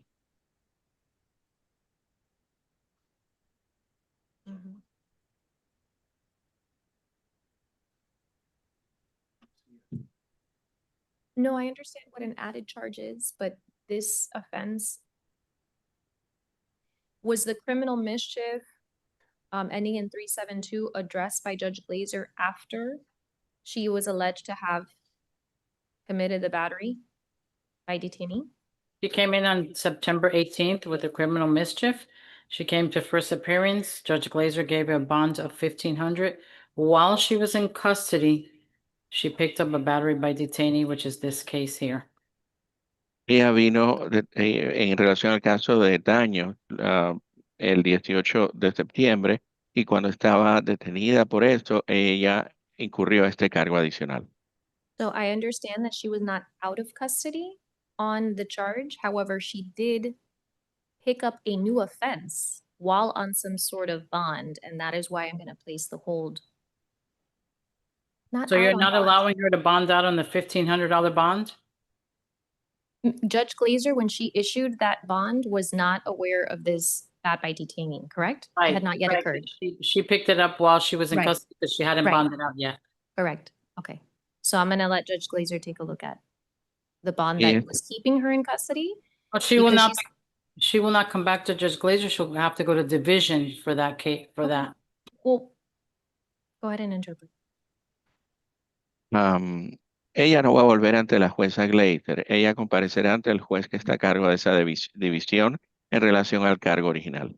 All right. So again, let's just establish a few things. Judge Glazer, when she issued the bond on that criminal mischief, was not aware of the bat by detainee because it had not yet occurred. Bueno, comencemos por el principio. Cuando la jueza Glazer le dio aquella fianza, ella no estaba al tanto del cargo por agresión de una persona detenida porque ese incidente todavía no había ocurrido. So sometimes an added charge predates the case that someone is in custody on or is out on bond for. A veces un cargo adicional antecede el cargo por el cual una persona está detenida o tiene fianza. And therefore, under those circumstances, an added charge does not merit review of either someone's custody status on a case that postdates the added charge. But this added charge postdates the case that she was in custody for. Y por tanto, en este tipo de casos, el cargo adicional no amerita que se revise o se vuelva a visitar la situación de detención de la persona que está encarando un nuevo cargo, pero en esta situación, el nuevo cargo sucedió, es posterior al cargo inicial. So I'm going to place a hold on F25-20372 for the division judge to be made aware that while she was in custody on that division judge's case, she picked up a new offense. Por tanto, voy a retenerla en relación al caso F25-20372 para que el juez de esa división tenga presente y entendido que cuando ella estaba con una condición de libertad condicional en relación a aquel caso o fianza sin pagar, que ella incurrió este nuevo cargo. What is the state's argument with regard to the bond for the newer charge ending in 474? ¿Qué alega el Estado, la Fiscalía en relación a la fianza en relación al nuevo cargo, el caso que termina en 474? The state will be requesting standard bond of 2,500, Your Honor. La Fiscalía pidió una fianza estándar $2,500, su señoría. This is a third-degree felony where that involves any amount of force or threat of force against a person. So the standard bond would be 5,000. Isn't that correct, State? Este es un delito grave de tercer grado en el cual la amenaza de ejercer fuerza o ejercer alguna fuerza en contra de otra persona es un elemento. Y la fianza, por tanto, son $5,000, la estándar. ¿Correcto, fiscal? Yes, Your Honor. Apologies. Sí, jueza. Mr. Black? Señor Black. Yes, Judge. Any Sí, jueza. I think given the fact that she's got a felony hold, Judge, standard bond is fine. Yo creo que ella tiene una retención por un delito grave. Yo creo que la fianza estándar está bien, jueza. All right, $5,000 bond on F25-21474. Entonces, $5,000 en F25-21474.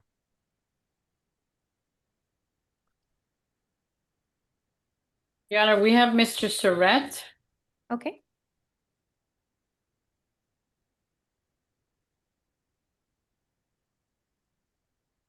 Good afternoon, Your Honor. Tom Kobitz once again on behalf of Mr. Surratt.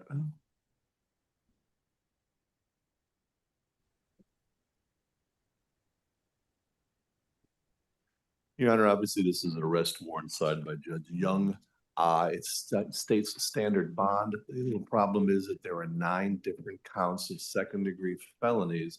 I believe the standard bond would equal out to something like $67,500. They are a tad duplicative, not duplicitous.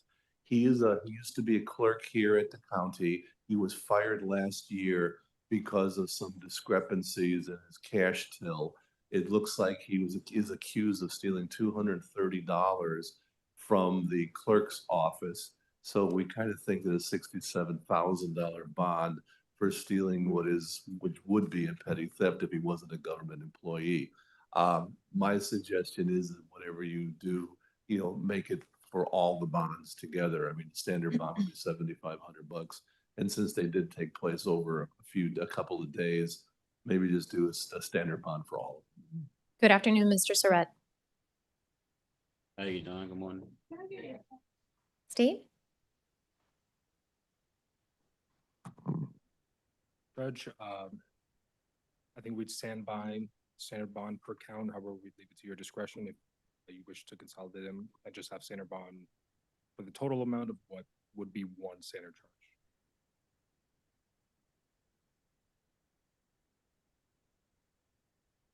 There's actually a schedule in there showing how much money he was stealing, allegedly stealing $11 at a time or something.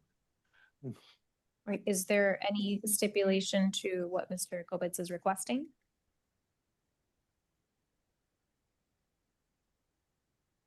Yes, Judge, we could do that. So what is, I think it's $7,500 for one second-degree felony. I guess. Makes sense. and then, Yeah, that was a problem. It was $67,000. That's what we're suggesting. so you're suggesting One for all. 7,500 for count 1 and then dollar bond for the rest? That works. That'd work. Is that Thank you. 1? Not overkill. And we'll be seeing Judge Milt Hirsch for a moment. Right, so it'll be $7,500 bond as to count 1 and a dollar bond as to counts 2 through 9 per stipulation.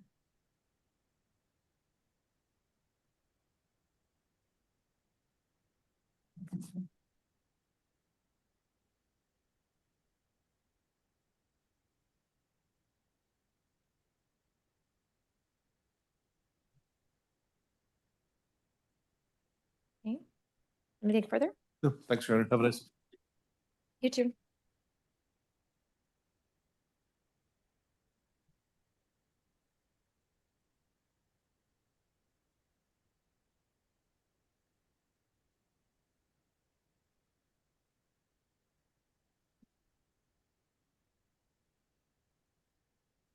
Next, we have Billy Williams. Mr. Williams was on house arrest on F2452826, and he was rearrested on this new charge. Right, the court will place a hold on F245826. Good afternoon, Mr. Williams. Good afternoon. What is the state's position with regard to F25-21461, where Mr. Williams is charged with possession with intent of synthetic narcotics, or man-made narcotics, and introduction or possession of a controlled substance into a jail?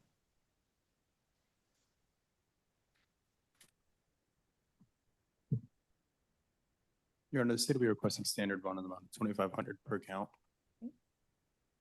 Defense? Also requesting standard bond. Okay, $2,500 bond as to each counts 1 and 2.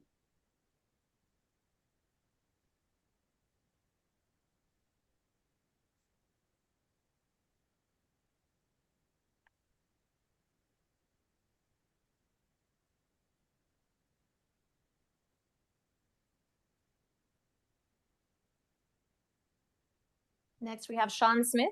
Good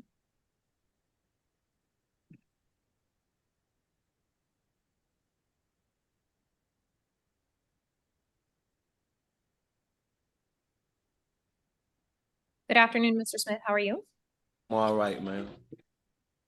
I have arrest affidavits for F-25 21412, F-25 21413, and F-25 21414. In the first case, Mr. Smith is charged with 1 count of burglary to an unoccupied structure, that's count 1, and 1 count of grand theft 3rd degree, that's count 2. For the 2 other remaining cases, identical counts 1 for burglary of an unoccupied structure, identical counts 2 for petty theft M2. And the respective dates are September 28th, September 28th, and September 26th of this year. State? Your Honor, we were requesting standard bond on the burglary, each burglary charge. All right, so for each of the F3s, 2,500? Yes, Your Honor. All right, so count 1 of F-25 21412 will be a $2,500 bond. What Your about Honor, us? I'm sorry, but is there any way you can get a little closer to the mic? The sound is really low. Thank you. For F-25 21412, it'll be a $2,500 bond. I'm sorry, Judge. I Yes. just wanted to address case number ending in 12. Go ahead. It seems to be the same date and time as the prior A form. It seems duplicative of the prior A form. It's the same charge. They put them all together. And hold on a second. And as to the grand theft count under 12, there's no value alleged, and so if the most it could be would be an M2. But that burglary on 12 seems to be duplicative of case number 14. State? One moment, Your Honor.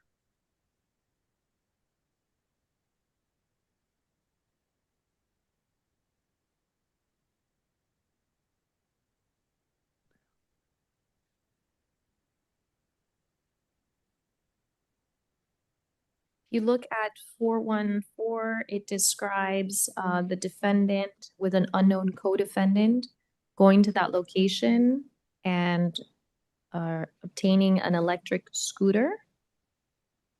And then when you look at 412, the narrative is that the defendant, along with an unknown co-defendant,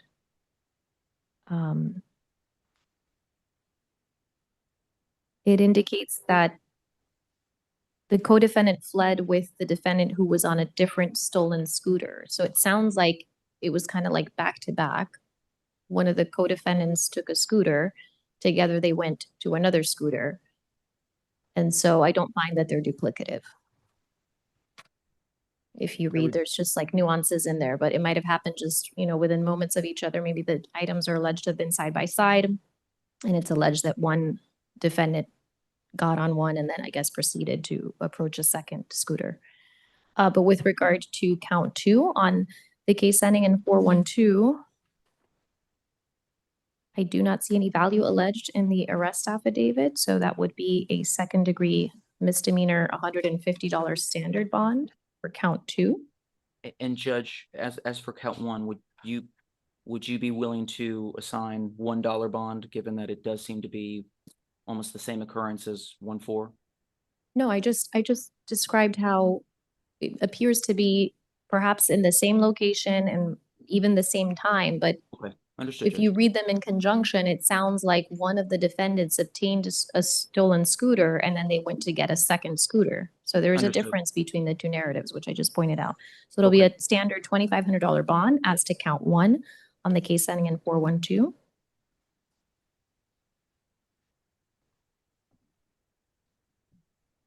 And straight bond 150 and count 2, correct? Yes, and then on 413,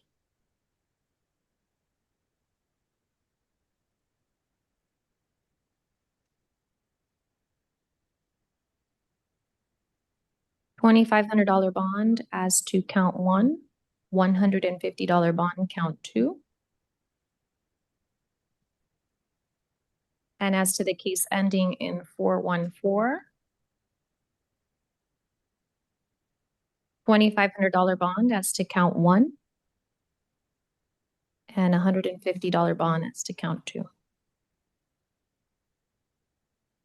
Mr. Smith, I'm also issuing a stay away order from the Aqualina parking garage at 17800 Atlantic Boulevard in Sunny Isles Beach. You're not to return there. If you go back there and you're held in contempt of this court's order, it's punishable by up to 60 days in jail. Do you understand? Yes, ma'am. We need to add all the case numbers because I think it's alleged to happen in all the cases.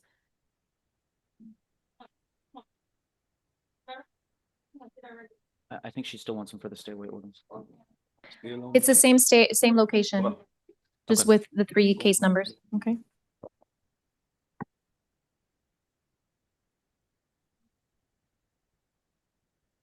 Next, I have Lewis Wynn.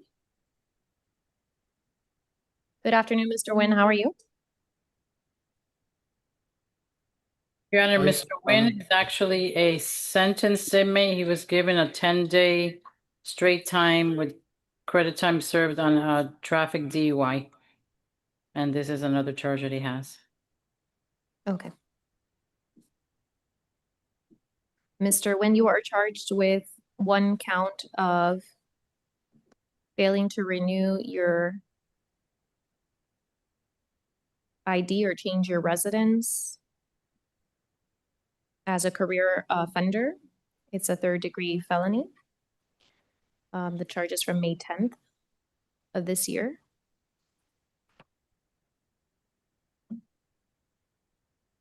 State.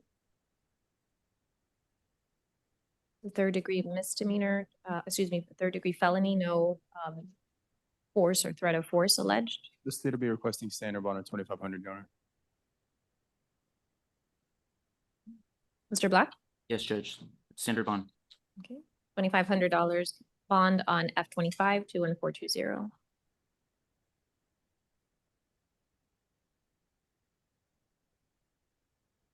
Next, we have Sandy Herrera.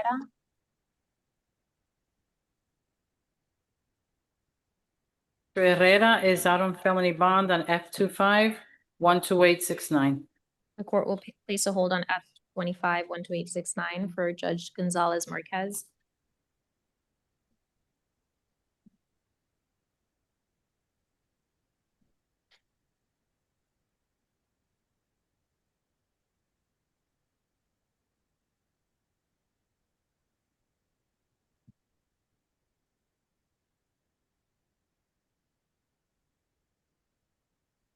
Good afternoon, Mr. Herrera. In F-25 21422, you're charged with 1 count of grand theft 3rd degree on August 25th.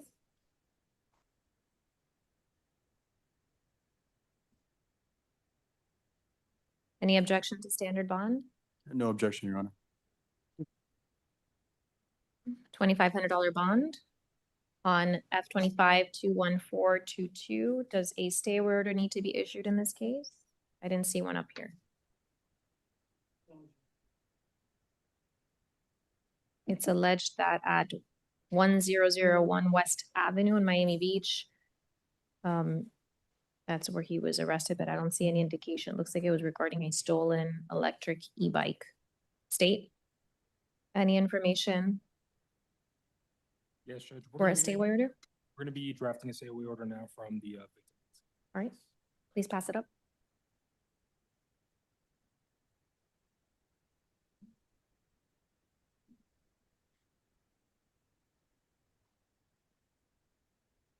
Oh, it's because it wasn't done. It's okay.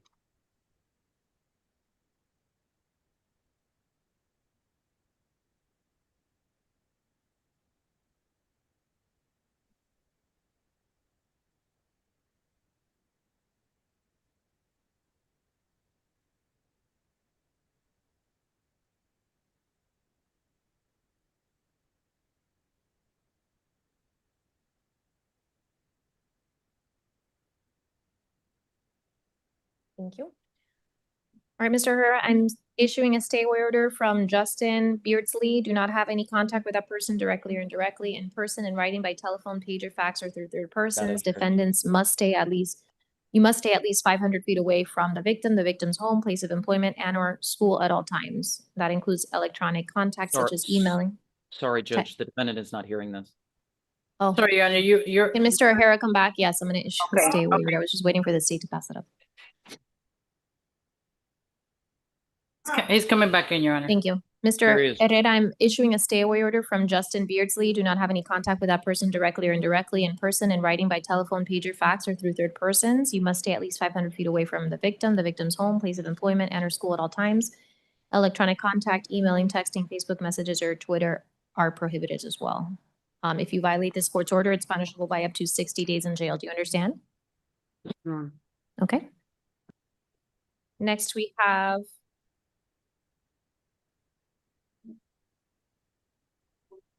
Asim Rafi. Yes, ma'am. Good afternoon, Mr. Rafi. Yeah, no. Mr. Rafi, you are charged with 1 count of possession of suspected cocaine, 1 count of throwing a deadly missile, 1 count of possession of drug paraphernalia with intent to use, and 1 count of resisting an officer without violence. These charges are from October 1st.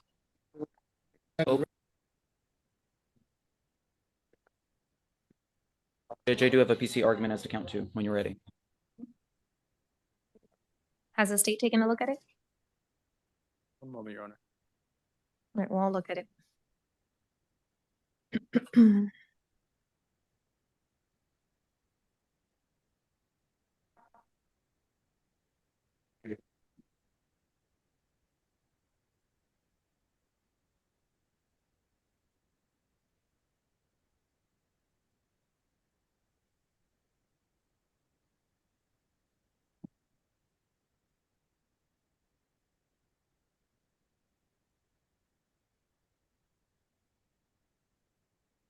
We've reviewed it.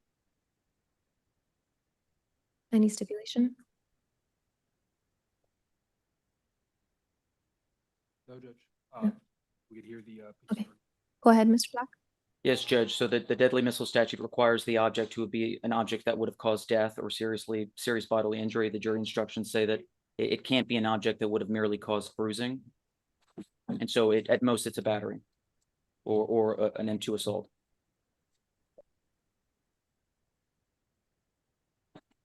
State. Judge, in terms of the item that was used here, it's a reference to be a bottle. This could cause more damage than just bruising, and we'd argue that there is PC for this charge.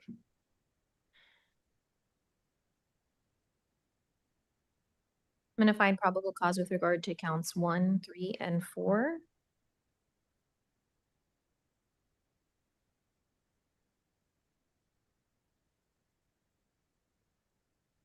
And reset for PC hearing.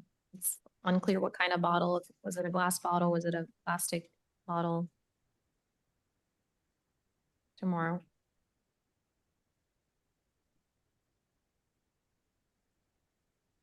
Okay.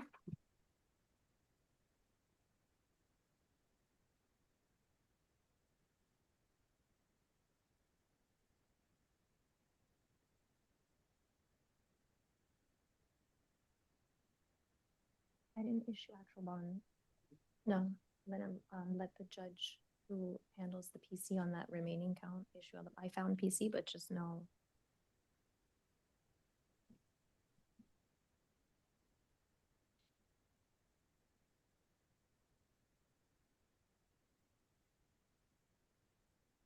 David Thomas. Mr. Thomas is on felony bond, F258465.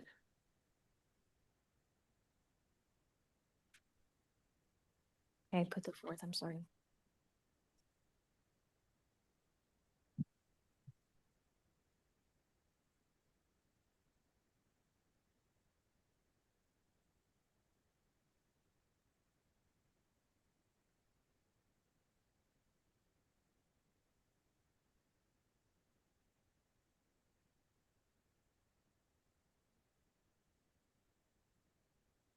Court will place a hold on F258465 for Judge Thomas to review. Yes, Your Honor.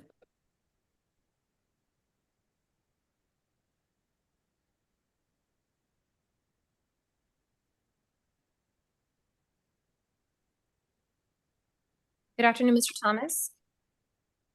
You are charged with one count of tampering with a victim or witness in a misdemeanor case, one count of battery, touching or striking, one count of petty theft, a misdemeanor in the second degree, and one count of resisting an officer without violence. Any objection to standard bonds? No objection, Your Honor. Let me take a look at the allegations with regard to count one. Was there any threat or any force or threat of force used? Your Honor, as to count one specifically, Judge, I would say, I'm sorry to interrupt counsel, but. I'm sorry? I'm sorry to interrupt counsel. That's all right. I would say as to count one, there isn't any allegation that he grabbed the phone in order to interfere with the 911 call, which would be required for tampering. For probable cause for tampering.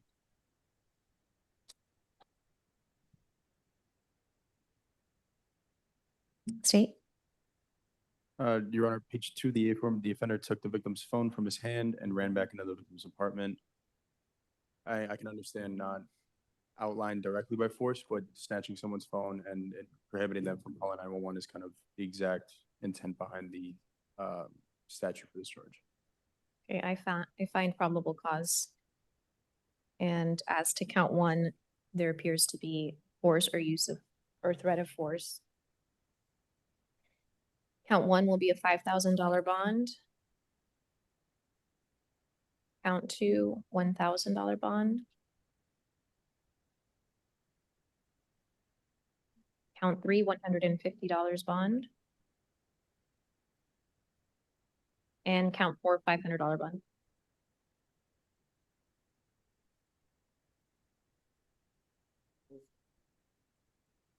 Also, I am issuing a stay order from Matthew Collins and 1601 Northwest First Court, number 105 in Miami, Florida. Do not go back to that location. Do not have any contact directly or indirectly in person, in writing, by telephone, page, or fax, or through third persons. You must stay at least 500 feet away from the victim's home, place of employment, and or school at all times. Electronic contact, such as emailing, texting, Facebook messages, or Twitter, is prohibited. Do you understand this court's order? Yes, ma'am. If you violate this court's order, it's punishable by up to 60 days in jail.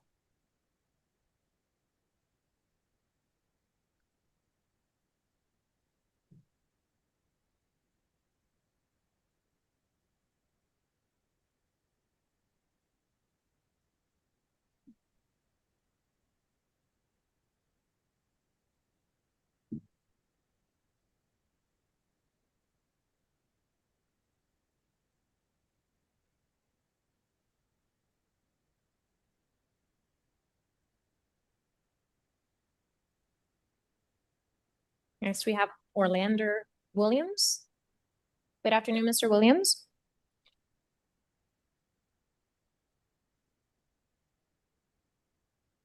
You are charged with one count of possession of cocaine within 1,000 feet of a school, one count of possession of drug paraphernalia with intent to use, one count of curb drinking, and one count of consumption of alcohol near a location that sells on October 1st.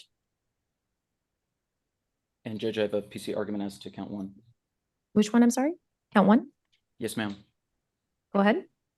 So, Your Honor, it's charged as an F1 enhanced, given the distance from a school. It's actually only an F3 possession. It's only enhanced if there are allegations of intent to sell within 1,000 feet of a school.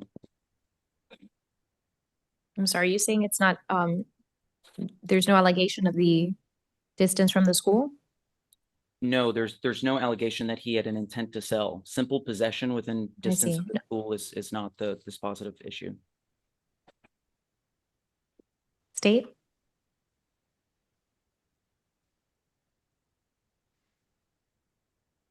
Your Honor, no objection. I'm sorry? No objection, Your Honor.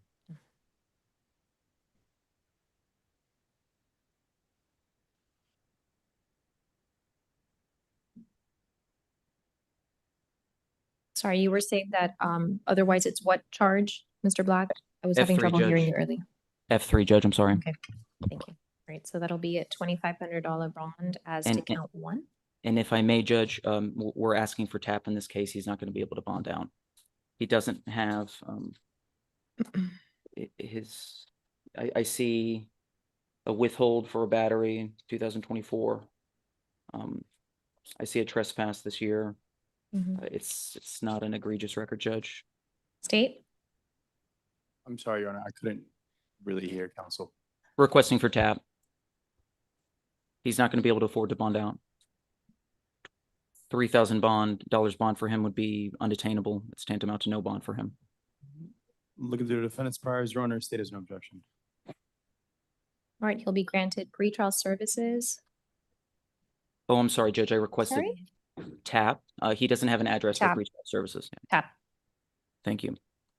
Okay, so TAP, with regard to count one, TAP alternate bond 2,500. With regard to count two, TAP alternate bond 500. With regard to count three, TAP alternate bond 150. And with regard to count four, TAP alternate bond $150.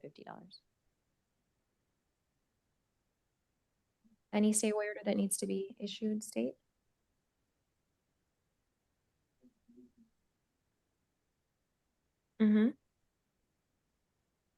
Okay. Did you hear that?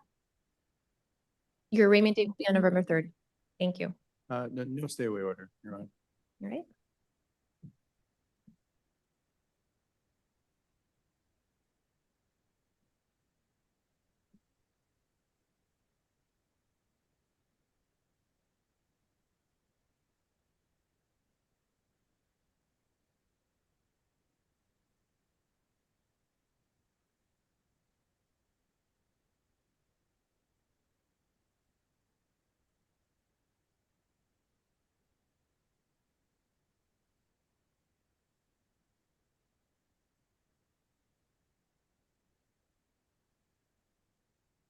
DeMarcus James? Yes. Yes, Your Honor, Mr. James is a violent felony offender of special concern. He's on probation on F215445C. The court will place a hold on F215445C for Judge Delancey to review.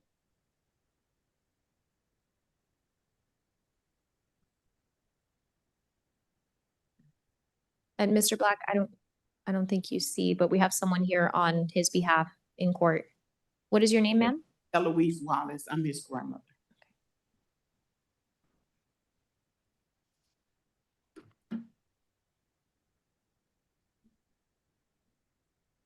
Any objection to standard bonds? Yes, Judge. As to count two, there's no allegation within the four corners of the A form of a school, unless I'm missing it, which means that this would be simple possession F3, or not simple possession. It would just be F3. The state agrees, Your Honor.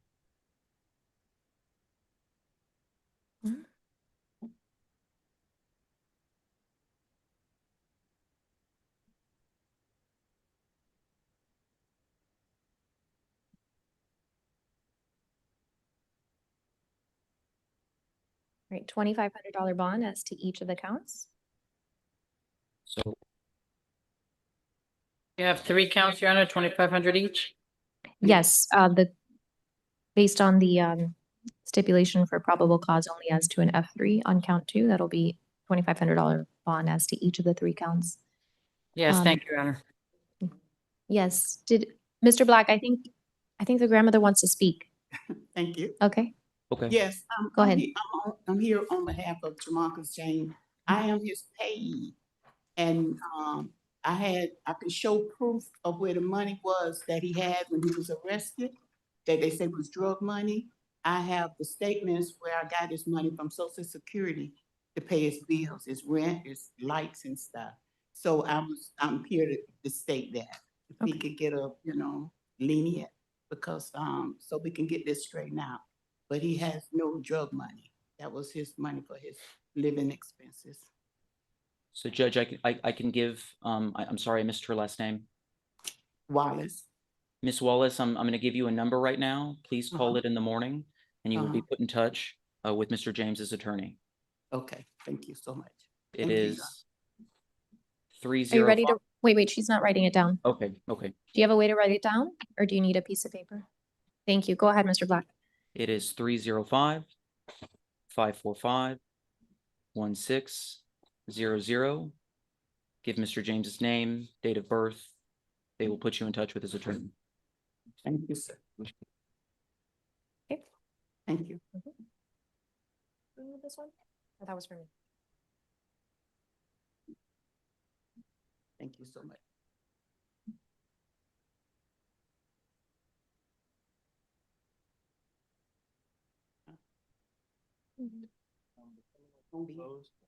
Impressions? Okay.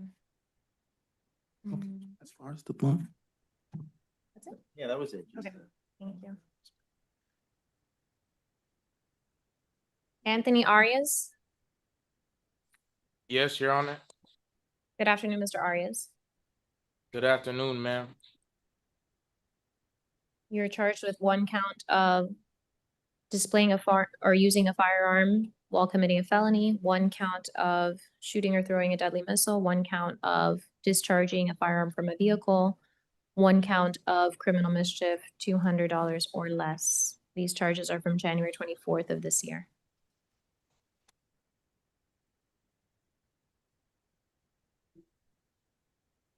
I don't see any priors for Mr. Arias. Any objection to standard bonds? No objection, Your Honor. One moment, Your Honor.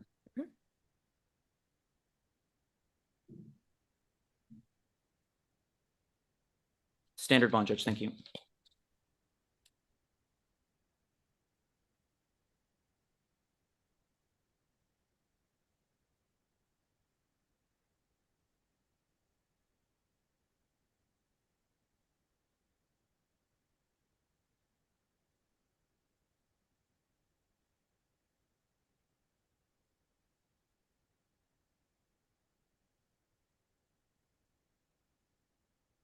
For count 4,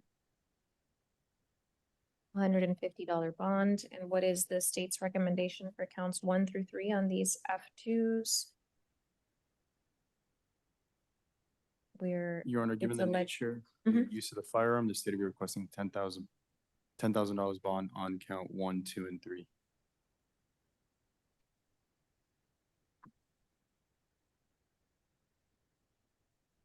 $10,000 bond as to each counts 1, 2, and 3. Yes, Your Honor.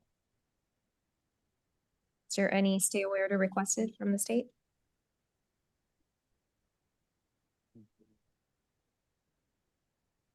I don't see one. I'm sorry? We will do one right now. All right, please pass that up before Mr. Arias steps away.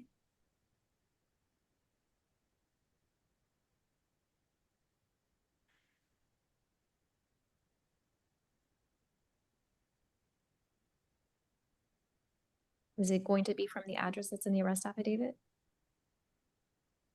No, Judge, they're gonna be towards the 2 victims. They haven't invoked mercy, so. All right, I'll need those stay away orders.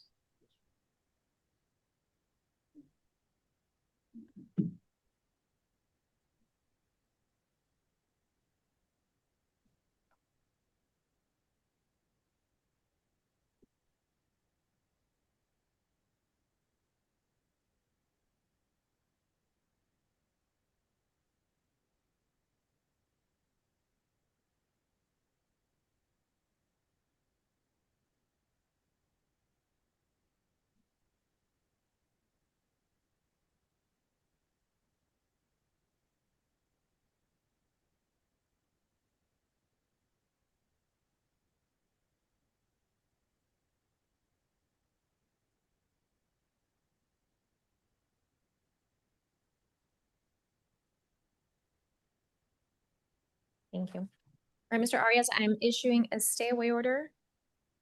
Yeah, there's one more coming, Your Honor. Okay. What are the initials for the other victim?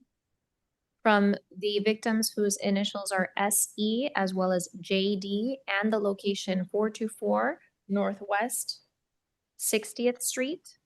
Is there a separate address for the one that you're passing up now? Yes, Your Honor, the secondary address is 6225 Southwest 69th Avenue, South Miami, Florida. All right, do not go back to those locations. Do not have any contact directly or indirectly with the individuals I named. In person, in writing, by telephone, page, or fax, or through third persons. You must stay at least 500 feet away from the victim's home, place of employment, and or school at all times. Electronic contact such as emailing, texting, Facebook messages, or by Twitter is also prohibited. Do you understand this court's order? Yes, I understand, Your Honor. If you violate this court's order, it's punishable by up to 60 days in jail. Okay, I understand. Your Honor, can you reconfirm the bond amounts for counts 1, 2, and 3, please? 10,000 as to each. Thank you. Count 4 is the $150 bond. Thank you, Your Honor.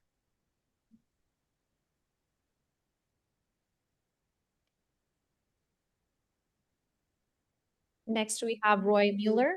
Hello again, Mr. Mueller. He closed out his misdemeanor earlier today. The felony charges against you in F25-21444 are for petty theft with 2 or more convictions, possession of cocaine, residue, possession of controlled substance, oxycodone pills, and possession of drugs without a prescription, as well as possession of drug paraphernalia. These charges are from September 25th. Any objection to standard bonds? No objection, Your Honor. Judge, we're going to be requesting tap. Any objection to tap?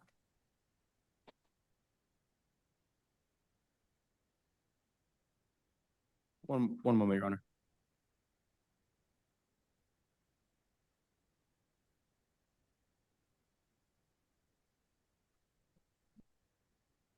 Was that?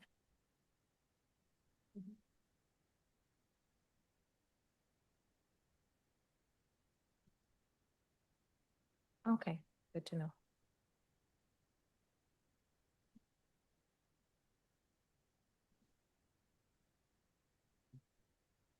Just if we can confirm if they qualify for tap, then if so, we'd have no objection. Mr. Black? I think that'd be a question for corrections. For the resident.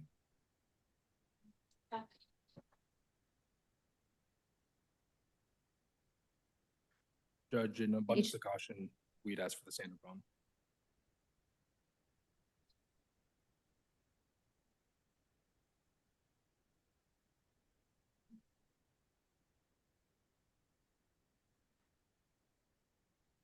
$2,500 bond as to each counts 1 through 4. Excuse me, through 5. Your Honor, that was straight bond 2,500 each, off 5 counts. Yes. Thank you.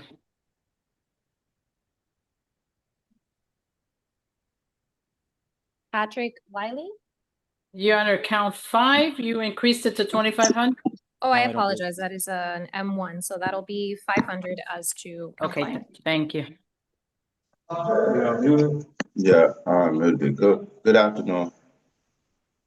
It says Varas, but I know that's not Mr. Varas because we saw him earlier today. Are you Mr. Wiley? Good afternoon. Good afternoon. This is Mr. Wiley, right? Yes, but when you done, could I say something? Because I never had this going on. I don't even know what the people talking Mr. about. Wiley, Mr. Wiley, this is Andrew Black from the Public Defender's Office. I wouldn't say anything until you have the opportunity to meet. Sir, I need to, because when y'all tell us don't speak, then things happen. This is not right. I wasn't even at that house for 3 days. I don't know what they talking about. I never had this type of stuff going on. I was seeing my son, which is a court order visitation, and I come back, they was through my doors. And they was talking about for my cameras, but they're in that house planting other things. They planted that in my house. So by you telling me to be quiet, you don't know what happened. I wasn't even there for 3 days. I just come back to them people kicked in my door. And it was supposed to be for a camera for something that happened on the corner of my block. And I kept telling them I don't want no parts of that. I don't know nothing about that. And they threatened to throw me in jail. So next came, they found this, that, and the third in my house to give me all these felonies and talk about resisting arrest. I wasn't even there. I called the police department to ask why the officers was at my house. And they said it was for the cameras, they was gonna make them leave. But I kept getting my friends keep calling me, telling me they kicked in my door. Okay. All right, so the charges against you, Mr. Wiley, are for trafficking in ecstasy, MDMA. I ain't have none of this, ma'am, I'm just ever, telling you never. what I'm just telling you what the charges are. I know I read it on One the count, A-form. okay, so does he waive? You wanna Ma'am, waive I the reading of the even got a charges? custody Mr. battle, Black? ma'am. I got a custody battle for a 1-year-old baby of mine. Ain't no way I We're not waiving the should. reading of the charges. Okay, the next charge is possession of a controlled substance with Never intent to had sell none of near this. 1,000 feet of a school, resisting an officer without violence. Ma'am, I didn't do any of this. They told me if I get them my camera footage, they'll let me go. They threw me in that car and told me to shut the F up. And then they was pressing down on my Wiley, I would wrist. wait till you have the opportunity to speak to an attorney. Sir, I don't have an opportunity. I need to get home for one. I got a 1-year-old baby that's in DCF custody. I need this to be addressed now because this gonna Yeah, we're hinder addressing me. it now, but if you keep speaking, there's nothing that All I right. can't address your bond status if you keep speaking. And I All think right. Mr. Black is just advising you not to say anything, not because he doesn't want to hear from you, but because everything you're saying is being recorded and you may think that you I are know serving it's yourself, but supposed, they may use it against you, okay? but then So we're also, talking about the man, facts of the case. I'm inside of jail. How I'm gonna talk to these people? I gotta see my son. It's court order too. All You know, right, then so I'm in jail. is there any argument from the defense? As to PC, Judge, Yes. we stand mute on PC. State, what is your recommendation? Your Honor, we would be requesting we're actually gonna be filing a motion for pretrial detention, or in the alternative, a heightened bond, given the nature of count 1 and the sheer amount that this defendant held in his possession. And Judge, as to state's motion for PTD, this charge is not actually eligible for PTD. It's not one of the listed trafficking charges under 893.135. You go to subsection 5 of the PTD statute. It lists trafficking in only certain kinds of substances, effectively only fentanyl. So this is not eligible for PTD. State, One moment, Your Honor. what are your recommended bond amounts? In lieu of pretrial detention. Your Honor, the state is requesting 15,000 as to count 1, 5,000 as to count 2, and standard bond on count 3. Dang, how much that bond? Judge, what are the standard? Well, $2,000. For I'm resisting for count 3, The standard for count 3, yes, Your Honor. it's a $500 bond. Yes. Sorry, What was that, Judge. Mr. Black? I'm sorry, as to count 1 and 2, what are the standard bond amounts for those counts? They're requesting 15,000 as to count 1 and 5,000 as to count 2. Did I hear it correctly? Yes, Your Honor.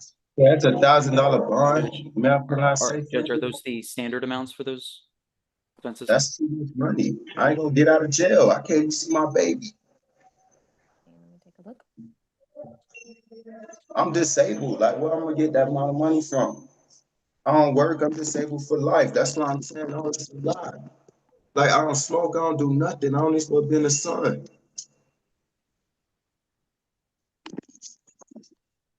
I'm disabled for life, like permanently. One moment, sir. That's a lot of money. I can see 250. I could pay that. I could pay that right now. I just saw my baby and bought him stuff and had to pay child support. Man, this ain't even fair, man. The city of Miami been doing crooked stuff for the longest. They just had 3 people from my building with false allegations on them. Judge, when, if I may, when looking at I don't even stay by no school. I stay way down the street. Hold on just one moment, Mr. Wiley. Statute 893.135. If we go down to I don't mean to interrupt you. Can I have a breakout? Mr. Wiley, in order to help you, I need to hear the prosecutor. Just one moment. Sorry, I couldn't hear you. Would you please repeat that? yes, when looking at the statute under 4A, you see Roman numeral 5, a fentanyl derivative as described in 893.031A. When we turn to that list, on that list, one of the drugs, it's number 49. I see Felipe, which is, I believe, what is charged in the initial, and that was what was being held. So I would argue that Judge, this would fall under the statute for pretrial detention. Judge, that's not really I'm not saying that it's not charged properly. I'm saying that this is not an offense that qualifies for pretrial detention. It being an F1 is not enough. It has, if it's not a punishable by life felony or a felony that falls under subsection 5 of the PTD statute. In this case, the only drug offense under that list is number 24, trafficking in any controlled substance. Sorry, Judge. No, I don't, are you still seeking pretrial detention, or are we proceeding on the bonds that you had recommended previously? No, Judge, we are seeking pretrial detention. Doesn't qualify, Judge.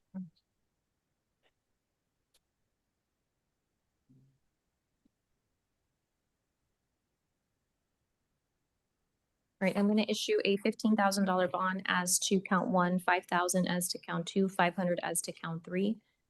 Given the allegations, the amounts, and because of the particular drug not qualifying for the pretrial detention, I'm going to issue those bonds. Just want to put on the record, Judge, what Mr. Wiley has already done a good job putting on the record is that he cannot afford that to him. That's excessive bond. Yeah, it's too high. I'm disabled for life. Like, my check ain't enough. Your Honor, so And you're denying the motion? Yes. Okay, thank you. I think we're done. I do want out of jail, but that's too high. Mr. Wiley will be in touch. I promise you. Hang tight. So wait, it's over? Yes, sir. So what that's gonna do? I don't got no bond or nothing? You have monetary bonds. Your attorney will be in touch with you.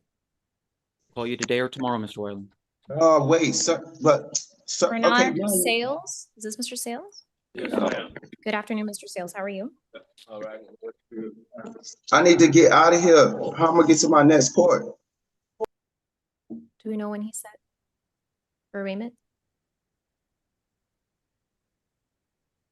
All right, let's proceed with Mr. Sales. Mr. Sales, you're charged in case number F25-21459 with 1 count of grand theft, 3rd degree of a vehicle.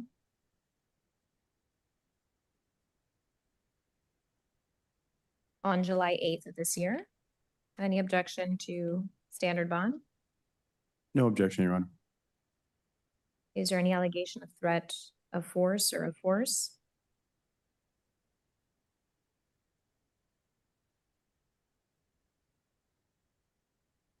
No, Your Honor. No, Your Honor. So the standard bond will be $2,500 on F25-21459.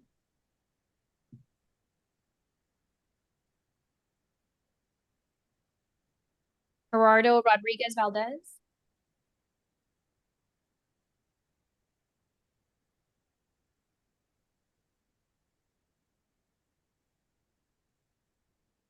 I have an arrest affidavit for F25-21464 and F25-21463. Good afternoon, Mr. Rodriguez Valdez. How you doing, Your Honor? Doing well. How are you? Looks like he has B25-15316 open. Court will place a hold on that. What was the case number, Your Honor? B25-15316. I don't need to. What do you mean?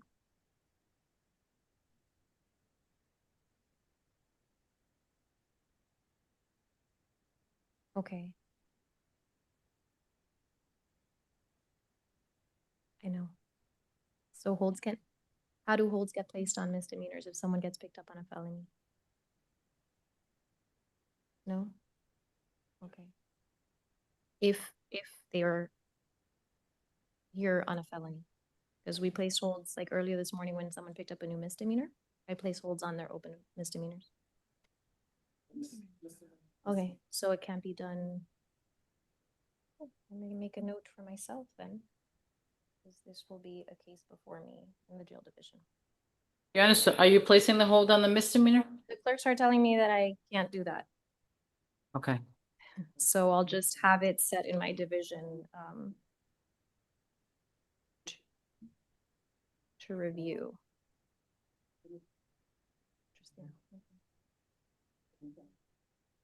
Okay, any objection to standard bonds? No objection, Your Honor. Judge, Okay. I'm sorry, Judge. Go ahead. I know this is gonna end up back before Your Honor, the misdemeanor count. Mhm.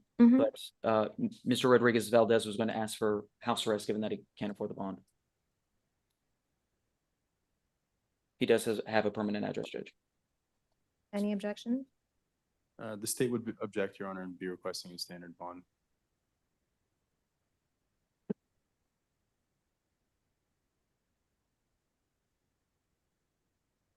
He has extensive priors. 4 pages.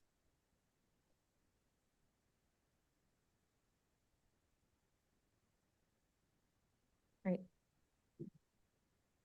As to the house arrest is denied as to F25-21464. With regard to count 1, it'll be a $2,500 bond. And as to count 2, $150 bond.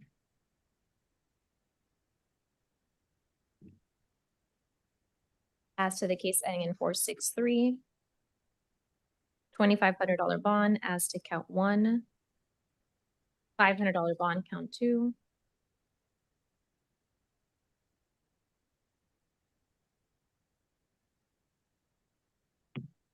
And $150 bond, count 3.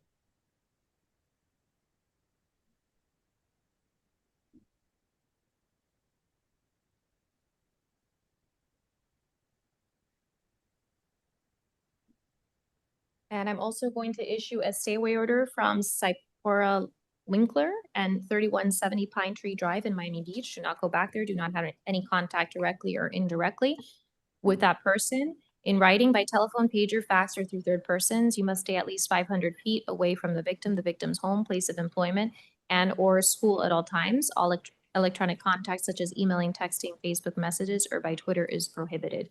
And if you violate this court's order, it's punishable by up to 60 days in jail. Do you understand? He said Do you yes, understand? Judge. Yes. And only one stay away order on these 2 cases, state? Yes, looks like the other one is. Thank you.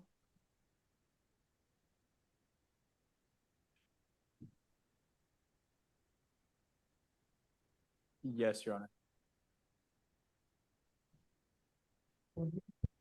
Yes, on page 16.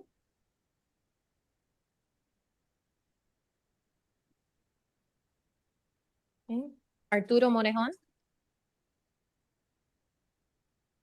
Good afternoon, Mr. Morejon. I'm sorry, Judge. This is Mr. Suarez. This is Suarez, number 20. I was asked by corrections to call Mr. Morejon out of turn. Okay. I don't know what number is. I don't know if he's on, he should be on Zoom. Someone needs to add him, please. What number is he? Okay. Can we rename that user to reflect the person who's actually before the court? Still says Mr. Vara's name from this morning. We let him know, Your Honor. Thank you. Good afternoon, Mr. Morejon. Yes, ma'am. I have the arrest affidavit for F25-21417 before me. For The battery. added charge, Your Honor. I'm sorry.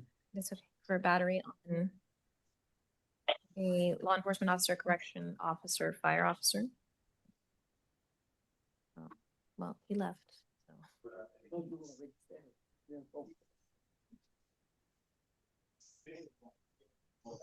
Got it. Okay. Yeah, we can't hear her. This is not talking. And that charge is from October 1st. It is a 3rd-degree felony. All right, so while he was in custody on F25-21315, he picked up this ad.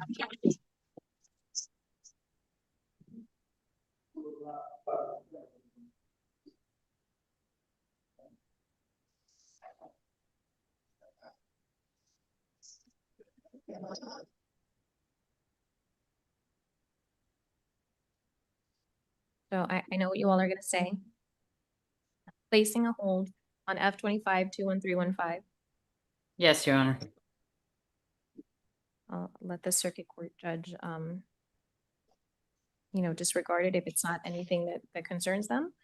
With regard to the case ending in 417, is there any objection to a standard bond? No objection, Your Honor. So that'll be a $5,000 bond. As to count one on F 25-21417.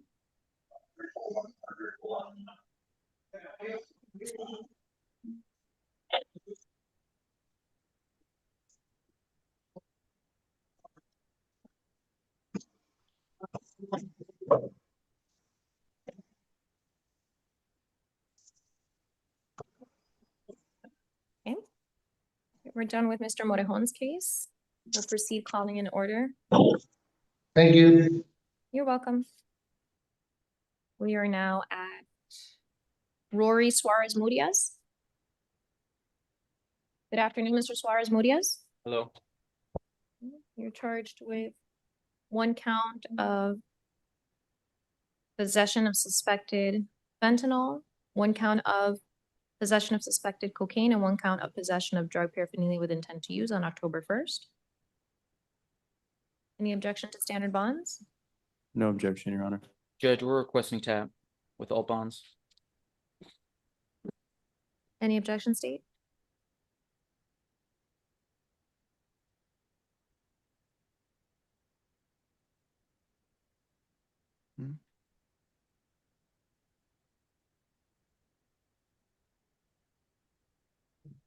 Your Honor, the defendant has a conviction from 2017 for battery in law enforcement, as well as a conviction on, that'll be it.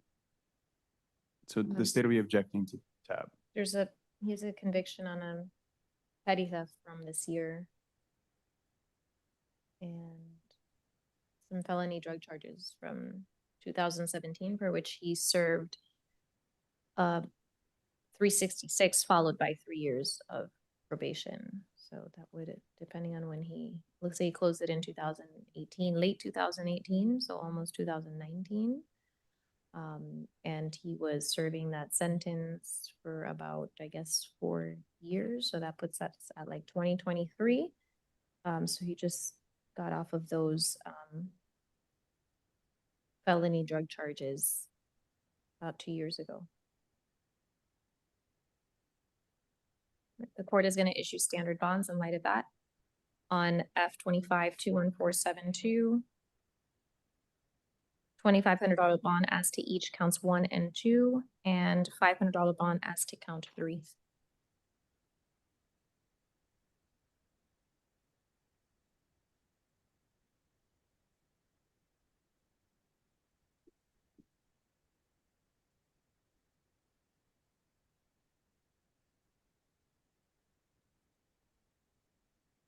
Next, we have Carlos Tosco.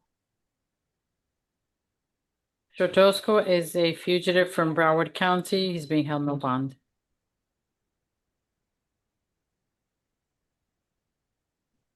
And Mr. Tosco, you're charged with one count of aggravated battery on a law enforcement officer, one count of possession of cocaine, one count of resisting an officer without violence, and then he has the driving while license suspended knowingly. We saw him earlier today, right? Yes, you gave him a straight bond of 150. Okay. With regard to the remaining charges, and these are from October 1st, any objection to standard bonds? No objection, Your Honor.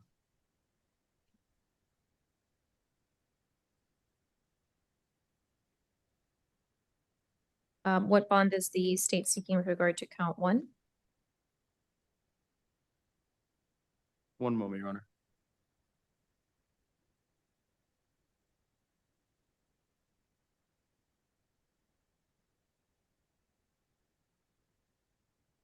Let me read the allegations.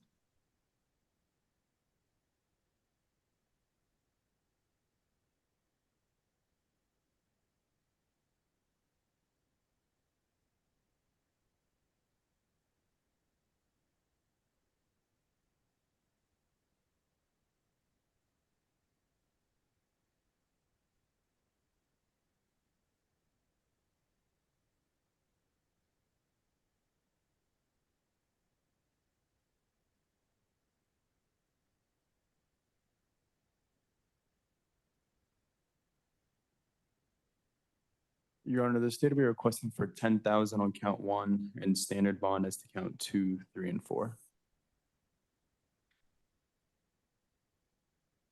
He was already issued a bond as to count 4. The driving while license suspended knowingly? Yes, sorry, Your Honor. That's right. $10,000 bond as to count 1. $2,500 bond as to count 2. And $500 bond as to count 3.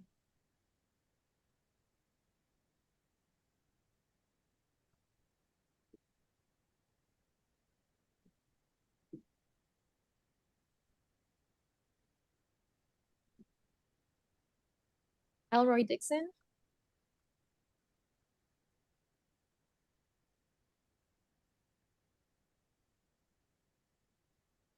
Elroy Dixon?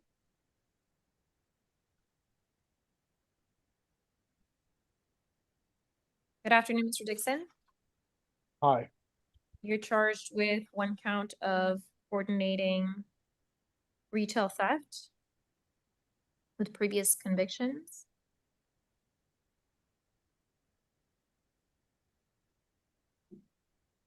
On October 1st at the polls at 2455 Northeast 10th Court in Homestead. Any objection to standard bond? No Judge, objection to standard bond, Your Honor. Judge, I would just note that this should be correctly charged as an F3. The A form notes prior petty theft convictions. The retail theft statute enhances from F3 to F2 only when there are prior convictions under subsection 8 of the retail theft statute, which means that prior petty theft convictions don't enhance him in that way. It's properly charged as an F3. State? One moment, Your Honor. In the meantime, I'm issuing a stay order from the polls at 2455 Northeast 10th Court in Homestead. Do not go back there, otherwise you risk being rearrested, and if you're held in contempt of this court's order, it's punishable by up to 60 days in jail. Do you understand?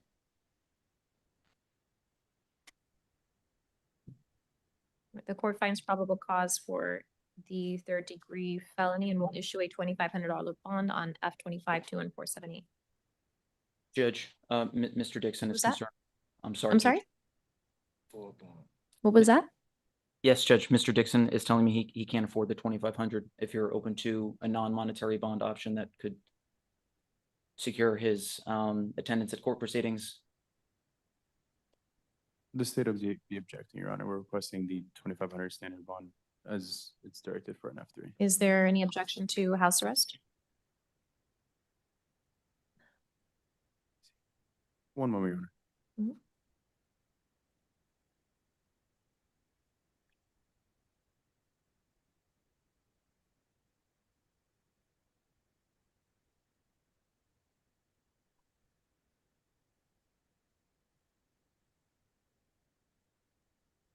Yes, Your Honor, we would be objecting. The first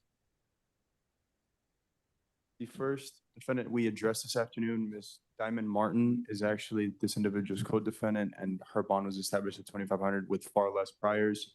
I don't see why economic status should have any bearing on whether an individual should be granted house arrest or not. But it does have a bearing. Excessive bond is tantamount to no bond. Our concern is with getting him to court. The prior co-defendant did not express any financial concerns to me. House arrest would get him to court. It could keep him locked down. It could protect the community. Judge, if you'd like to make an inquiry about his, financial ability, what his pay is, something like that, we wouldn't object to that if you find that he would be indigent. Other than that, just a statement of cannot afford it, that's too unclear. So. Okay. All right, Mr. Dixon, you were placed under oath earlier today. Are you employed? I don't have no money, man, but I do work though. I work. What do you do?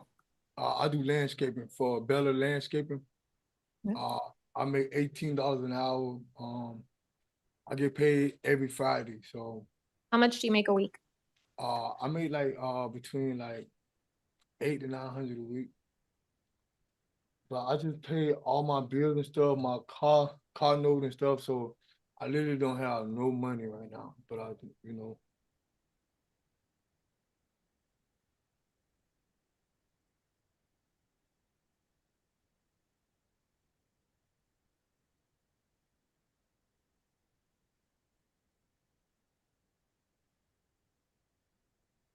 Right, I'm gonna grant Mr. Dixon house arrest, total lockdown, alternate bond 2,500. Sorry, I said house arrest alternate 2,500? Yes. Thank you. And Mr. Black, if you want to Ma'am. show the court proof of his employment, his current employment, and what hours he would need to work, if you want to make any modifications to the current level. Okay, Level 1 with work exception. Thank you. so a work exception would require Yep. level 2, but I guess that requires us to go back in front of the division judge. Oh, level 1 has permissions? Okay, okay, Okay. okay, okay. Right. Okay. Thank you.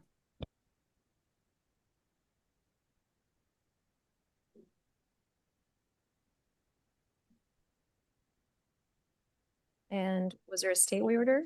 I already gave it to you, right? Okay. And I'm sorry, Judge. No, never mind. Thank you.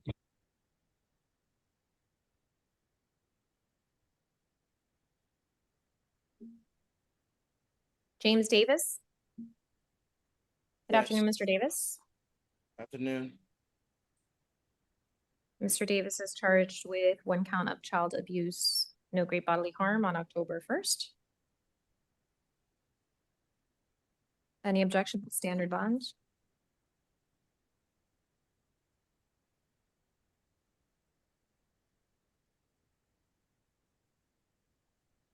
One moment, Your Honor.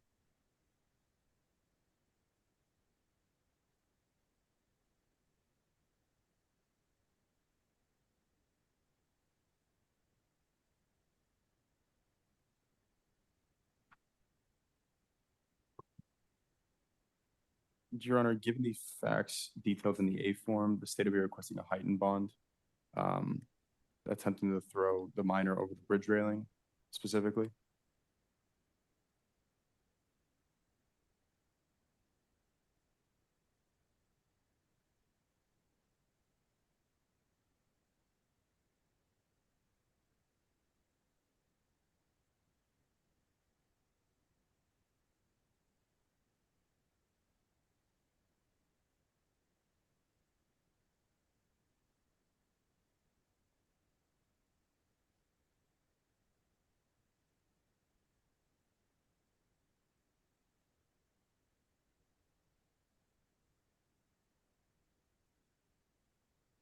The court will issue a $10,000 bond on F25-21480. I'm also going to issue a stay order from Nazar Yehizarov. Do not have any contact with that person directly or indirectly. In person, in writing by telephone, pager, fax, or through third persons. You must stay at least 500 feet away from that victim, the victim's home, place of employment, and or school at all times. Also, electronic contact such as emailing, texting, Facebook messages, or Twitter is prohibited. You violate this court's order, it's punishable by up to 60 days in jail. Do you understand? Yes.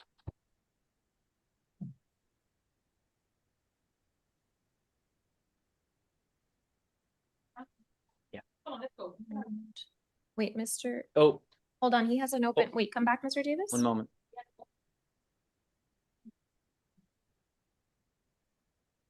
Does he have a, oh no, disregard. Thank you, Mr. Davis. That's it.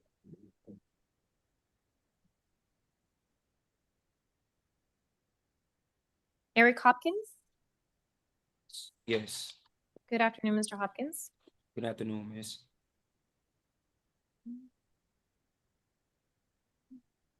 Right, Mr. Hopkins has an open misdemeanor M25-15621. I will make a note of that.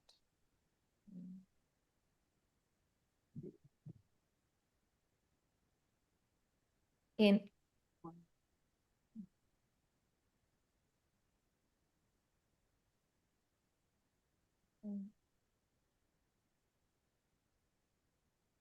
I haven't signed it. I haven't signed it. I haven't even signed it. Yeah, I always check that off, so just put it back together and I'll sign it. All right, for Mr. Hopkins, in F25-21482, you are charged with 1 count of possession of a firearm, weapon, or ammunition by a felon or delinquent. 1 count of grand theft, 3rd degree firearm, 1 count of violation of an injunction against domestic violence, protection with a firearm, or the firearm, restriction. These charges are from October 1st. Are they all here?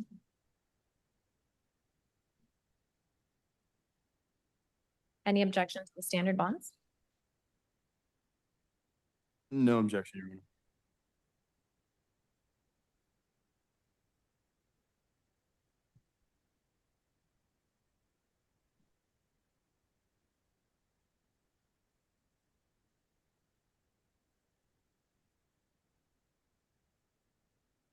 $5,000 bond as to count 1. $2,500 bond as to count 2.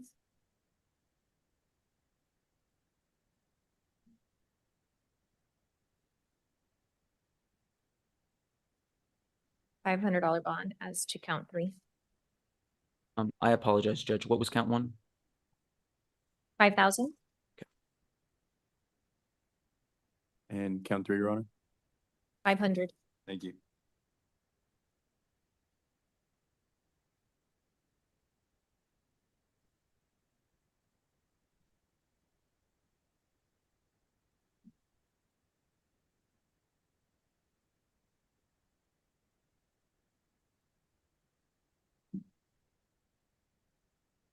Darian Rodriguez Acosta. He'll need the services of the interpreter, Judge. Your Honor, Mr. Rodriguez Acosta has a hold for immigration. Su señoría, el señor Rodríguez Acosta tiene una solicitud de retención por parte de las autoridades migratorias. Good afternoon, Mr. Rodriguez Acosta. Muy buenas tardes, señor Rodríguez Acosta. You're charged with 1 count of burglary to an unoccupied dwelling attempt. Se le acusa de intento de allanamiento de una vivienda sin ocupantes And 1 count of criminal mischief between $200 and $1,000. y un cargo de daños dolosos en un monto de entre $200 y $1,000. These charges are from October 1st of this year. Estos cargos se remontan al 1 de octubre de este año. Any objection to standard bonds? Oposición a que se fije la fianza estándar. No, Your Honor, no objection. No, su señoría, ninguna objeción. $2,500 bond as to count 1. En relación al $500 bond as to count 2. En relación al primer cargo, su fianza son $2,500 y $500 en relación al segundo cargo. I'm also issuing a stay order from 85 Southwest 144th Avenue in Miami. También voy a imponer una orden de alejamiento en relación al 885 suroeste de la avenida 144 en Miami. That's the Palacio de los Jugos. Eso se llama el Palacio de los Jugos. Do not go back there, otherwise you risk being rearrested, and if you're held in contempt of this court's order, it's punishable by up to 60 days in jail. Do you understand?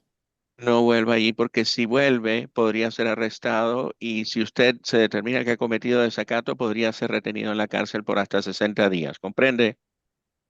Okay. Ok. Trico Watson.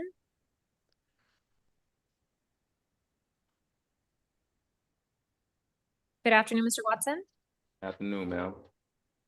You're charged with possession with intent of cocaine, crack cocaine on October 1st of this year.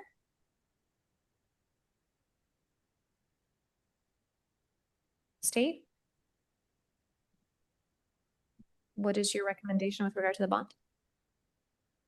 Judge, we'd like to ask for an elevated bond of $7,500 when looking at the priors. While they're not the most recent, multiple of them have to deal with having cocaine. I see a withhold from 2006, a conviction for the same charge that was in 2008, as well as one last one in a withhold in 2007. My page of priors is blank, and then I have it here. Oh, Judge, I can show you. Sure. No, I'm taking your word for it. I just want you to know the one I have is blank. Judge, I would ask for standard bond. His last conviction looks like it was in 2014. It'll be a $5,000 bond on F25 21485.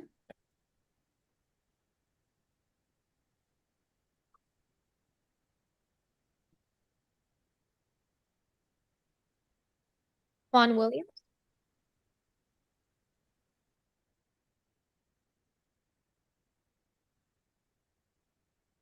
Good afternoon, Mr. Williams. You're charged with one count of possession with intent of cocaine, crack cocaine on October 1st. Hello, ma'am. Hello.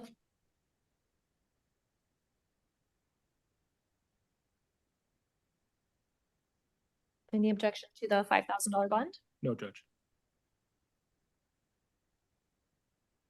$5,000 bond on F-25 21486.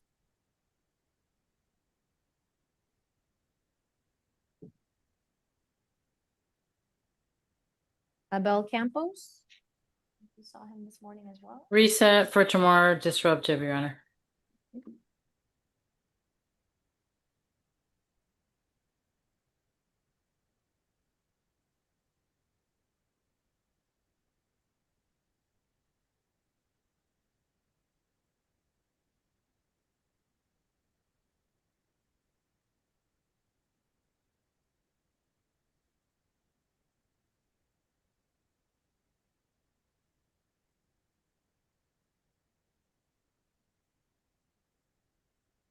Ivan Sanchez.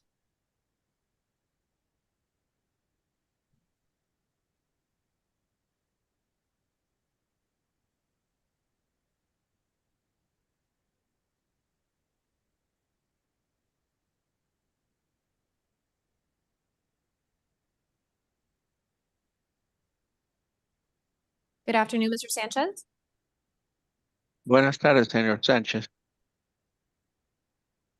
You're charged with one count of possession of a controlled substance, methamphetamine, and one count of possession of drug paraphernalia with intent to use. Trae usted un cargo de posesión de una sustancia controlada, metanfetamina, y un cargo de posesión de parafernalia para uso de drogas con el intento de usarlo. These charges are from October 1st. Any objection to standard bonds? No, Your Honor. Los cargos se remontan al 1 de octubre. ¿Alguna objeción a que se le ponga la fianza estándar? Judge, we're requesting tap. Pedimos TAP, jueza. No objection, Judge, with the alternate bond being that of the amount of standard bond. No me opongo, su señoría, con la fianza como alternativa. Right, he'll be granted TAP with an alternate bond of 2,500 as to count 1 and TAP with an alternate bond of 500 as to count 2. Se le otorga TAP con una fianza alternativa en relación al primer cargo y TAP con una fianza alternativa de $500 en relación al segundo cargo. Then his future court date will be November 3rd, Your Honor. Did you hear that? No, Judge. His future court date will be November 3rd. Su próxima cita en el tribunal será el 3 de noviembre.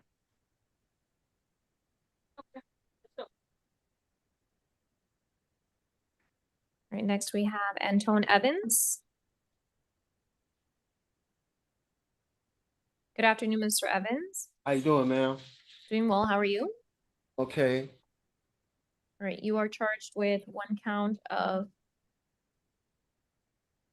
possession of cannabis within 1,000 feet of a church or convenience store. One count of possession with intent to sell or deliver cannabis. One count, more or less 44 grams of suspected cannabis. One count of possession of cannabis more than 20 grams. One count of possession of suspected cocaine. And one count of resisting an officer without violence on October 1st. Any objection to the standard bonds?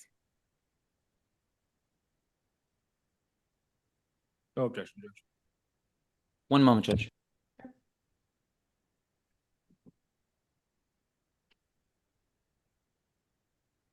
And Judge, standard for count 1 is 5,000? Yes, and then 2,500 as to each counts 2, 3, 4, and 500 count 5. All right, Judge, no objection to standard bond. I got a bond now? Judge, I actually, sorry. I did notice that counts 2 and 3 do seem to be the lesser includeds of count 1. So there's no additional allegations. They're just the lesser includeds for the same substance that he's being charged under count 1. In light of that, would you be amenable to reducing counts 2 and 3 to $1 bond? Any objections, Steve? No, Judge. So $5,000 bond count 1, dollar bond count 2, dollar bond count 3, $500 bond count 4. Does a stay order need to be issued, state? I'm sorry, Anna, can you repeat the bonds, please? Yes. Count 1, 5,000, count 2, 1, count 3, 1, and count 4, 500. I have 5 counts, Your Honor. Let me see. Oh, with regard to count 4, that is 2,500. And then count 5 is 500. When you say count 2 and 3, 1, you mean $1? $1 each, yes. Okay, I'm thank sorry, I you. skipped over count 4. State? Yes, Judge, we're filling out the stay order. Okay. Let me All right, stand by. Yeah, stand by, Mr. Evans. I'm going to issue a stay order.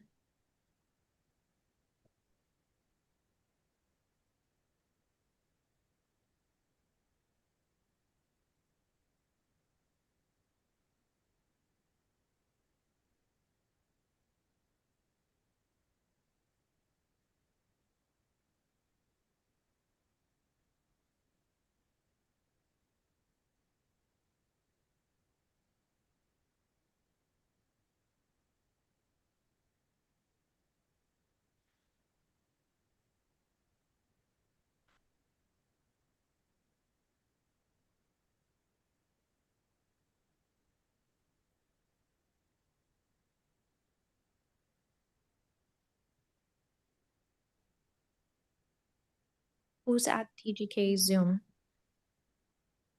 Stop. Your Honor, that's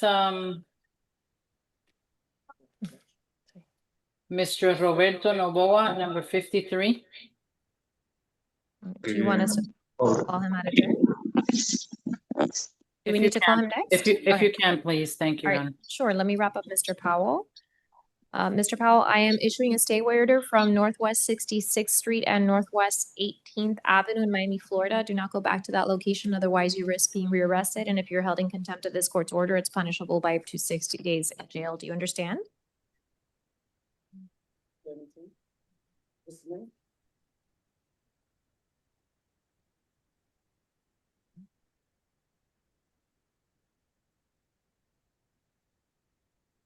Your Honor, can corrections please repeat the name of the defendant to be called next? Novoa.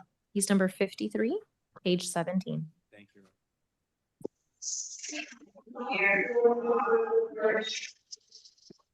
Hello, Your Honor. Good afternoon, Mr. Novoa. Good afternoon.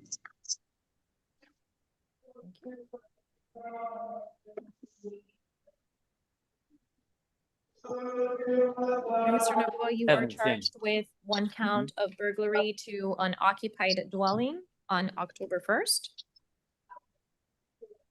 Okay. Any objection to the $5,000 bond? No, Judge. $5,000 bond on F-25. I'm sorry, Judge, I was having a Yes. little trouble hearing over here. We were going to ask for tap for Mr. Novoa. Any objection? No, Judge, with an alternate bond being. Okay, he'll be granted tap with an alternate bond of 5,000. I'm also issuing a stay away order from Chan Lao. Do not have any contact with that person directly or indirectly in person, in writing, by telephone, pager, fax, or through third persons.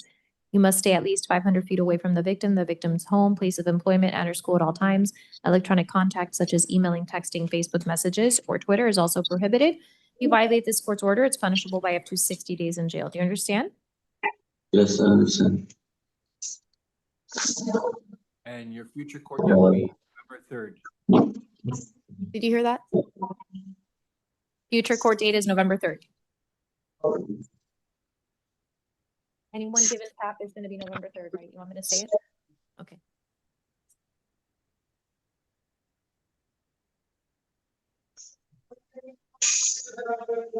We'll proceed to call in order where we left off.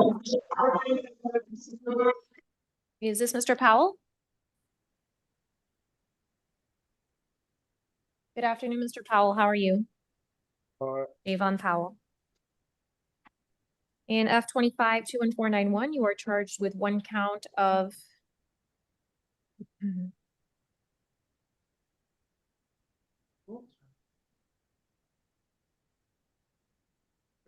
The case before. No, we were Novoa. Novoa Yes. is the one we just addressed out of turn. Now we're going back. Right. We interrupted between 30 and 31. Let's take it back. Thank you.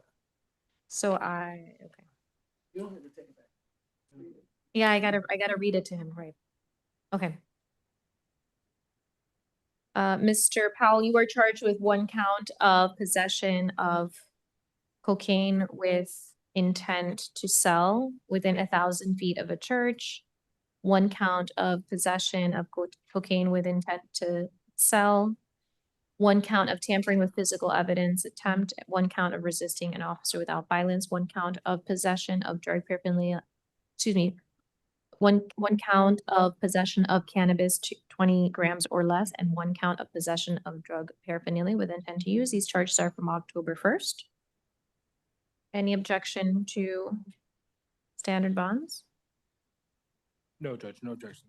One moment, Judge. Sure.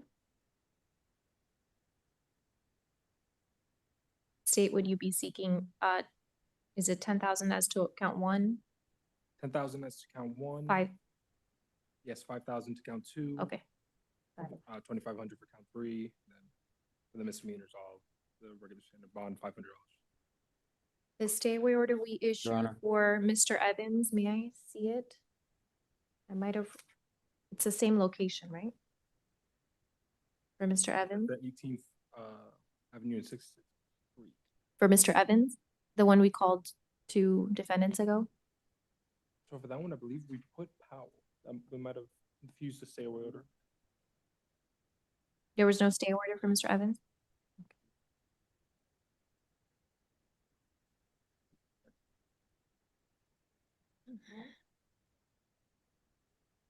They handed this to me and I read it to someone else. Yes, Mr. Black, are you waiting for me? Yes, Judge, I just was going to ask to be heard as to a bond for Mr. Go- Powell, but I go can ahead. wait for you to handle Mr. Evans. That's all right, go ahead. Okay, so I'm sorry, what was your suggestion for count 1? Or the state suggestion? 10,000 count 1, All right, 5,000 count 2. Your Honor, we'd be asking Okay. for house arrest with an alternate bond. He's got a permanent address. He doesn't seem to have an extensive record. Any objection?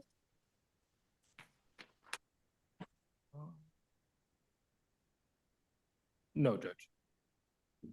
Right. What level house arrest? Level 2, if possible. House arrest level 2. As to all counts and alternate bond of 10,000 count 1, 5,000 count 2, 2,500 count 3, and 500 count 4, 500 count 5, 500 count 6.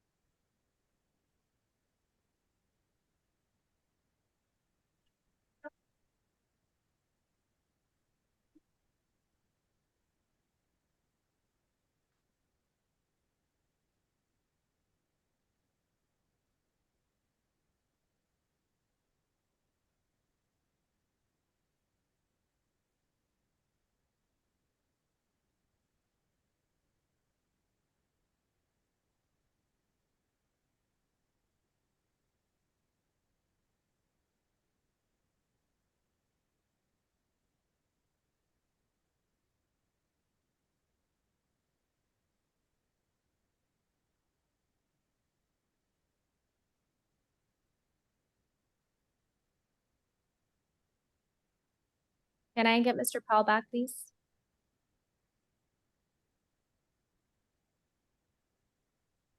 Can I get Mr. Powell back, please, momentarily? Turn off the-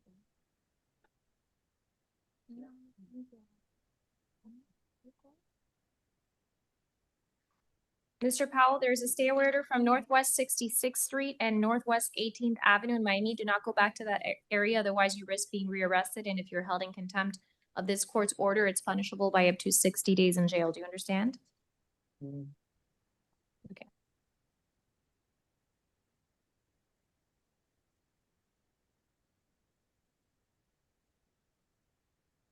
Joseph Emmanuel, Corrections the same, we're passing a manual, Judge. Why are we passing him? no, Gonna be on Zoom. I'm sorry, Mr. Emmanuel, if we can pass him.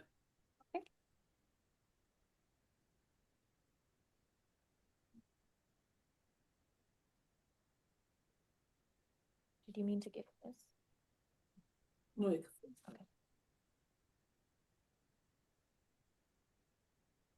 Is this Kenny Alvarado? Kenny Alvarado's a bond out, Your Honor.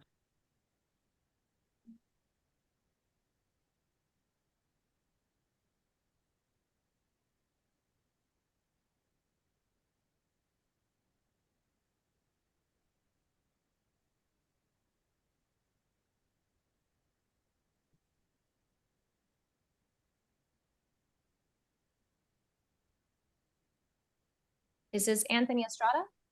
Yes, Judge. Your Honor. Good afternoon, Your Honor. Frank Prieto on behalf of Mr. Estrada. Yeah. All right. Good afternoon, Mr. Prieto. Good afternoon, Judge. I do have argument for all counts, Judge.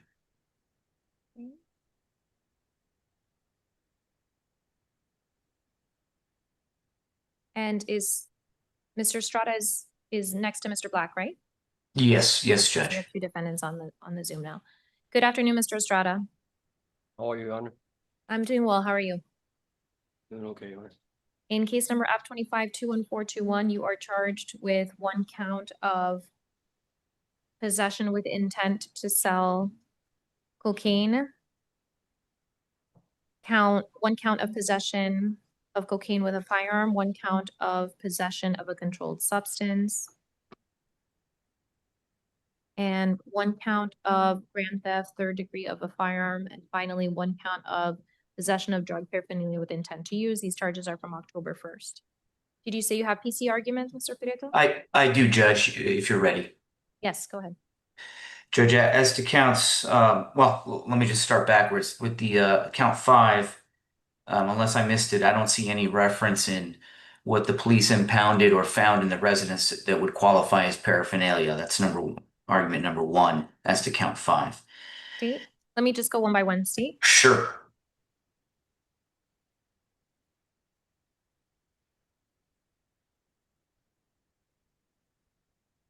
I see in the second page of the arrest affidavit, it says $1,241 US dollars were located inside the residence in quick count bundles consistent with narcotic sales. Right, but that's not considered drug paraphernalia. I don't see anything else. No, the state agrees, Your Honor. Okay, so with regard to count 5, he'll be released outright, no PC having been found. Judge, as to count 4, if we reference the police case number that indicates that the firearm was stolen, that police case number appears to be from 2020. So that would be 5 years ago that this gun was reported stolen. So the state does not get any kind of inference as to recently possessing stolen property. So I don't believe there's count 4 to show that he knowingly was in possession of a stolen firearm. State. Judge, when we're looking at the 4 corners of the arrest affidavit, we see here that this was reported as stolen, and when this search warrant did occur, this is what was found at Mr. Estrada's permanent residence. So we'd say that there is probable cause for charge 4. The PD case number is PD 20, which would indicate the year 2020. You could note the case number at the top right is PD 25, meaning 2025. So that reported stolen gun is from 5 years ago. So there's no indication he had knowledge it was stolen. Or that he stole it, for that matter, because the statute requires that he endeavored to temporarily or permanently deprive somebody of that property. There's no link to him having stolen that firearm. You don't get the inference under the recent possession of stolen property, which is why there's no PC. You know, the charge is not possession of a stolen firearm, but rather Right, it's grand theft, To the it's firearm. stealing. There's nothing connecting him to that theft. And normally how the state proceeds is because it was reported stolen and the person has it, in their possession days later or a month later. This is 5 years. Your Honor, it'd be the state's position that since he's in possession of the stolen property that's been deemed stolen from that theft, that's what links him directly to that charge. But that's a different charge than what is in the arrest affidavit, right? It is, Judge. And in the alternative, we see that there is probable cause for being in possession of a stolen firearm. Well, secondary to that, Judge, the arrest occurred at the front door. This was a search warrant executed. He was arrested near the front door, and they found the drugs and the firearm in a separate office within the house, which is also shared by somebody else, but I'm not going to raise that issue. But he wasn't possessing when they even arrested him. Although he did make statements later that the firearm was his and the drugs were his, according to the police.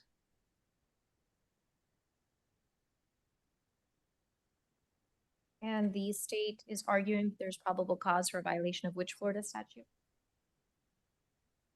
I can find that now. One moment. Is it the possession of Yes, it is. stolen property or? Of stolen property. I can find the exact statute. I'm looking myself.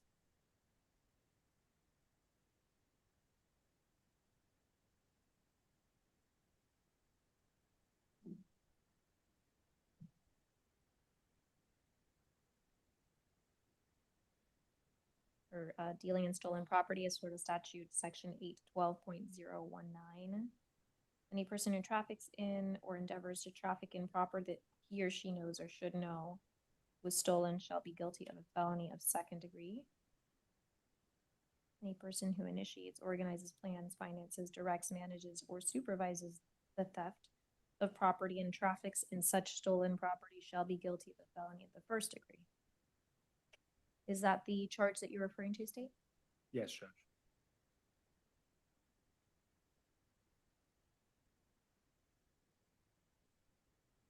Your Honor, that requires him to be in the business of trafficking in these items, which he's clearly not. That's for subsection 2, which makes it a 1st degree felony. The 2nd degree felony is under subsection 1, right? Any person who traffics or endeavors to traffic in property. That he or she should know. Dealing in stolen property. Yes. Not.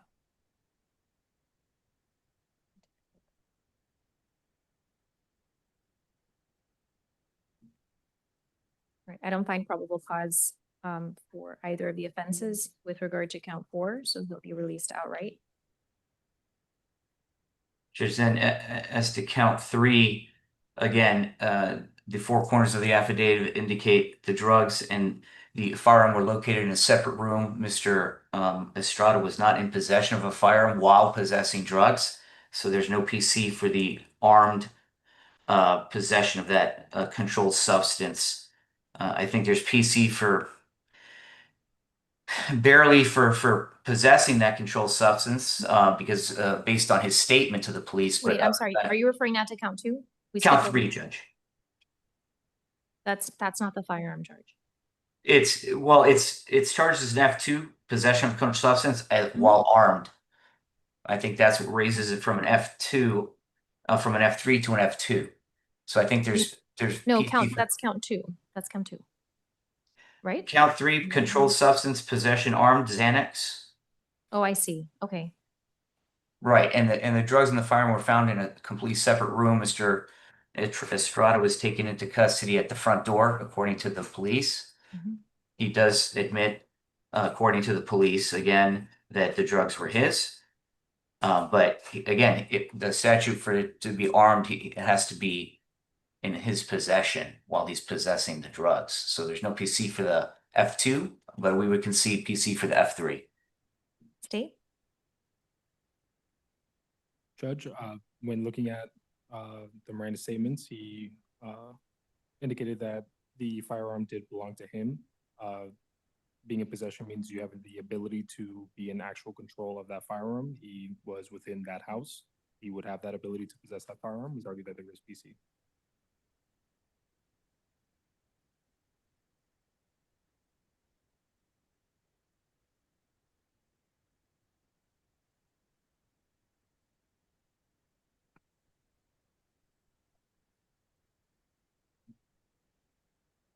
take a look at the statute. Give me one moment.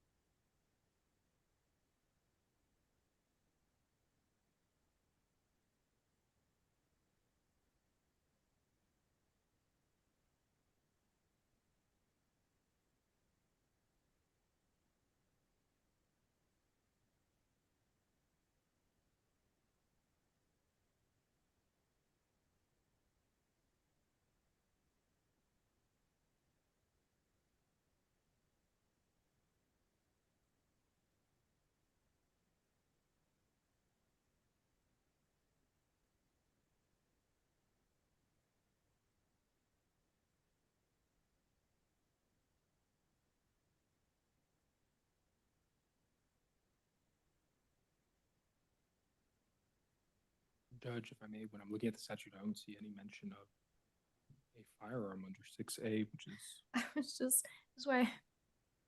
Actually, in counts 2 and 3 are identical statutory subsections, they are. and they both relate to being armed or with a firearm. So I am not seeing it under 6A, Yeah, it's not under 6A, Judge. and that's the end of the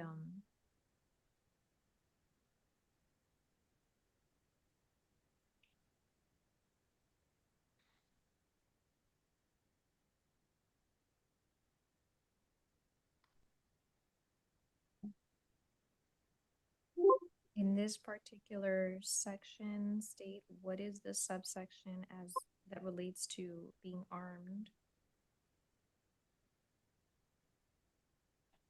or in possession of a firearm. Judge, out of the section, I see nothing. In this entire section, 893.13? No. Yeah, Judge, in 893.13, there's no mention of firearm or being armed at all under 893.13. I do know, having been a former narcotics prosecutor, I believe there is a specified statute under the trafficking that enhances it, I think, to a PBL from a first, armed trafficking. But this is simple possession. And I was at a loss earlier today to find the subsection that enhances a simple possession while armed. But I've seen it charged before, but it was ultimately no action by the state previously. We're going to encounter the same issue with regard to counts to count 2. So is there a stipulation of probable cause for the F3, the standard bond of $2,500 as to Yes, Judge. count 2 and 3 by the defense? Yes, sir. Okay, so PC for F3 as to counts 2 and 3. So it'll be a $2,500 bond as to count 2 and as to count 3. Any argument with regard to count 1? Yeah, finally, Judge, as to count 1, they're charging possession with intent, and then in count 2, possession while armed for the same cocaine. If you look, it's the 6.4 grams, which was, according to the police, one suspect, 6.4 grams of suspect cocaine in a clear plastic bag. The bags are not individually wrapped for sale. There's no indication that it was for anything other than personal use. The quantity is not exceptionally large that would indicate sale. So there's no indicia. There's no scales found at the residence. There is not probable cause for possession with intent to sell as to count one. State. Your Honor, 6.4 grams of suspected cocaine in a single plastic bag, as opposed to simply hasn't had the time to split it up, along with the denominations held in quick count bundles consistent with narcotic sales. I think those two facts in conjunction can do arise to probable cause for count one.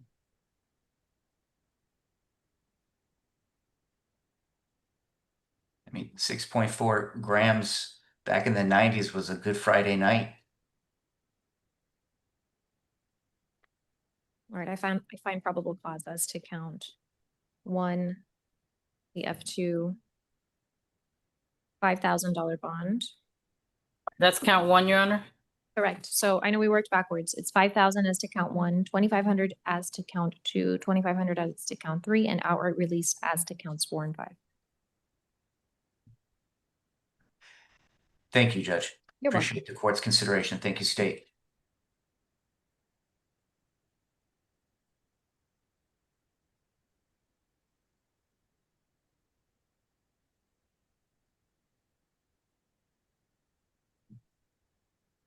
Okay, next we have Jeremiah Musgrove. Judge, can we do Emmanuel Joseph? He's on Zoom. Yes, he's the one that we passed. Okay. Good afternoon, Mr. Joseph. Good afternoon. I have two A forms for him, F25 21337 and F25 21338. You are charged with 1 count of petty theft with 2 or more convictions, 1 count of possession of drug paraphernalia with intent to use as to the first case, and criminal mischief, $1,000 or more on the second case. Any objection to standard bonds? Judge, as to the second case, ending in 3-8, there's no value alleged, so at most it can only be an M2. State? I don't see any. Okay.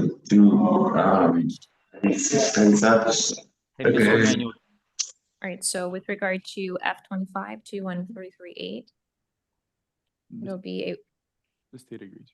okay, $150 bond. And something I'm else. sorry, can you mute the $150 bond as Okay, thank to you. the case ending in 8. Thank you.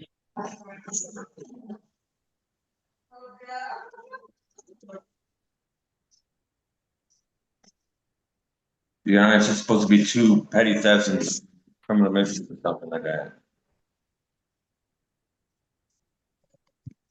And then with regard to the case ending in 337, $2,500 bond as to count 1, $500 bond as to count 2, and I'm issuing stay away orders from Maxine's Bistro and Bar located at 1756 Collins Avenue in Miami Beach. Do not go back there, otherwise you risk being rearrested, and if you're held in contempt of this court's order, it's punishable by up to 60 days in jail. Do you understand? Yes, ma'am.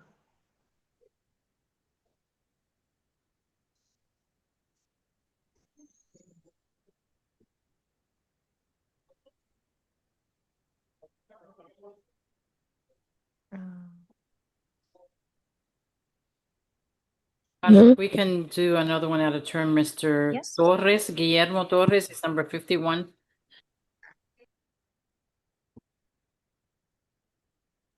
And Judge, he'll need the services of the interpreter. Interpreter present.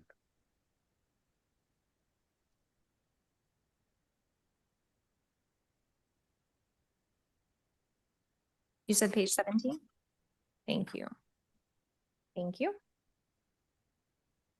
All right, with the assistance of the Spanish interpreter, good afternoon, Mr. Torres, how are you?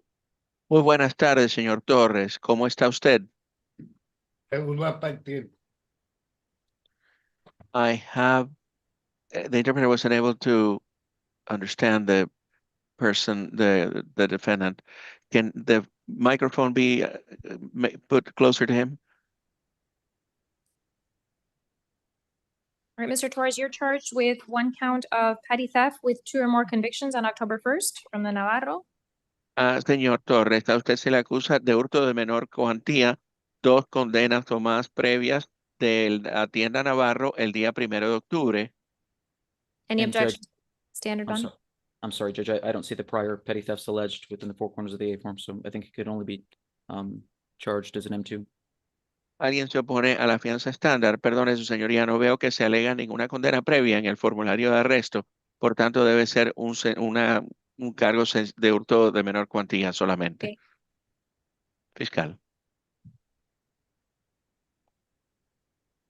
I'm issuing a stay order from the Navarro located at 1601 West Flagler Street in Miami. Do not go back there. Otherwise, you risk being rearrested. And if you're held in contempt of this court's order, it's punishable by up to 60 days in jail. Do you understand? Estoy emitiendo una orden de alejamiento, caballero, en relación a la tienda Navarro que queda ubicada en el 1601 de la calle Flagler Oeste.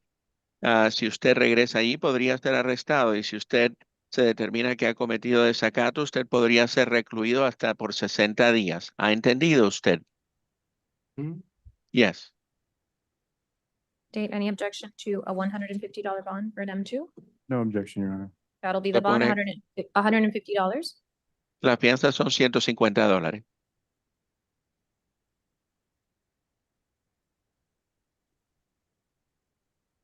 Okay.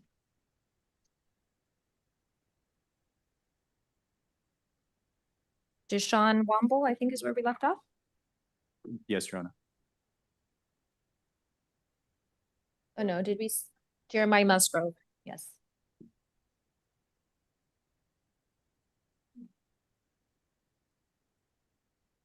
Who bonds it out? Mr. Musgrove? Who is this, Mr. Black?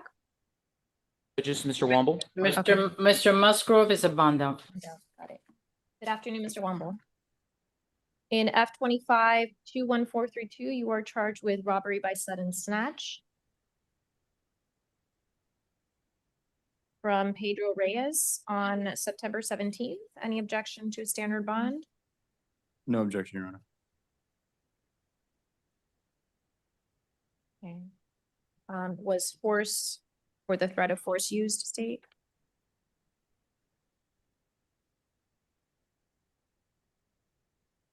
While you decide that, Mr. Womble, I'm issuing a stay order from Pedro Reyes. Do not have any contact with that person directly or indirectly in person, by writing, by telephone, pager, fax, or through third persons. You must stay at least 500 feet away from the victim's home, place of employment, and or school at all times. All electronic contact, such as emailing, texting, Facebook messages, or by Twitter, is prohibited. If you violate this court's order, it's punishable by up to 60 days in jail. Do you understand? Okay. No threat? Yes, ma'am. Okay. So it'll be a $2,500 bond on F25-21432. Judge, I don't see any priors. Can we get pretrial services with an old bond? Any objection? Date? We're looking at the NCIC.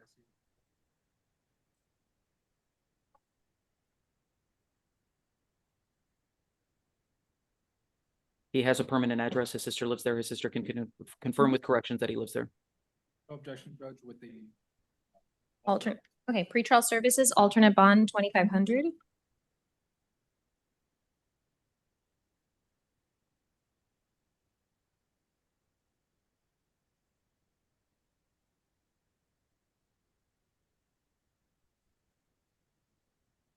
Next, we have Wilfred Young. Good afternoon, Mr. Young. In F25-21435, you are charged with 1 count of felony battery against Gerakira Wright. I'm issuing a stay order from that person. Do not have any contact directly or indirectly in writing, by telephone, pager, fax, or through third persons. You must stay at least 500 feet away from that person, their home, place of employment, and or school at all times. That includes electronic contacts such as emailing, texting, Facebook messages, or by Twitter. Any objection to a standard bond? Yes, Judge. I think there's only probable cause for an M1 battery within the four corners of the A form. In order for it to be a domestic strangulation case, there has to be allegations of strangulation. There are none. There's also no allegations of permanent disfigurement. And so it can't otherwise be a felony battery. I think it's just an M1. State? The state agrees, Your Honor.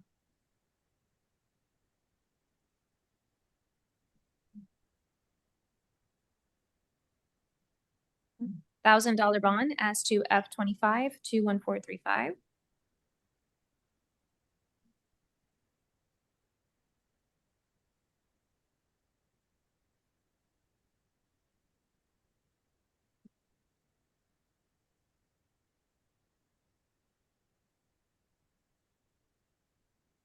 Roosevelt Cook. Good afternoon, Mr. Cook. You are charged in F 25-21439 with 1 count of battery domestic by strangulation and 1 count of robbery by sudden snatch. I'm issuing a stay order from Lakeisha Nicole Mormon. Do not have any contact with that person directly or indirectly in writing by telephone, pager, fax, or through third persons. You must stay at least 500 feet away from the victim's home, place of employment, and or school at all times. Electronic contacts such as emailing, texting, Facebook messages, or by Twitter is prohibited. If you violate this court order, it's punishable by up to 60 days in jail. State, did you mean to pass up a non-domestic violence stay away order?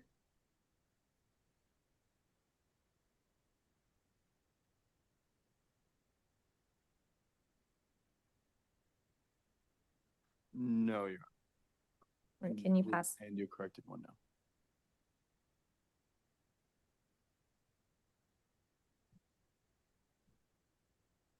Any objection to the standard bonds? And that would be 5,000 each, Judge? Yes. Plus GPS. You said plus GPS, Judge? Yes. 5,000 each count plus GPS? Yes, level 1.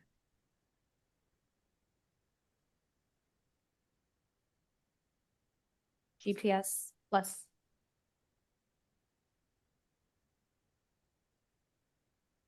Or rather, he has to post the bonds to go on house arrest.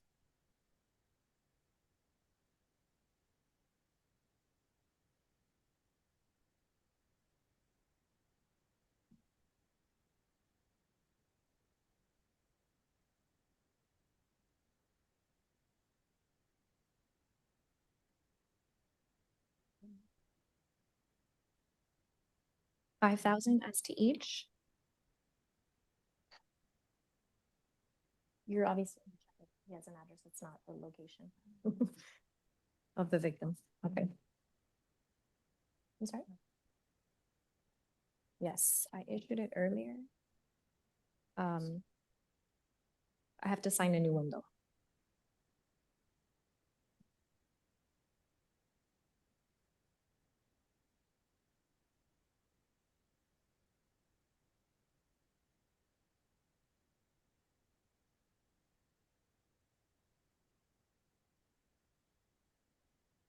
Remember, I need the corrected stay order from. Are you're working on that? Okay, just didn't want to forget it. Leonel Peraza. Good afternoon, Your Honor. Carol Mack on behalf of Mr. Peraza. Good afternoon. And good afternoon, Mr. Peraza. Hello, good afternoon. All right, Mr. Peraza is charged with 1 count of strong arm robbery, 1 count of criminal mischief, $1,000 or more, 1 count of aggravated assault with a firearm, 1 count of battery. These charges are from September 26th. Any objection to the standard bonds? No objection, Judge. None, Judge.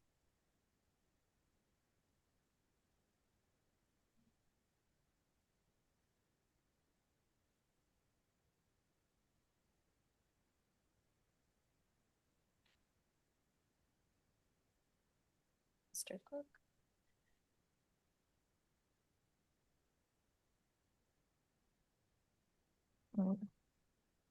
$15,000 bond as to count 1.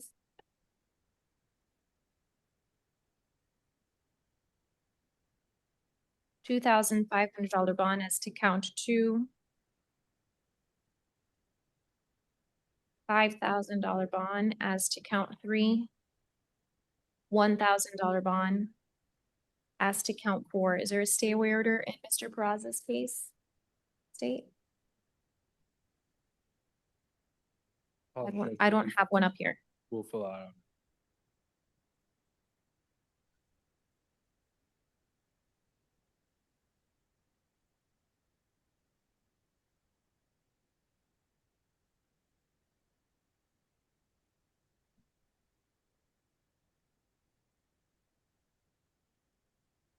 All right, stand by, Mr. Peraza. Can we have That's these straight ready? bond, correct, for Mr. Yes. Peraza? Yes. No, state, if we can have these ready, so we're not Yes, Judge, apologies. wasting time. We thought we went out for them.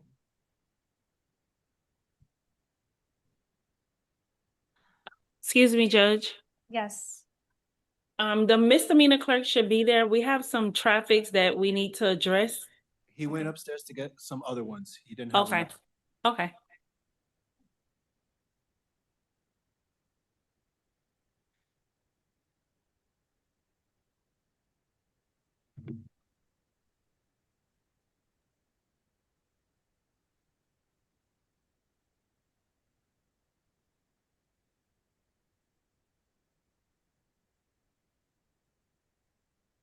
You want to just tell me? Well, is this going to be, It's here, Judge.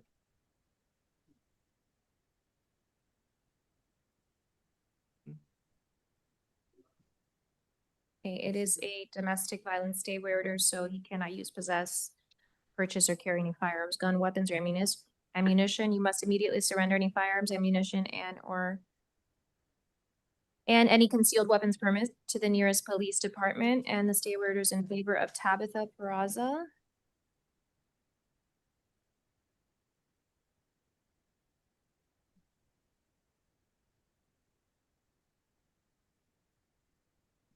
Right, it's gonna be the bonds plus GPS. I just, based on the domestic, And Your Honor, I would ask Your Honor not to impose the GPS monitor. Mr. Peraza is in between jobs. He's a generator technician. He's also very involved in his two minor children's schooling, extracurricular activities, football practices, and games.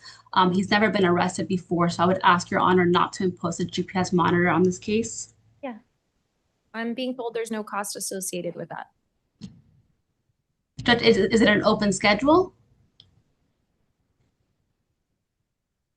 It depends on the level. I can give him level 3. And that would be an open schedule? It's roaming. Is Your Honor able to not impose the GPS monitor, considering it's his first arrest? He voluntarily surrendered yesterday. No, I'm gonna impose GPS with level 3. Thank you, Judge. Your Honor, so it's the same bonds, 15,000, 2,500, 5,000, 1,000 plus house arrest? Yes. Thank you.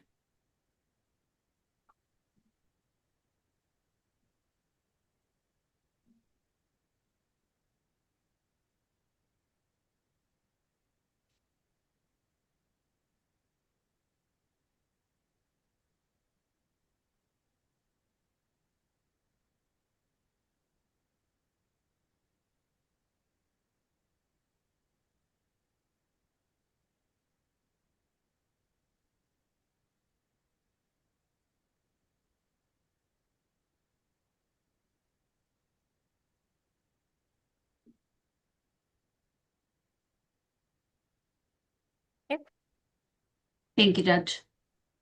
You're welcome. Eric Urquiza. Mr. Urquiza was on house arrest and on F25-15204, and he was rearrested in all these cases. I'm placing a hold on F25-15204. This is the one where there's 18. No, he's got to come in. Oh, for your keys, yeah, he's coming. Yeah, Okay. Oh. yeah, he needs to come in. This will be fun to type up. Good afternoon, Mr. Urquiza. Good afternoon. Judge, there are just 2 of these A forms that I would like to Which address, ones? and then the rest mute as to PC. Okay, which ones? It is the case number ending in 48. I think that's third to last.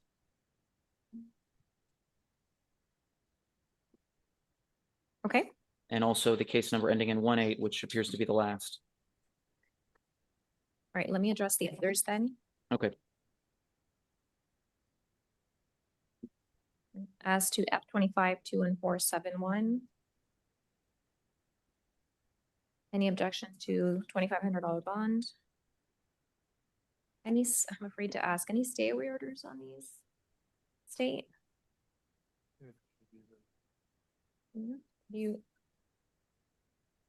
I just see there's 18 A forms here. I just received one. arrest affidavit. I mean, one, Three stay away. forms. All right, do you want to add all the case numbers? There's only one case number on here. No?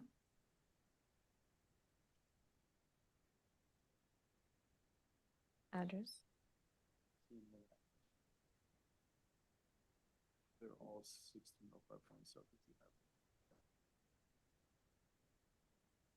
All right, I'm issuing a stay order from 1605 South Dixie Highway, Palmetto Bay. That's the Marshalls. So far, it looks like all the.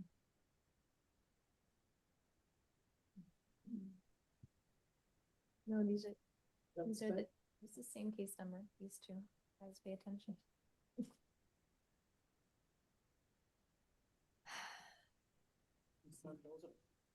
I'm putting these to the side because he has argument for those.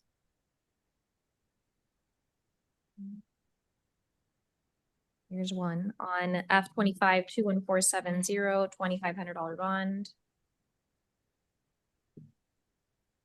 Plus stay away order from that same location. Your Honor, that was 7-0? Yes, so Did you we can add. Sorry?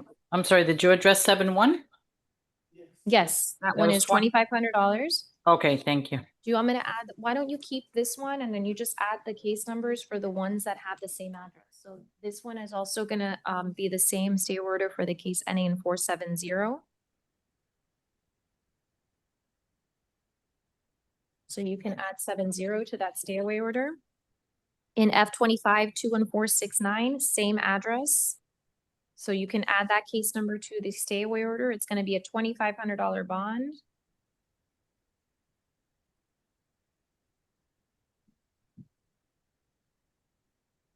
In F25 21468, it's gonna be a $2,500 bond.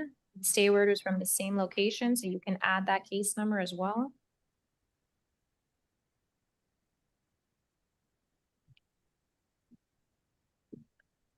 In F25 21467, it'll be a $2,500 bond. Stay order from the same location. So you can add that case number.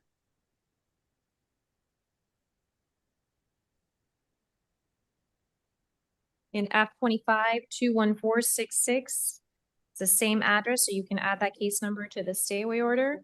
$2,500 bond.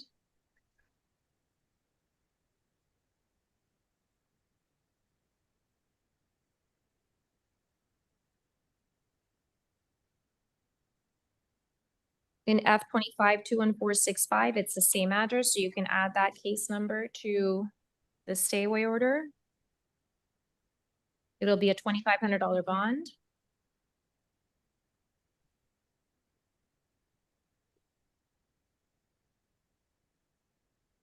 In F25 21458, it's the same address. You can add that case number to the stay order, $2,500 bond.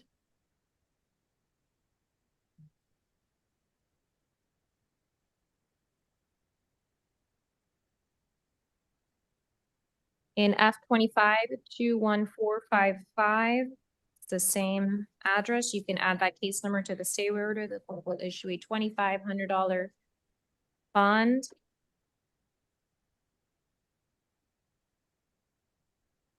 In F25 21454, it's the same address. You can add that case number to the stay order. It'll be a $2,500 bond.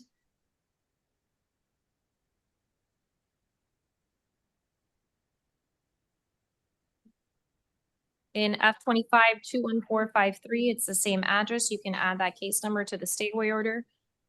$2,500 bond.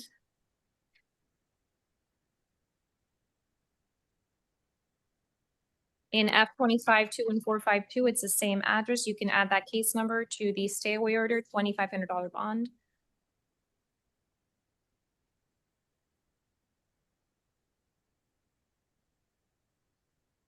In F25 21451, it's the same address. You can add that case number to the stay away order. It'll be a $2,500 bond.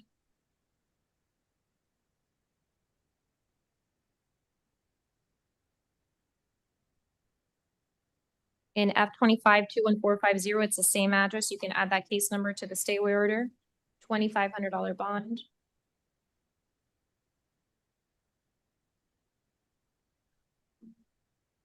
In F25-21449, it's the same address. You can add that case number to the stay order, $2,500 bond.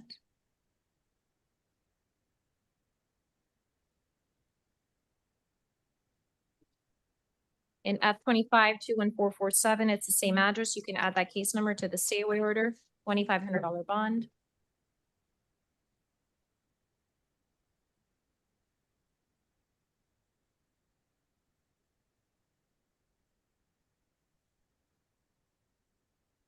Right, hopefully the state has had a chance to look at the two cases that we pulled ending in 418 and 448 to see if there's any stipulation. Yes, Judge, those A forms just don't reference the prior convictions, and so they're M1s at most. The Judge, I did, there was no indication. Of the other Sign. Right, for F25-21448, it'll be a $500 bond. And you can, did you add that case number? I didn't check to the stay order. Is 448 on there? 448? Yeah, because it's the same address. No. All right, give it to them to add that. And in F25-21418, same address, so add those two case numbers for the ones that we pulled. Same argument, Mr. Black? Yes, Judge, on both 48 and 18. Okay, $500 bond. And add that case number to the stay order, please. So the only ones that are 500 is the ones ending in 48 and 18. The remainders are all 2,500 with the holds, correct? Thank you. With the what, I'm sorry? With the hold on the case that he's on felony, on house arrest, F2515204. Yes. I Okay. need to write that on all of the A forms. No. I don't, I do. That's why I remembered it was, okay. Let me have them back, I'm sorry. Or do you want to write it for me? Just this one? Or do I have to do it on all? I know. I'll do it later. I can do it at the end. Can you hold on to these for me, please? Sorry about that. I knew there was something else. Okay. Do that.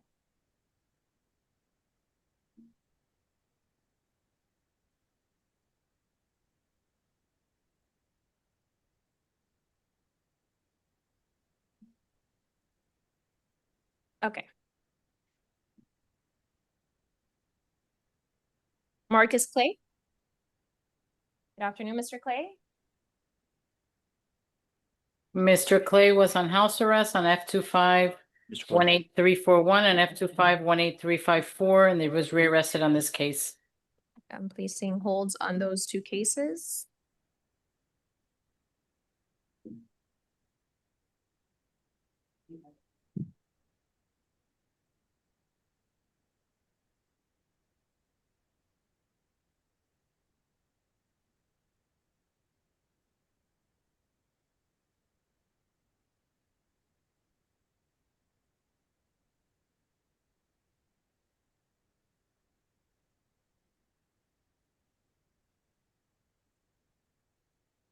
Right, in F25-21475, Mr. Clay is charged with retail theft, coordinating with previous convictions on October 1st. Any argument? Yes, Judge. It references prior petty thefts. They're confusing prior retail thefts as the enhancer under subsection A. So the prior petty thefts are irrelevant to the enhancement, so it's at most an F3. Stipulation state? Judge, we ask you to find probable cause for petty theft, 2 or more convictions in the alternative. In the alternative, you said? Yes. That's enough. Still an F3, yeah. Still, It doesn't yeah, change it's still it. an F3, okay. All right, $2,500 bond on F25-21475. And Judge, I asked for an enhanced bond in this case of minimum $5,000. The most recent petty theft conviction was 4 months ago. Judge, would you say there's a standard bond for that and he's going to be held no bond? I didn't hear that. Sorry for interrupting. I'm sorry, Mr. Black, I didn't hear that. No, I said sorry for interrupting you. Oh, apologies. Yes, Judge. So the most recent one was 4 months ago. Prior to that was 6 months ago. This is a repeated pattern. There's over 2 entire full pages of priors, we'd ask for an elevated bond. Okay, I'm looking at them here. And it was on, it's actually less than 4 months ago because this was June 18th and we're in the beginning of the month, so. It's gonna be a $5,000 bond on F-25 21475. I'm also issuing a stay away order from the Coles located at 2455 Northeast. Can't understand that handwriting. 10th Court in Homestead. Do not go back there, otherwise you risk being rearrested. And if you're held in contempt of this court's order, it's punishable by up to 60 days in jail. Do you understand? Yes, ma'am.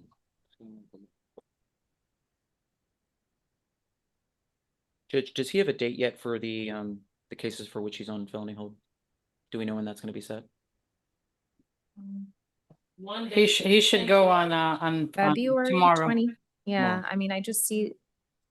Oh, the one ending in 354 is set for report October 14th, but I guess he'll be, because of the holds, you'll see the circuit court judge sooner. Thank you. Mhm.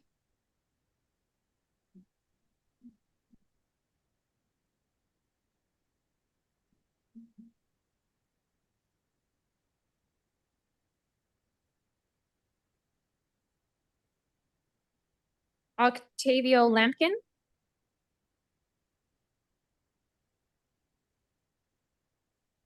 Good afternoon, Mr. Lampkin. Good afternoon. I have F-25 21437 before me.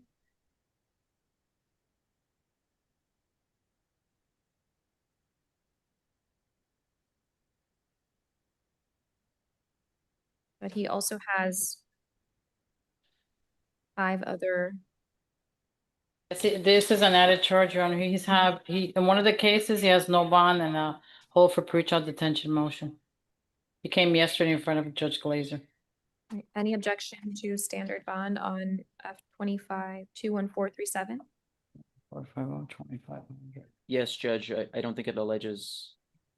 No, I don't think it alleges prior theft convictions. The A form. State? That's correct, Judge. It only mentions. Yeah, the prior instances, but not actual convictions. Correct, Judge. Okay. But I would be asking for an elevated bond, Judge. Again, there's a repeat history here as well as 1, 2, 3, 4, 5 different other cases, open other cases. We'd ask for $5,000. Yeah, I don't care because it says the rain on it. It's gonna be. Oh, for real? Are the values alleged?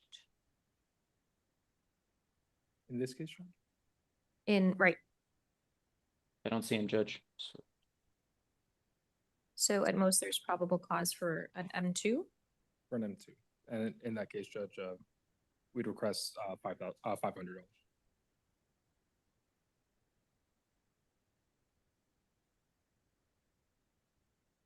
It'll be a elevated bond from the standard 150 for M2, but that's what there's probable cause for. $500 bond on F-25 21437. I'm also issuing a state order from the CDS at 8765 South Dixie Highway in Pinecrest. Do not go back there, otherwise you risk being rearrested. And if you're held in contempt of this court's order, it's punishable by up to 60 days in jail. Do you understand?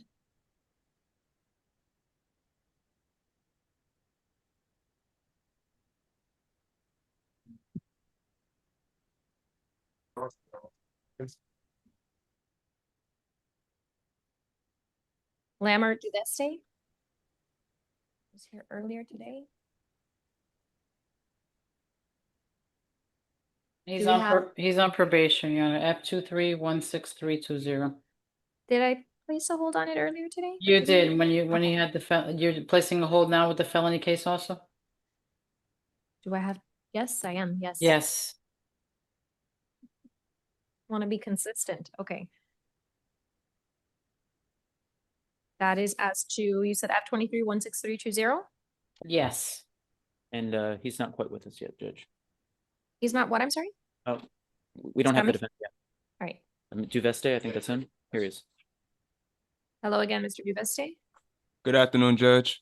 You're charged with 1 count of fleeing or eluding police with lights and sirens. Any objection to a standard bond?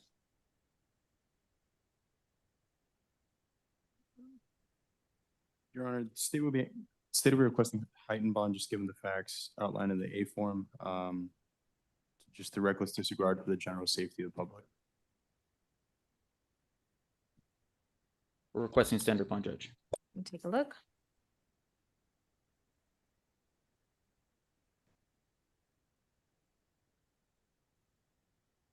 $2,500 bond as to F 25-21406.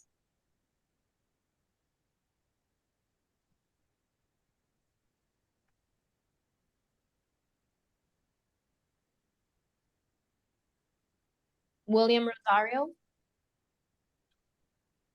Bond out.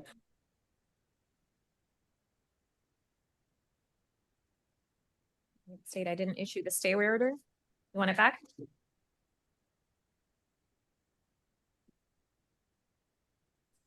I'm sorry, Duveste has a stay away order? No, that was for Rosario, the bond out. I'm giving the blank order back to the Okay, state. okay. because No, we're I good. didn't issue. Okay.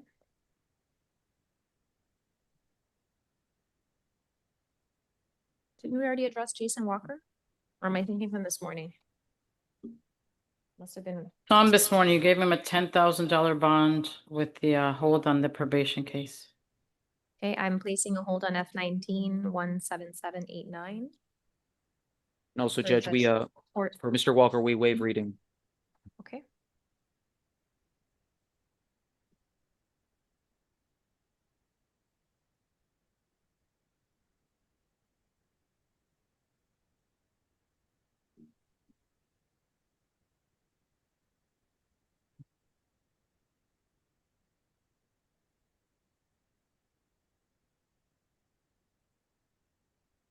Any objection to the standard bond? No objection, Judge.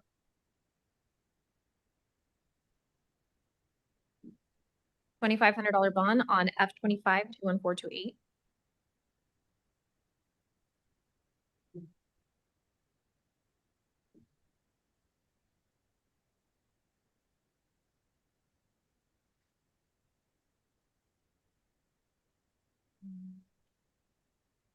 Reginald Starrett, we already addressed.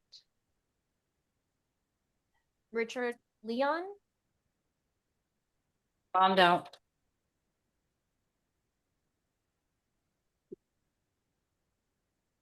Kate, I'm giving you back the stay away order. Wait, this was, You don't have to give to them, just throw them on. this isn't for Mr. Leon anyway. I think I already issued that stay order. Denny Hidalgo.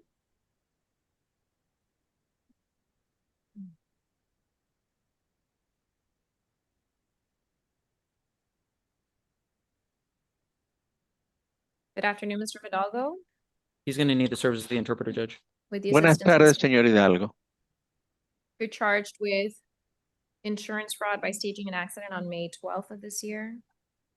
Se le acusa de fraude de seguros por organizar un accidente el 12 de mayo de este año.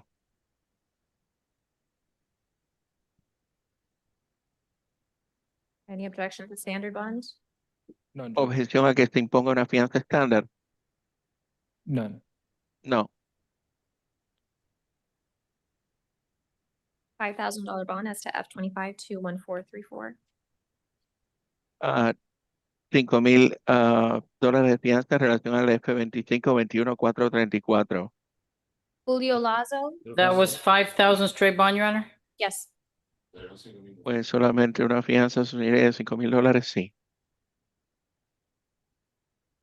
Mr. Julio Lasso, he has a hold for immigration. El señor.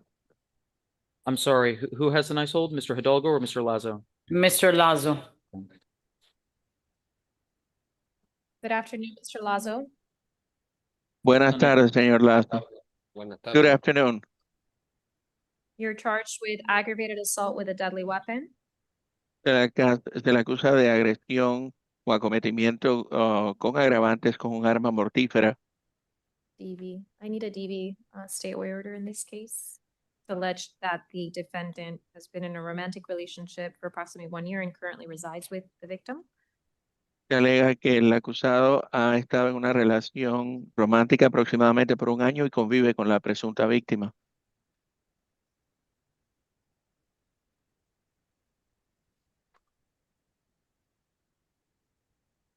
Right, any objection to a $5,000 bond, given that it's an F3 with force or threat of force, plus GPS level 3?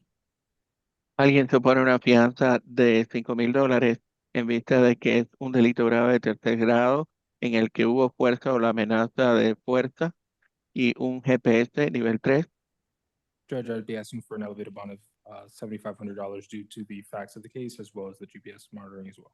As plus the GPS, okay. Yes. Excuse me, Your Honor, the interpreter wasn't able to ahead. hear clearly. Yes. So we'd be asking for an elevated bond of $7,500 as well as the GPS in which the judge mentioned. Su señoría, pedimos una fianza aumentada a $7,500 y también el GPS tal y como su señoría lo describió. Okay, it's alleged in the four corners of the arrest affidavit that the defendant retrieved a knife from behind the toilet, placed the knife at the victim's throat, and stated, "I'm going to kill you and kill myself." Se alega que el acusado obtuvo un cuchillo detrás del retrete o el baño y se lo colocó a la víctima, presunta víctima, en el cuello y le dijo, te voy a matar y me voy a matar a mí mismo. And given those alleged facts, the court will issue a $7,500 bond plus GPS level 3, and I'm also going to issue a stay away order. En vista de estos hechos que están alegados, el tribunal impone una fianza elevada de $7,500, te impone un requisito de un GPS nivel 3, también voy a imponer una orden de alejamiento. From Gladys Flores, don't have any contact with that person in writing, by telephone, through social media, or any other electronic means, or through third persons. En relación a Gladys Torres, con esta persona no tenga ningún tipo de contacto en persona, por escrito, por teléfono, a través de medios sociales o a través de terceras personas. No contact, indirect or indirect, do not come within 500 feet of the person, their home, their place of employment, or school at all times.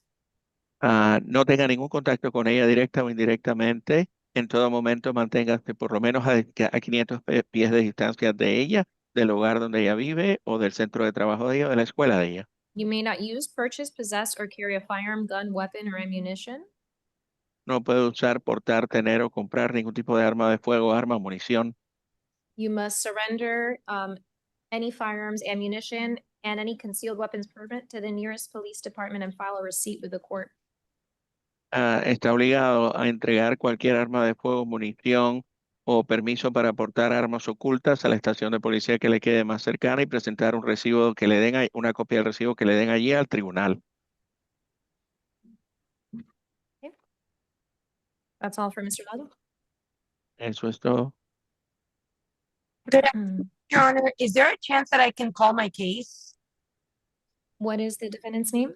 The defendant's name is George Diaz. I've been on since this morning. Corrections came out and said they didn't have the body, but they had the jail card. I was expecting the hearing to proceed, but it hasn't called. I don't believe. Okay. He's number 56 on page 18. Can we call him out of turn, corrections? He's in Ward D, Your Honor.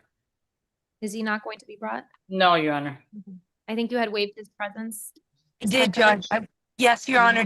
It's already been about 3 days since he's been in, and the matter should be addressed.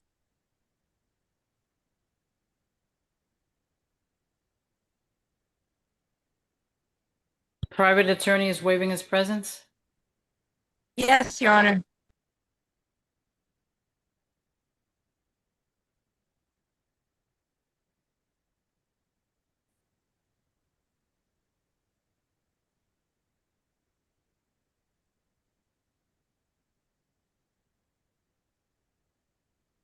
And Mr. Diaz is charged with 1 count of attempted felony murder with a firearm or deadly weapon, aggravated battery, 1 count of aggravated battery with a deadly weapon on September 2nd of this year.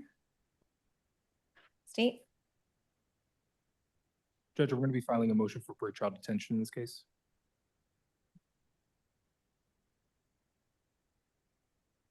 Ms. Petkovich? Judge, I don't have any argument regarding probable cause at this juncture. I think there's plenty of information on the A form to suggest that he should be entitled to a bond. But if they're filing their pretrial detention motion, then I can, and Your Honor's not gonna issue any type of release at this time, then I can deal with it in division My only concern, Your Honor, is that the docket reflects that he has an arraignment scheduled for tomorrow, but there's no division whatsoever that I can file anything on or deal with. I don't know if maybe the clerk's office can shed some light on why that is. George Diaz. Yes, do you need the case number? Yeah, I'm gonna grant the state's motion for pretrial detention pursuant to Florida statute section 907.0415D. Is there any way that I can, at this time, withdraw any requests for any bond of any sort and that could be argued in division rather than today? Because his children, there was plenty of people that were present this morning to address this matter. But like I said, I've been on since 9 in the morning. I think I dropped off for about an hour when the court took a break, and I've been trying to get it called. Is it possible that you can not rule on that motion and I won't make any requests at this time? I just need to figure out what division he's in so I can seek remedies there.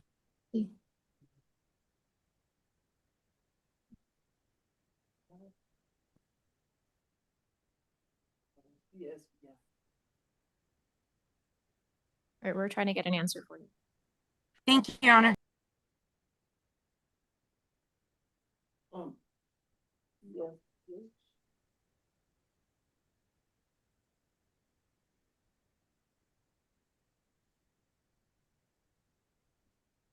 Don't put nothing. Don't put no second. Don't put nothing.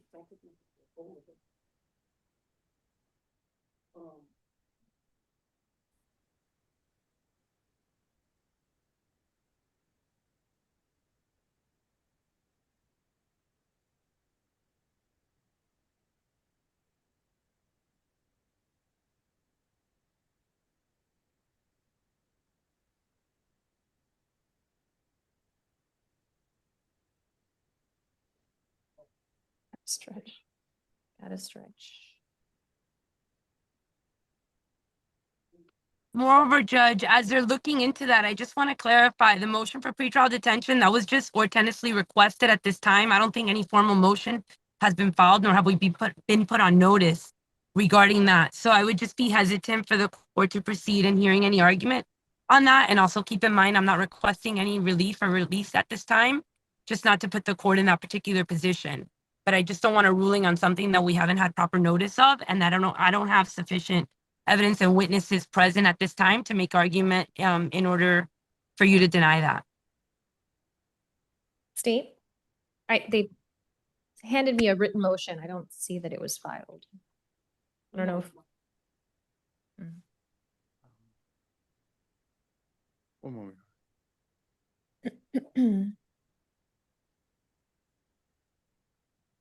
I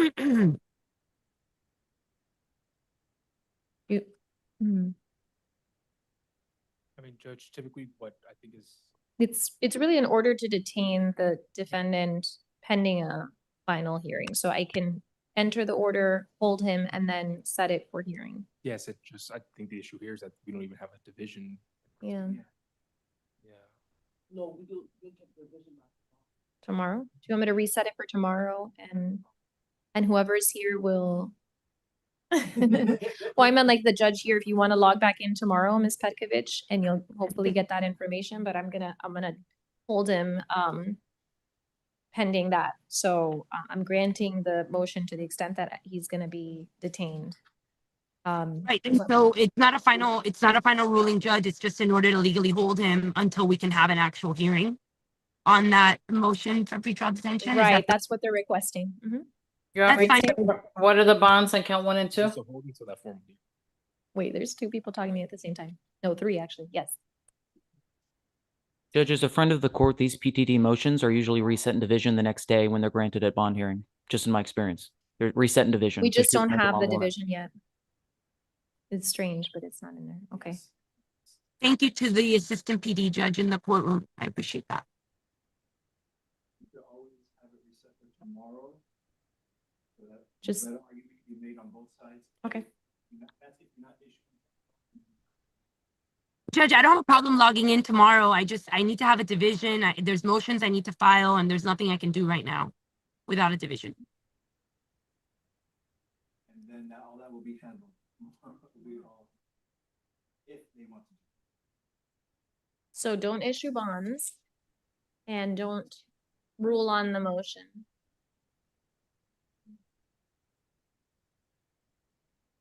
All right, we'll reset it tomorrow and hopefully have the division by then. Excellent. And Judge, I don't have any issue, Your Honor. Yes. For bond hearing? Yes, and his presence is waived for tomorrow. Excellent. Okay. And hopefully the clerk will know what division he's in by then. Correct?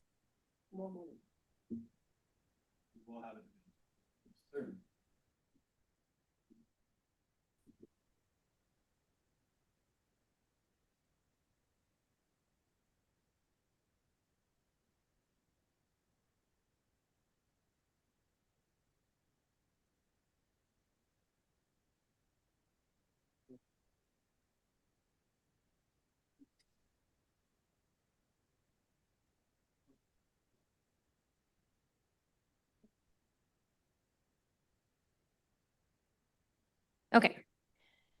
Where did we leave off? All right, we'll see you tomorrow then, Ms. Petkovich. Thank you, Your Honor. See you tomorrow at 9 a.m., Judge, correct? Yes. Okay. Bye-bye. Didn't we already?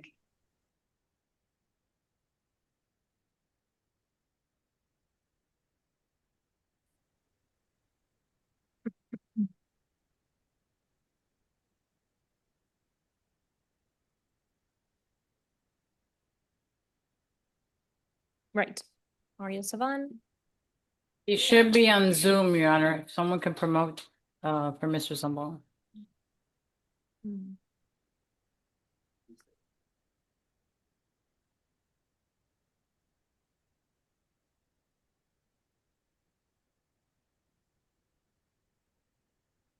Is it the person where it says TGK Zoom?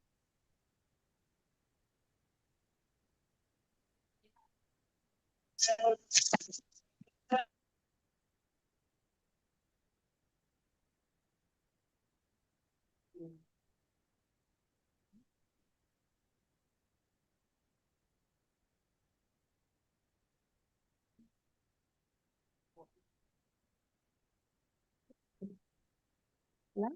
That's how many we have left? Do we have left? So hey, Mario. Straight up, go court. You got court. Come on. Good afternoon, You got Mr. court. Savan. Oh, we're waking him up. Ooh. Yes. Dude. It hurt. Oh, it hurt? Okay, that's the judge talking to you. Okay, how you doing? I'm doing all right. How are you? Mr. Zambon is a violent felony offender, special concern. He is in custody on a probation violation, no bond. Right, so he's already being held on F25-99958. Yes, Your Honor. Be in court. Okay. I have two arrest affidavits. I have F25-21457, where he's charged with 1 count of possession of cocaine within 1,000 feet of a school, 1 count of transportation of drug paraphernalia, and 1 count of trespass violation posted restrictions leased state. And those charges are from October 1st. I also have F25-21456, where he's charged with 1 count of possession of a weapon, ammunition, as a convicted felon or unauthorized alien on October 1st. So Judge, I don't brief have to put PC arguments for these cases. Yeah. What was that, Mr. Black? I have brief PC arguments for these cases, Judge. Okay, on both? Yes, ma'am. Okay, let's start with the one ending in 457. So Judge, as the 457 count 1, it's only an F1 if there's allegations of intent to sell. Otherwise, it's an F3. I don't see any such allegations. State? Judge, I'd see here that the crack cocaine rocks, they're individually packaged in clear bags. We'd argue that that is a indication of, having an intent to sell. If it was just for personal use, having them separating the bags wouldn't make much sense. Any PC arguments with the remainder of the counts? Yes, Judge, as to count 2, transportation of drug paraphernalia. That statute is for paraphernalia that is meant to transport drugs, not simply the transportation of paraphernalia.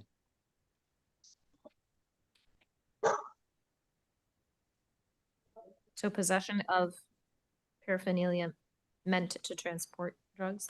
Yes, ma'am. That's the way the statute reads. State. That's crazy.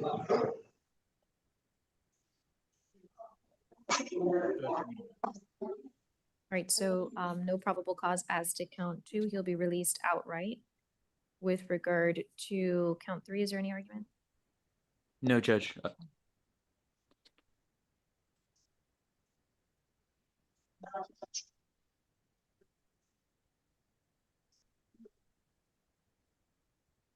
Right, with regard to count 1, the court finds probable cause. $10,000 bond. With regard to count 2, he'll be released outright. Sorry, Your Honor, we couldn't hear you. Count 1 was 10,000? 10,000. Count 2 is released outright. Count 3 is 150.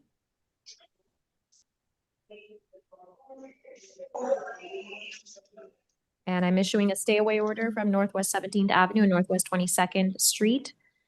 Mr. Savon, you're not to go back to that area. Otherwise, you risk being rearrested. And if you're held in contempt of this court's order, it's punishable by up to 60 days in jail. Do you understand? I'm so sorry. Can you repeat that? I'm issuing a stay away order from Northwest 17th Avenue and Northwest 22nd Street in Miami. Do not go back to that area. Otherwise, you risk being rearrested. And if you're held in contempt of this court's order, it's punishable by up to 60 days in jail. Do you understand? Okay, John, but I'm homeless. Okay, so stay away from that area.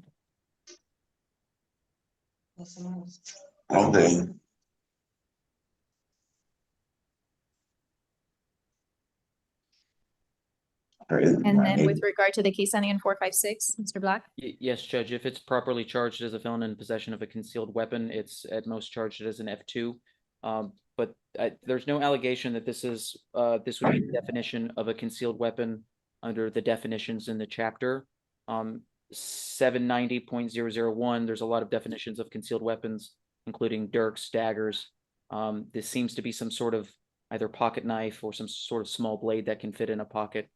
There's an abundance of case law that determines that pocket knives and other small blades concealed don't count as concealed weapons under the statute. State? Judge, when I'm looking at that chapter there, when looking at the definitions for concealed weapon, keywords it says or other deadly weapon. A knife would be a deadly weapon, Judge. We'd say that that's enough to my PC. Understood, Judge. If we could just ensure that it's that the bond is an F2 bond, or that you find PC for an F2, Judge. State?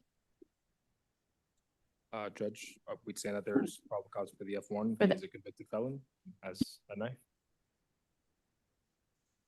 No, even if it were a deadly weapon, even if it were a concealed weapon under the statute, it can only be charged as an F2. What makes it an F1? Can you pass over the sandwich? State, what makes it? I don't know if they come forward now. Gotta wait.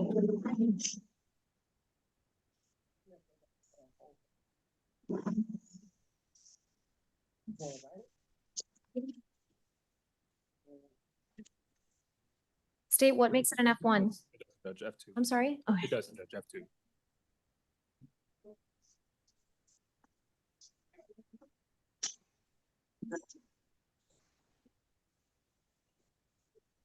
It'll be a $5,000 bond as to F25 21456.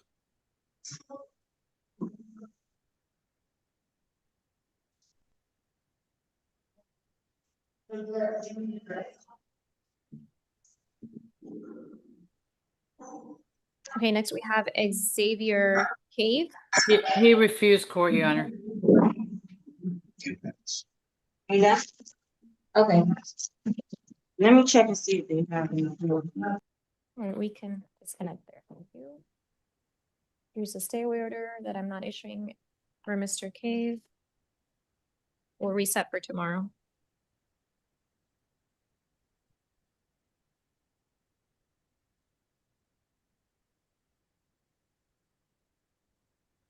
Yes.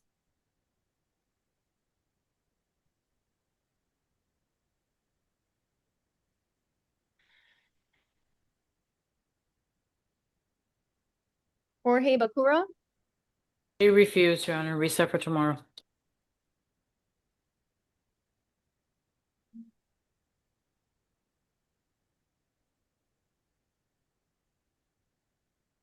Your two stay orders is, I'm not issuing. All right, we'll reset for tomorrow.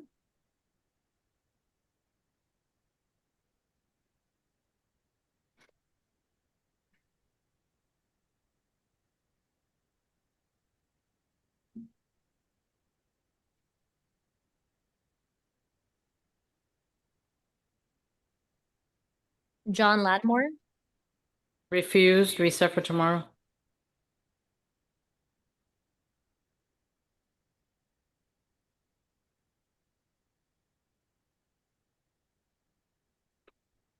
we'll reset for tomorrow.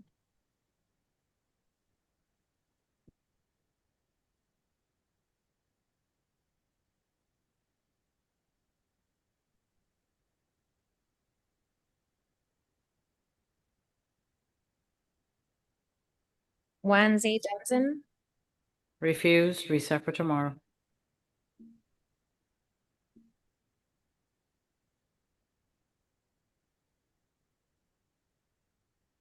case will be reset for tomorrow.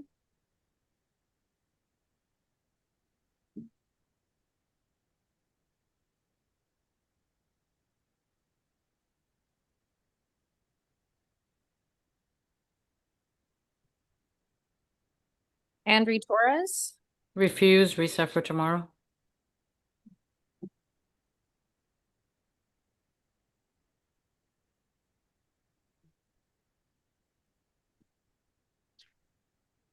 we'll reset for tomorrow.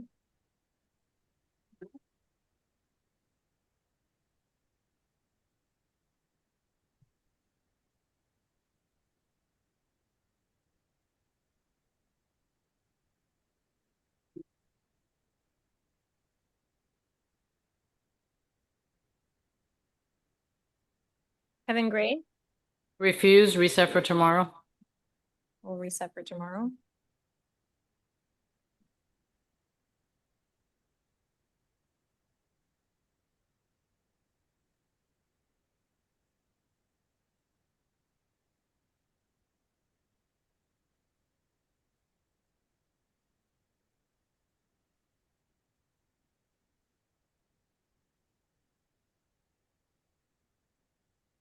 Randall Cotter, Refused, reset for tomorrow. reset for tomorrow.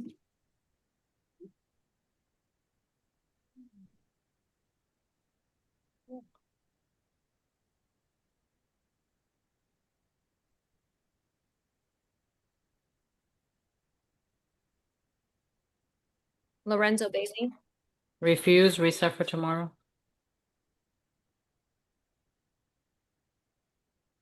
we'll reset for tomorrow.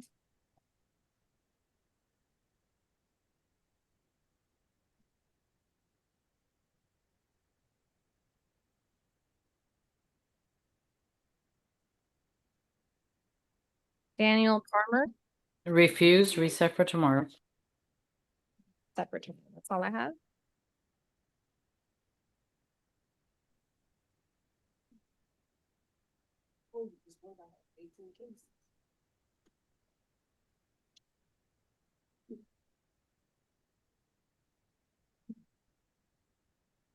Is that it? Got everybody? I just need to annotate, and Akiza's holds on the felony. Judge, I'm Yes. sorry, did the clerk leave from traffic? Did he leave a paperwork with you? They're coming now with the traffic stuff that needs to be readdressed. Okay, can I get the Visa A form? Visa, I'm gonna go ahead and just annotate that. Can we excuse the Spanish interpreter?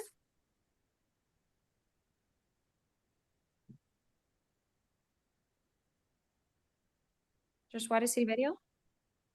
You're free to go. Thank you, Judge. Thank you. So for you.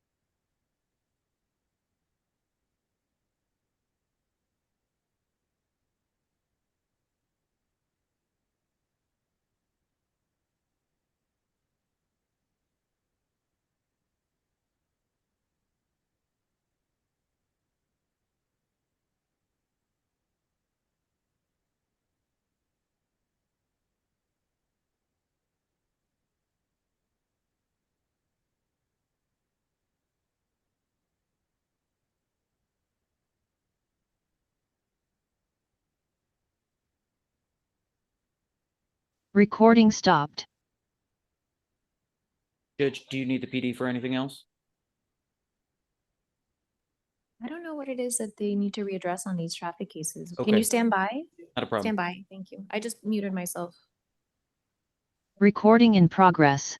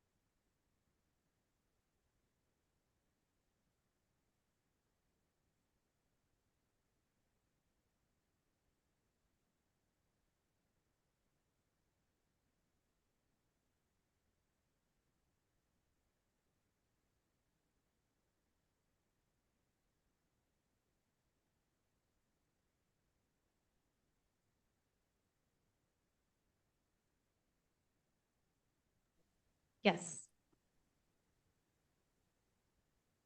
I'm good. What's up? Yes. Okay, yes, corrections I have. Okay, you have Mr. Eloy Cabrera. I do. Okay, we have CTS. I know he was offered 2,000 at first, but then they changed it to CTS. Yes, you're right. He ended up closing out his case. I remember, right? He came back, Mr. Cabrera. Let me look at my notes from earlier today.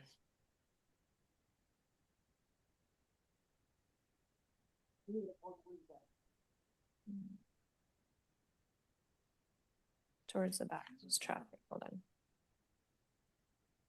Yes, it was CTS.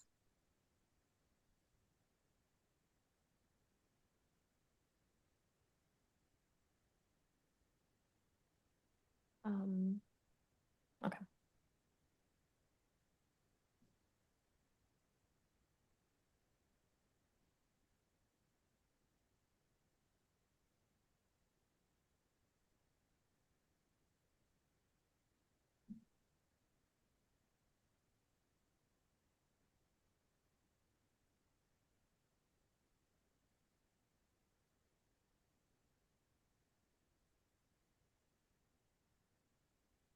Renee Alpez. We have CTS. Yes. There's a no Okay. contest plea with the CTS adjudication. And then next I have Mr. Michael Wembley. Yes. He was a withhold.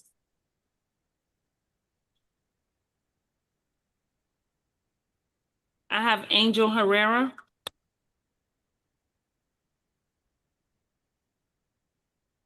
Withhold. Last is Mr. Rafael Martinez. Withhold. Thank you, Judge. That's for y'all. We're not used to closing out cases at first appearance. I think that's it then, Mr. Black. You're excused. Thank you. Thank you, Judge. Have a good day. These are the ones left. You too.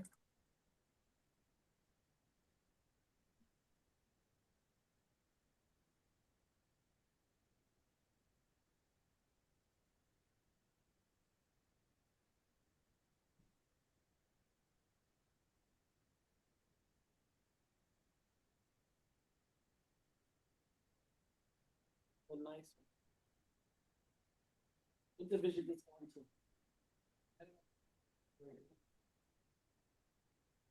Oh, that's just. You want some man on that one?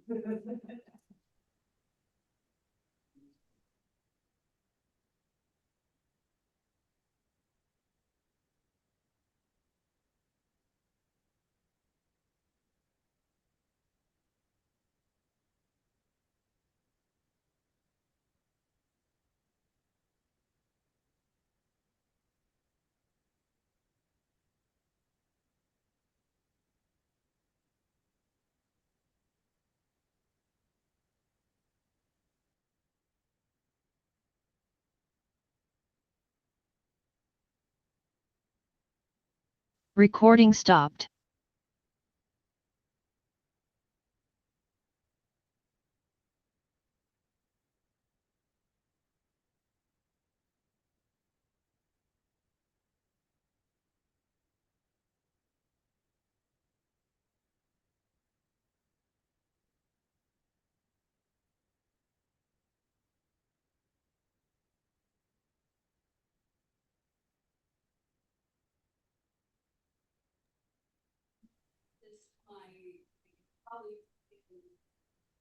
Doing some maintenance on the system, if that's all right. Okay, yes. We can go off. Thank you. Thank you, everyone. I should have had a stamp made with this hold placed on this case number. Woo. No, thank you, gentlemen.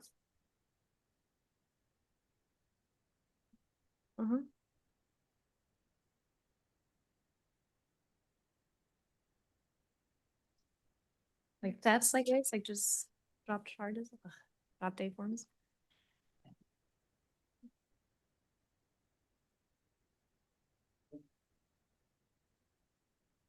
I think when you know, it's back to back like that, like a spree, they get emboldened, you know, and they're like they just keep going.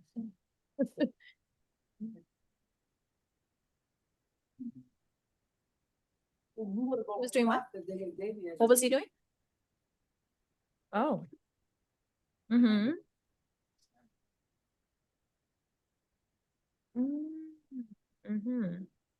They would have gave us all their orders. They would have gone much faster. All their pre-trial, whatever. Well, and then that, who was it, Mr.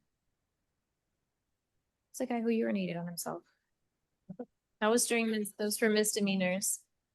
Mr. Harate or something. So we had to wait a bit for them to clean up. Like we couldn't bring the next person. So little delays here and there, all that up. Yes, thank you.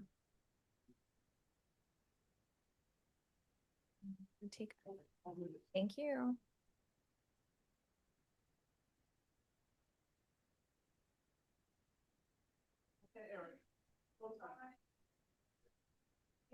Thank you, everyone.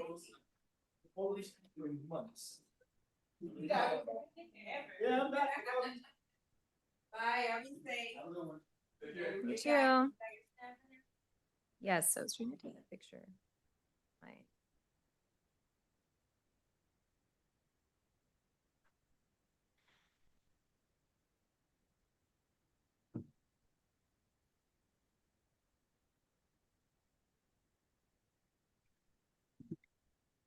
All right. To do this for another year and a half, maybe. Do you know if I close this